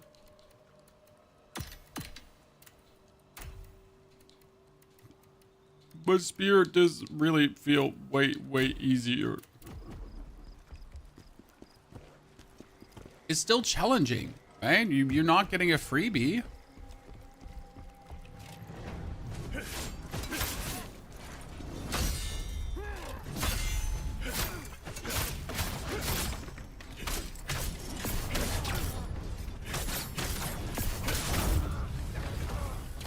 But I'm gonna pretty much judge at the Traka boss because Traka is special.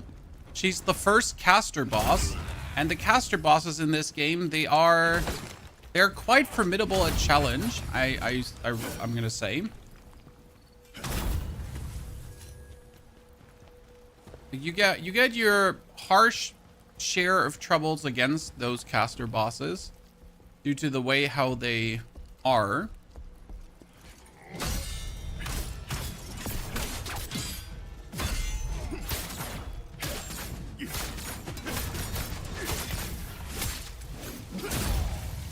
And she felt very good with dual wield.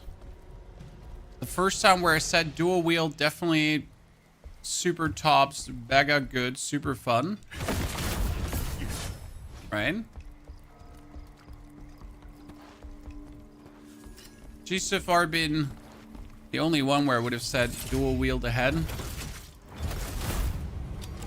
Okay, and... Come on, wherever you are. I'm just better. The range advantage is just illegal.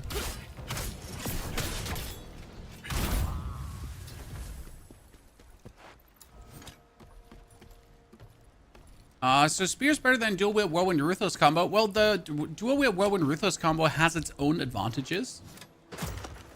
Right? It's a good combo. Well, it's a great combo. No, it's a fantastic combo. If you then are in range of your opponent and you're not still trying to get in range.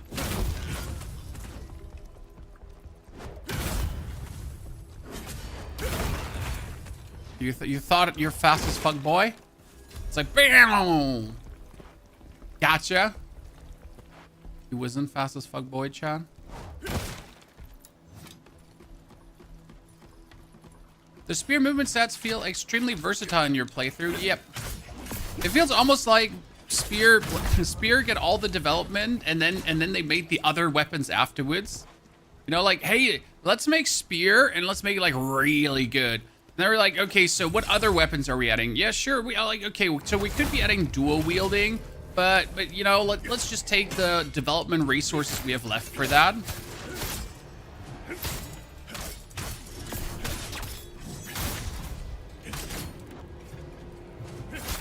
You know, like Necromancer in Diablo 4.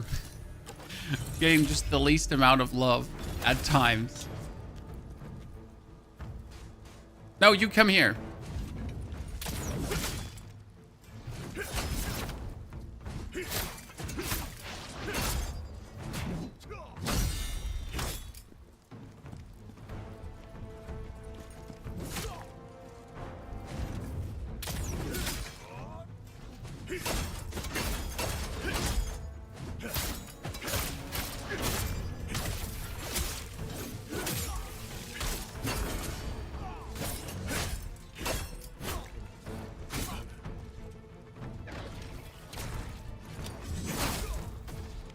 Uncalled for, sir?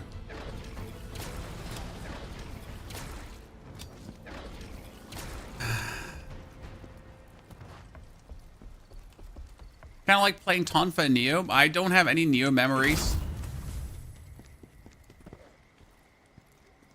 Neo references are lost on me. I genuinely like have no memories of this place.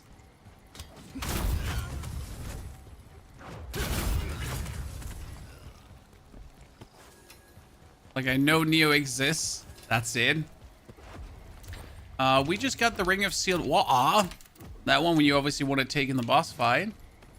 Prodigy, enjoy work. As much as you can, I guess. Thank you for spending your time here. Everyone, appreciate it, guys. I've actually been insane support throughout the Kazan playthrough. Big shout out to everyone that has been enjoying it as much as I have playing it. Feels very good to see all your silly faces over here and have you with us. And yes, we're not done with this level. You think this level is like short? Nah, the main levels are sometimes absolutely crazy. But I don't actually think that the main levels are overly long, right? I think that the side levels are sometimes short, which creates this disconnect.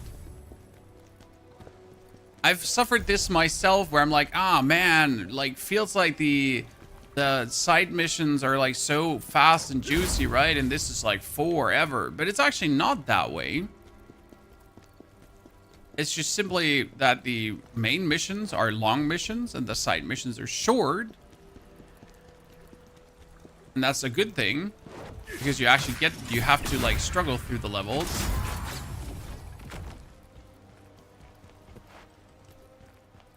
NG++ is crazy.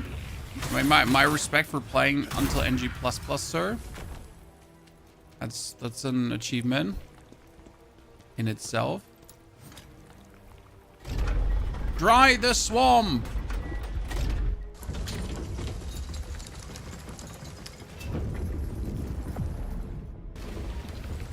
And real legendary drops? What do you mean with real legendary drops? Please iterate, sir.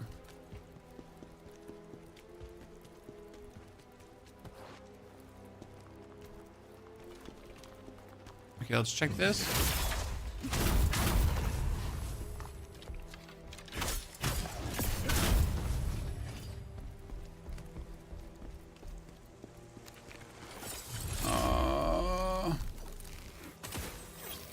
Hee hee.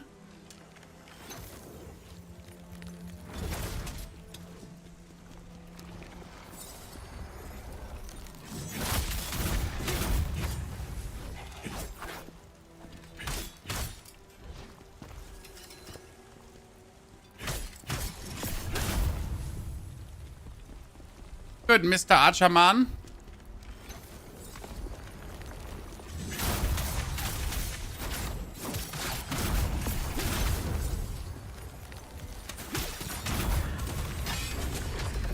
Oh! I get jebaited and assassinated.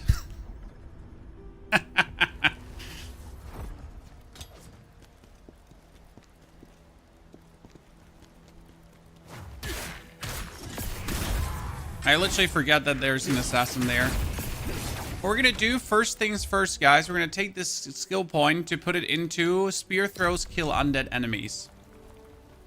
Most important skill in the game.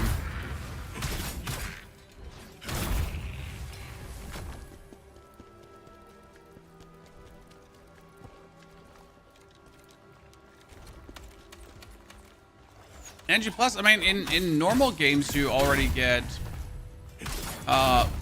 legendary items. I mean, either, like, the legendary items you get in normal game too. At the end, in Osmo's capital.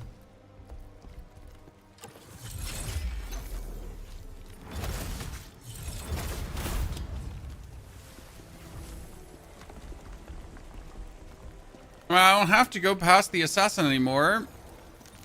I can just... Oh, wait, he's... What? I mean, seriously, how did you get me there? Haha. Better.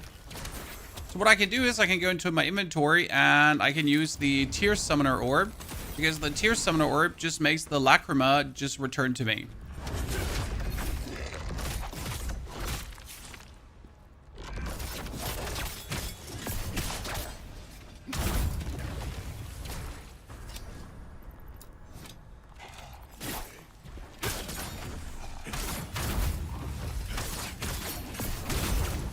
Got a Crusader top. What does a Crusader top do? It crusades. Oh, I'm so good, ladies and gentlemen. Kill the undead summoner before he does. Plague Disruption Parchment.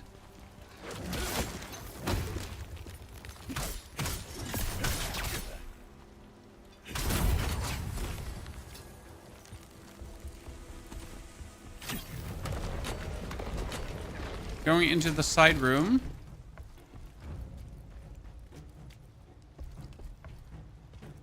You can craft uniques. You can craft uniques at the end of the normal playthrough as well. I just checked that because I wanted to know if I could like make this rare of items. Okay, I am not liking this right now. Did that work?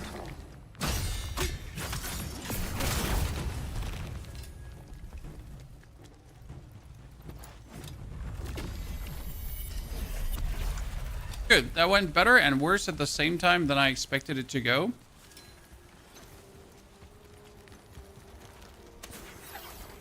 Hee.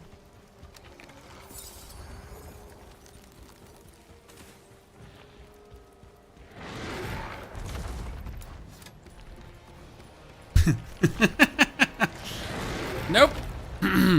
Sorry. Don't have any heals.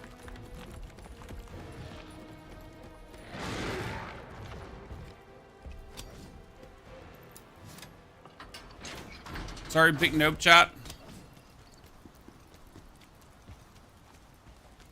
No heals, not ready.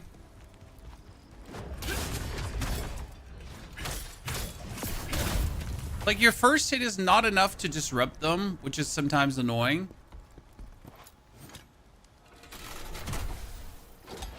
Main gate's open.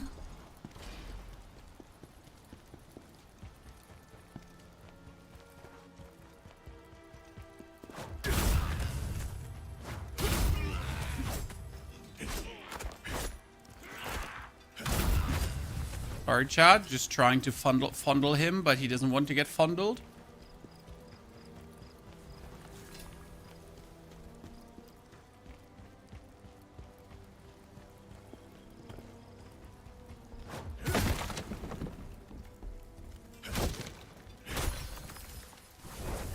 I had, at the end of my playthrough, I had Beast Slayer boots, for example, which get a bonus attribute that would permanently buff my...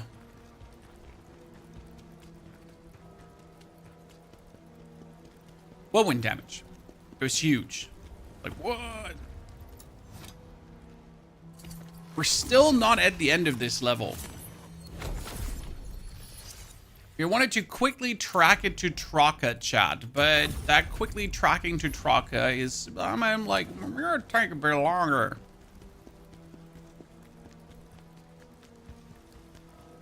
This game is great, Mario. Well, we have beaten the game already, and we're on our second playthrough. That might now say that the game is great or that I have problems. So make out of that what you actually want.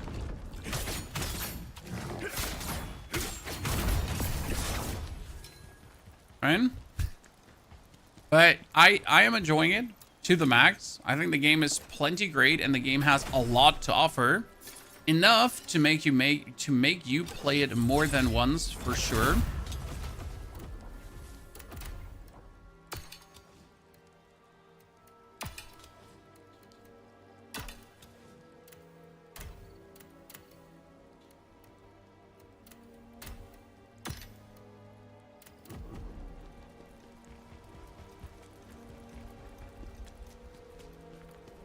Oh, whoa. I wanted to say there's two guys with big swords. We don't like that. I think this is a set, if I'm not mistaken. No, it was a necklace. Ah, that is where the necklace of sealed water is. There's always two resistance items per level to make it possible for you to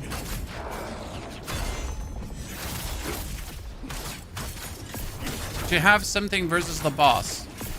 Every level has that, which is a great quality of life, by the way. Because imagine you're just 100% guaranteed to get that.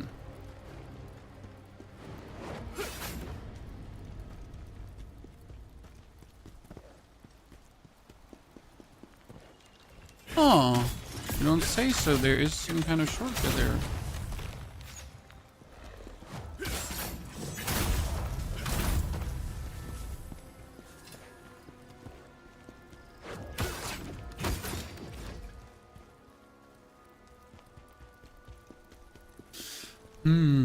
Ah, this is where the ore is.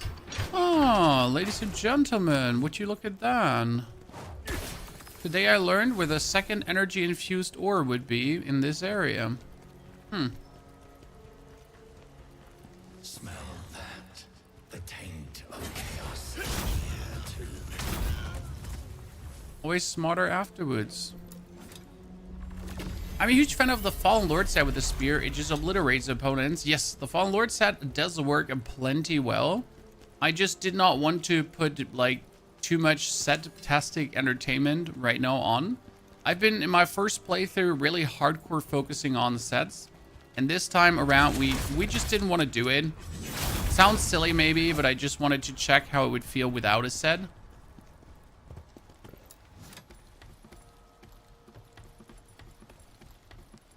And pretty much use items I discover, mix them, match them.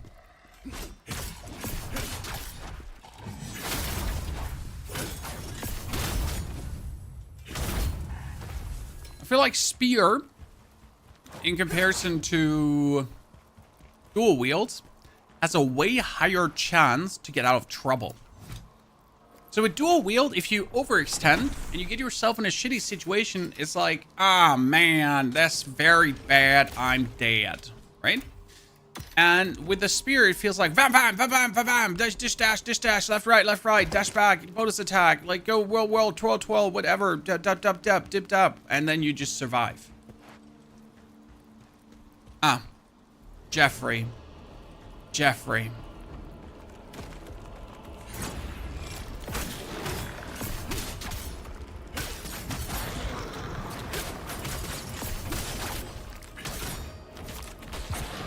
Why is he not hitting you? Well, because he's stupid, chat.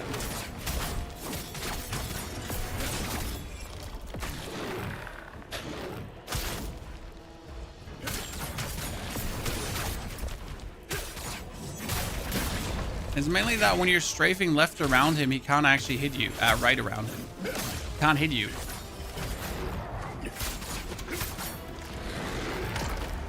I know it seems weird, but it is what it is.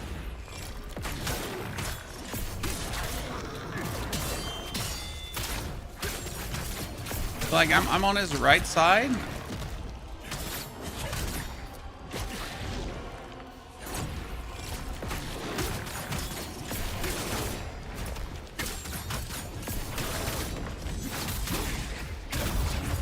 Good.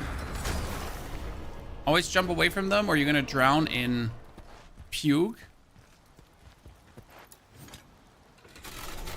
Spear's all about the after images. Had a lot of really good reposition tech. Yes, you do have a lot of cool reposition tech and we're not even using it. So there's more reposition tech than we're using because the spear also has, like, if you stance break the opponent, you could jump through him to stab him in the back.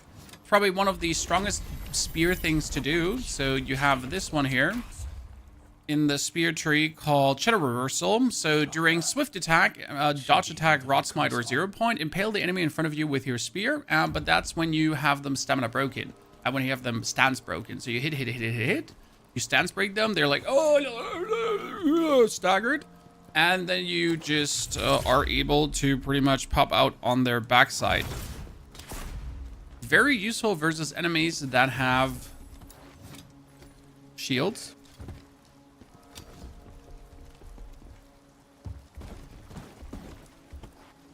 These things here, these platforms, they're sinking. If you stand on them, you die. Can you imagine a game being so diabolical to do that, Chad? So again, I repeat, if you stand on them, you die, okay? You sink in the water and you drown. You could actually go over this, and then you see like, oh no, archer dude.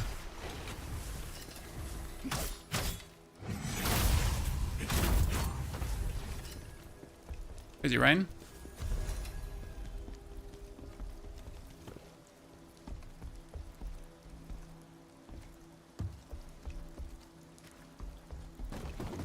Never hesitate.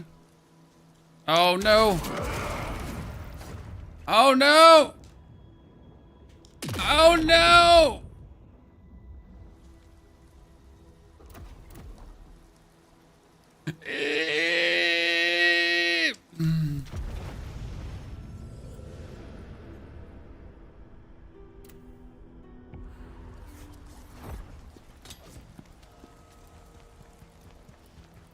I'm not mad.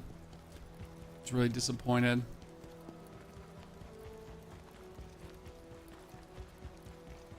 That thing doesn't come again because he's in a lead.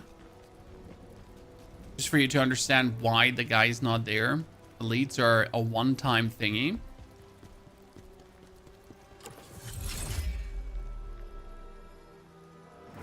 Which makes victory feel so much better, right? You put all your effort in to actually achieve victory. And then you achieve victory because you are, in fact, the better player.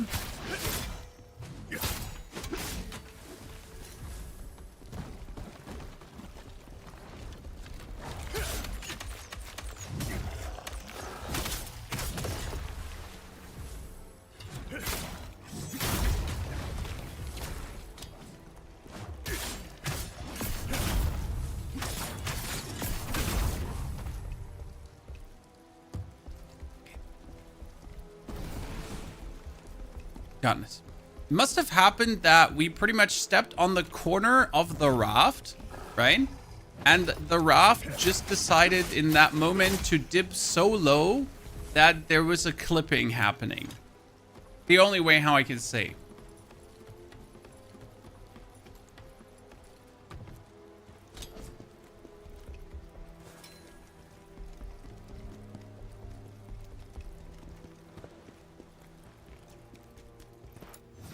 Good. Now the last part of the level at least is quick. We get a relief there, ladies and gentlemen. Because now the final stretch to Traka ain't even that much.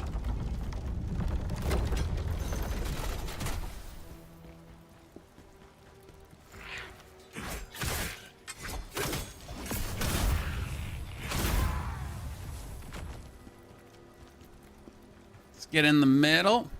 By the way, that item there, like below the statue, guys, below the statue on the right, there's an item. That's the one I missed the last time to finish the capital. Actually, check if we get all the capital thingies, Kazan's memories. Yep. These are the last two things. And I know exactly where they are this time. Because the times before, I actually missed it. It's been like really frustrating.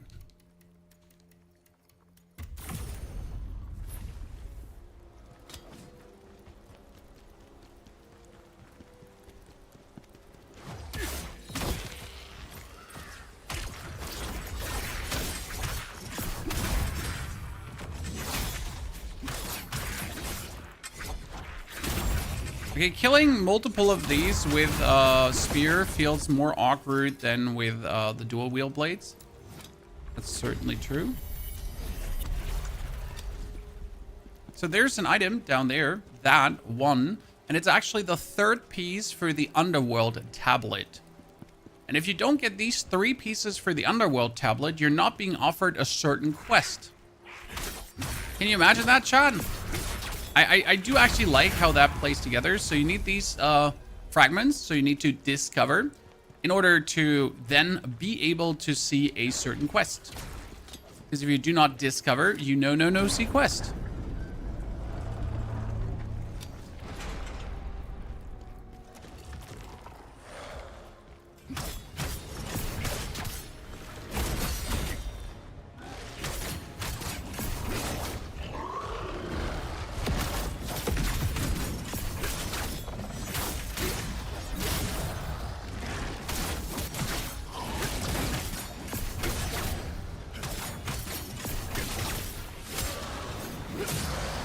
I hate that spear. It has like this one dodge moonlight stance thingy. Oh wait, we got a bonus? What did we do to it? Crimson Meteorite, ladies and gentlemen. Wop, wop, wop, wop, wop, wop, wop, wop. Crimson Meteorite. Wop, wop, wop, wop. Crimson Meteorite. Go over this side because this side is technically easier. I say technically because these stupid priests are priesting.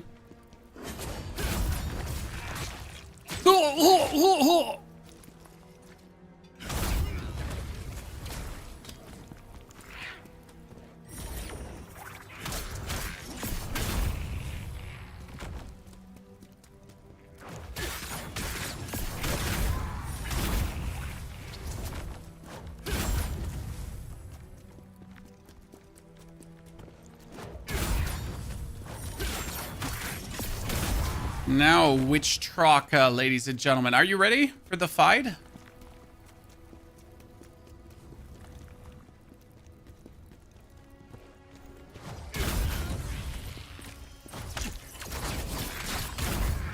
This whole area here is completely unnecessary, and the only thing that you need to do is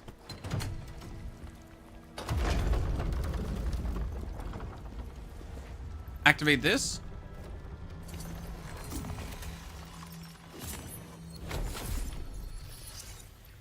Then you get yourself the upgradeds. Smash that wall to get yourself the letter to the prince. Whoop. And then you can fight Traka. Let's see. She needs you to be ultra aggressive at any given time, but I wonder if I might run out of stamina. Thank you for the strength you've given me, Master Osmo. Now Kazan will die.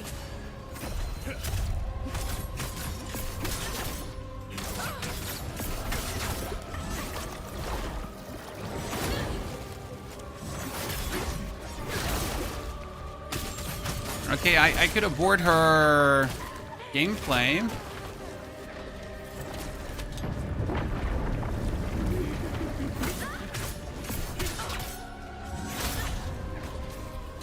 Interesting.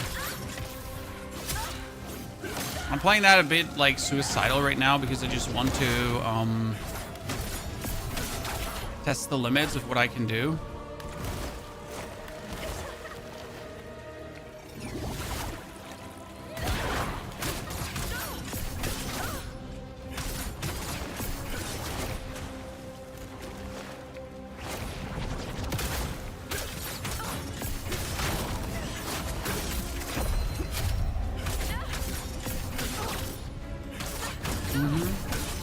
When the stamina break comes easy versus her.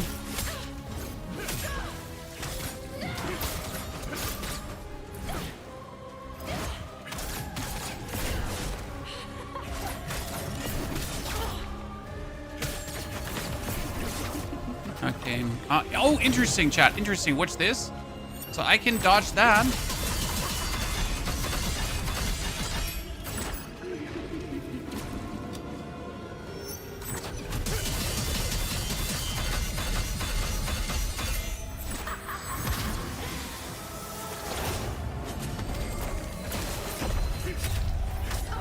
Because I have my Phantom Blade Whirly Twirls, right?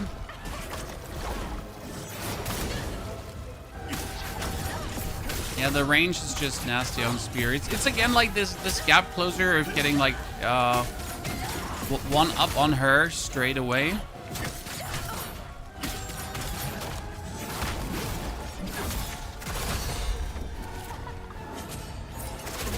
Oh, bullshit. Because we stood like below her. We couldn't interact. See what I do? Yeah, that's like okay, spear is easier in this because you just have more pressure. Like the caster bosses need you to apply pressure. And yeah, that's like vastly easier with spear.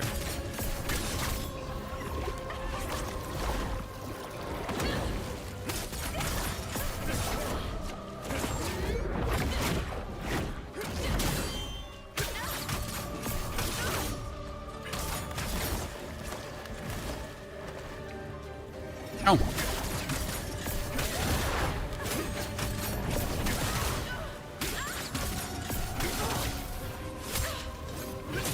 I thought she's gonna do something, and she did.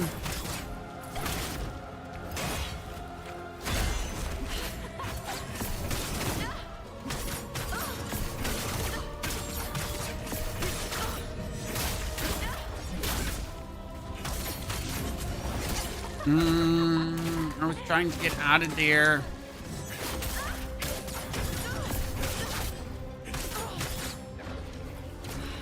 Oh.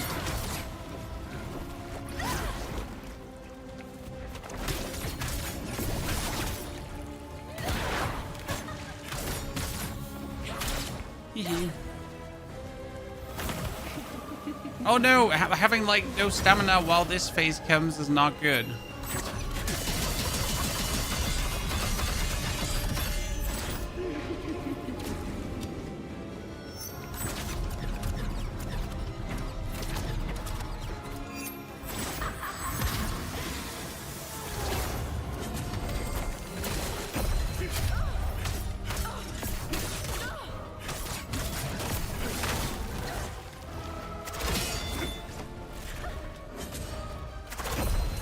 want to see like the spear against the Dark Elf lady. Because right now against Traka, she has a limited pool of stamina that you deplete, if that makes sense. Where the Dark Elf lady is a bit different in that regard.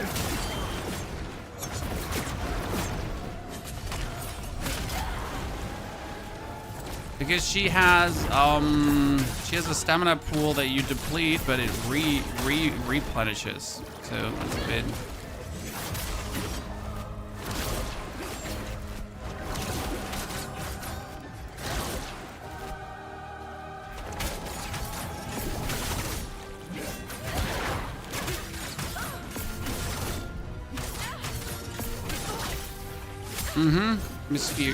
Spear for this one, yeah.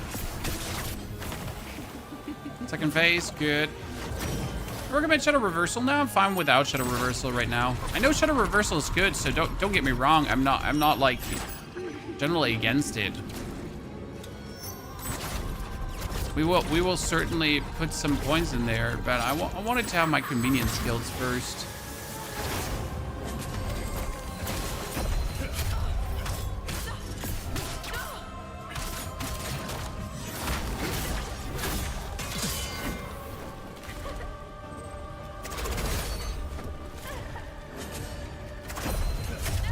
Yeah, all good things are three, chat. You know what they say.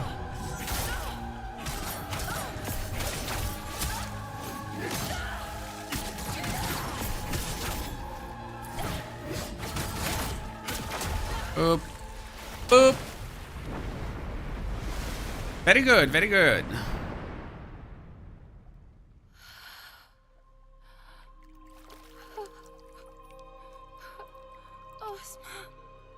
What I do need is the bonus brutal attack. So there's the bonus brutal attack from the Shadow Dance, and I'm not really using that right now. So that's something where I do have to put points into.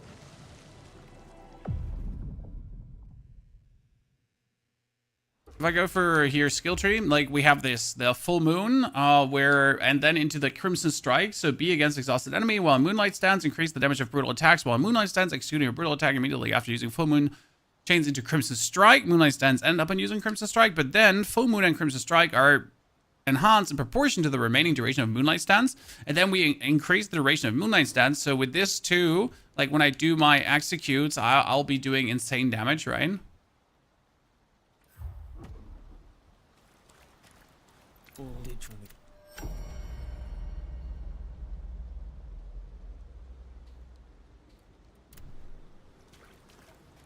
Yeah. But this time we didn't screw it up. A full moon is amazing. Light heavy into light heavy, then light heavy. I have tried around with full moon and it just I didn't vibe with it. Didn't fuck with it much. Not too turned off, but I wasn't also too excited. Oh, is this not for the Dark Elf Lady? Wait, this is for the Dark Elf Lady. Isn't the Raphael Mountains is like that's in her direction? If I remember correctly. It is certainly.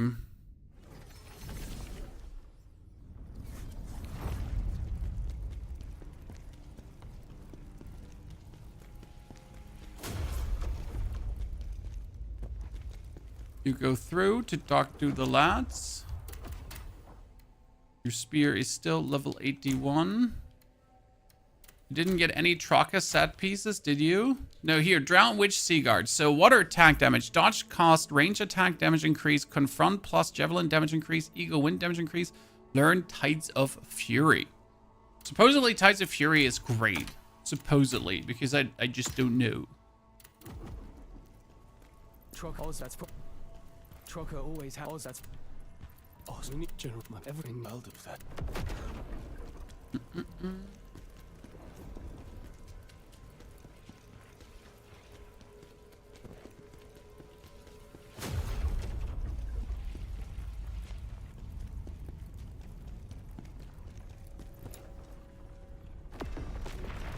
Light heavy lighters, your Moonlight Stance. I mean, it doesn't sound bad. It also doesn't sound like, again, I wish to integrate that. I remember the triple mission. The triple mission.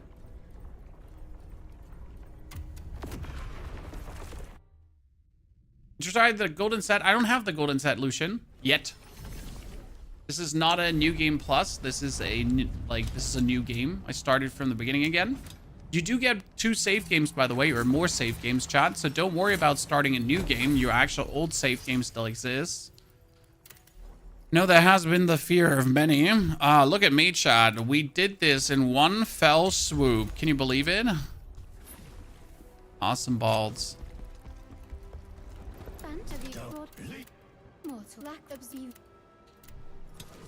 Wait, which mission was this?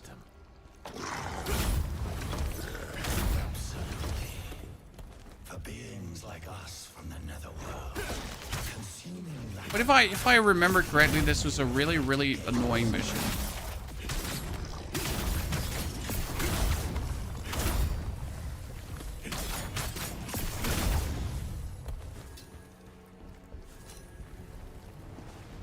Multiple saves in the demo. Oh, you didn't believe me? Unconditionally believing your streamer without double checking facts? What?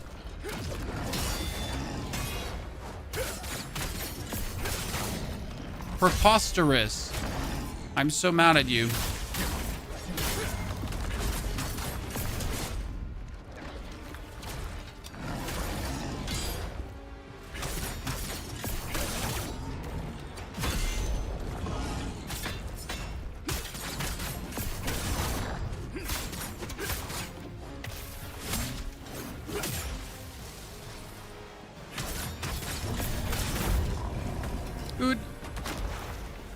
Wood. Soul Eater scroll. Soul Eater set incoming. I accidentally unlocked the Jarling chat. I saw your review, 10 out of 10. Fully agree with you. Such an amazing game. Thank you. I was really happy making that video and that people resonate with it. Oh, there's the golden set. Someone was asking me for a golden set, so here we go. Got it, brother. Golden leggings too. Okay, we're going places. I got 2 parts of the golden set. We're gonna lock them. So I like to do these opinion pieces every now and then to just like see like who resonates with me, right? It's just I was so mad this morning. You know why I was so mad, Sean? I watched a video on a Kazan review and from a review site. And the reviewer was literally trying, like he was trying to find reasons why the game ain't good. It was so stupid. Like it was like, oh yeah, so the game, like, you know, this and that, and it's like literally like pulling reasons out of his fucking nose. I was like, you know what, fuck you. Like seriously, fuck you. What is that for a review? Like just trying to come up with arbitrary reasons why the game can't be good just to get some clicks because you're different, you know? Everyone is praising the game, so you're gonna make a review that's like not positive because let me check my notes. You're an idiot. You're a dig nose.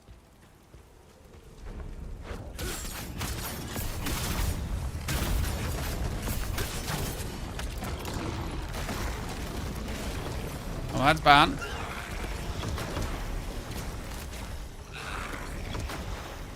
So I just had to make the video that Kazan is a 10 out of 10 because it is.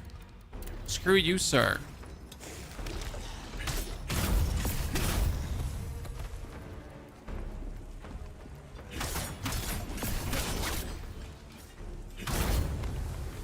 Like, you're responsible for me making this video.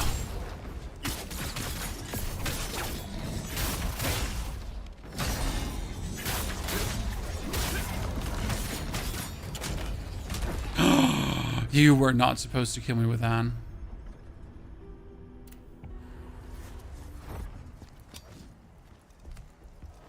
That gives you the combo and outs you behind bosses. Okay, I'll try it and see if I like it or not.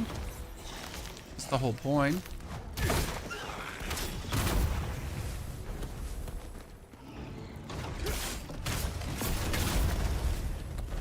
I don't have to fight you again, nerds.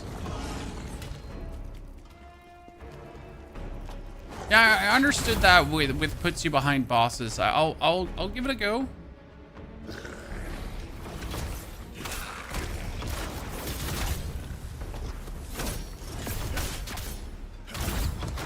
And I haven't been using Shadow Reversal for a reason, because it just doesn't fit into my like blocking playstyle. Because I like this blocking, right? I like the guarding. That's what I really resonate with the most.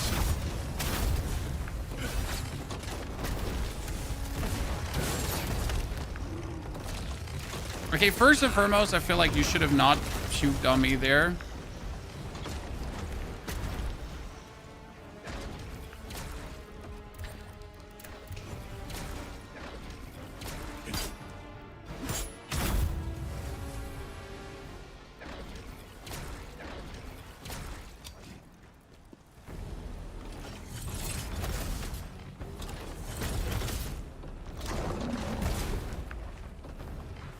I'm like, I just want to fight that guy, but without having to like fight you guys off.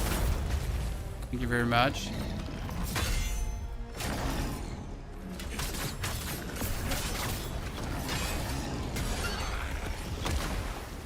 Really? I'm not dying. I'm not dying here, Chad. I remember how I solved this area. Do you want to know how I solved this area, Chad? So I did this.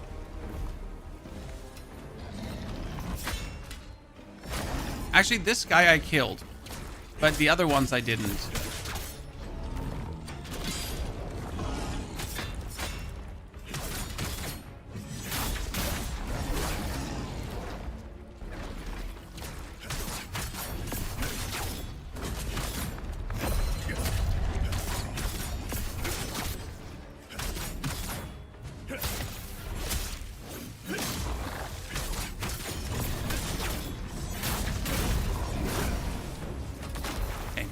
Kill that guy, and the rest of the dudes you're just running past. Spear over dual wield. For some opponents, yes. For other opponents, no. Overall, I would say yes, spear over dual wield. With the experiences I've made so far. I mean, like, so again, I like dual wield more, but I think spear will overall give more people the better experience.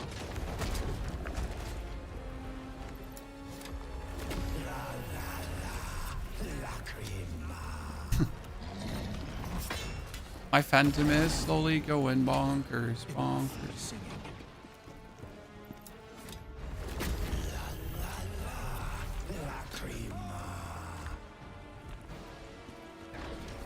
See, that's why I skipped these lads.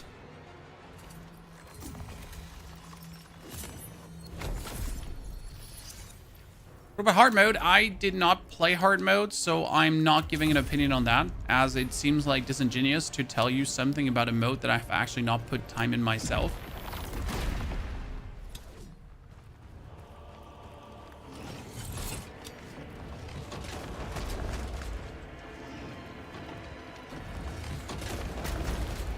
So I was playing this level and I was wondering, how am I getting plagued, Chad? I don't understand how I'm getting plagued. Until, like, I kind of figured out that he's, like, sitting in a lake of plague. Which took me wholly too long to figure out.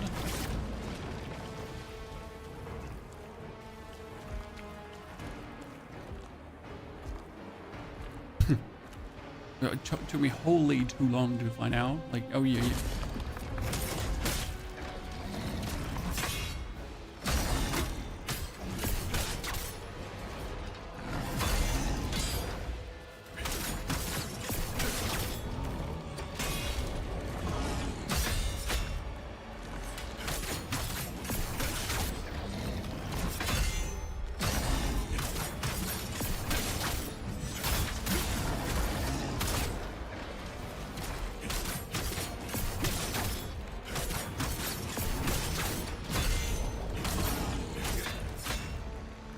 Oh, doorbell.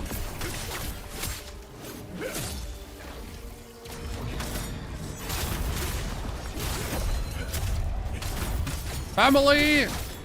They have a key, though. I cannot open the door.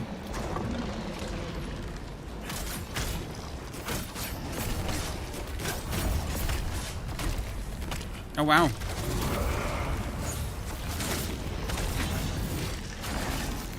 I am gonna die. Yeah, we're back.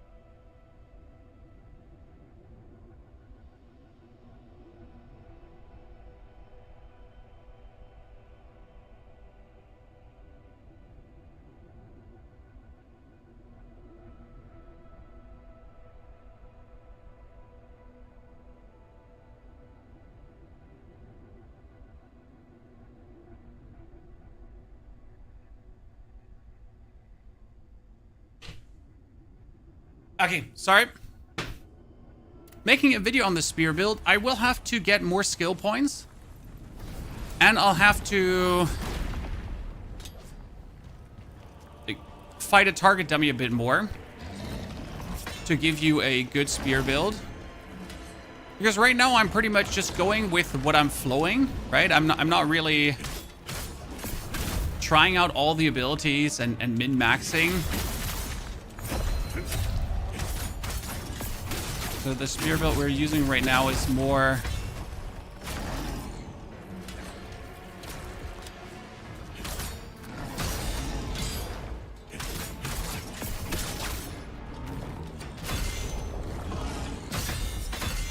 Wow, look at me actually blocking everything he did.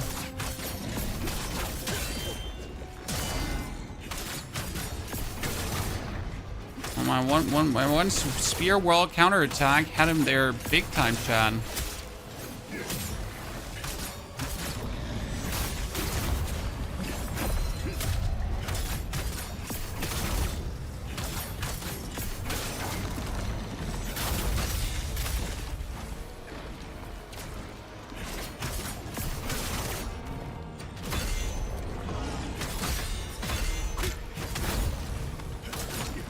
I am trying to focus on this thingy here.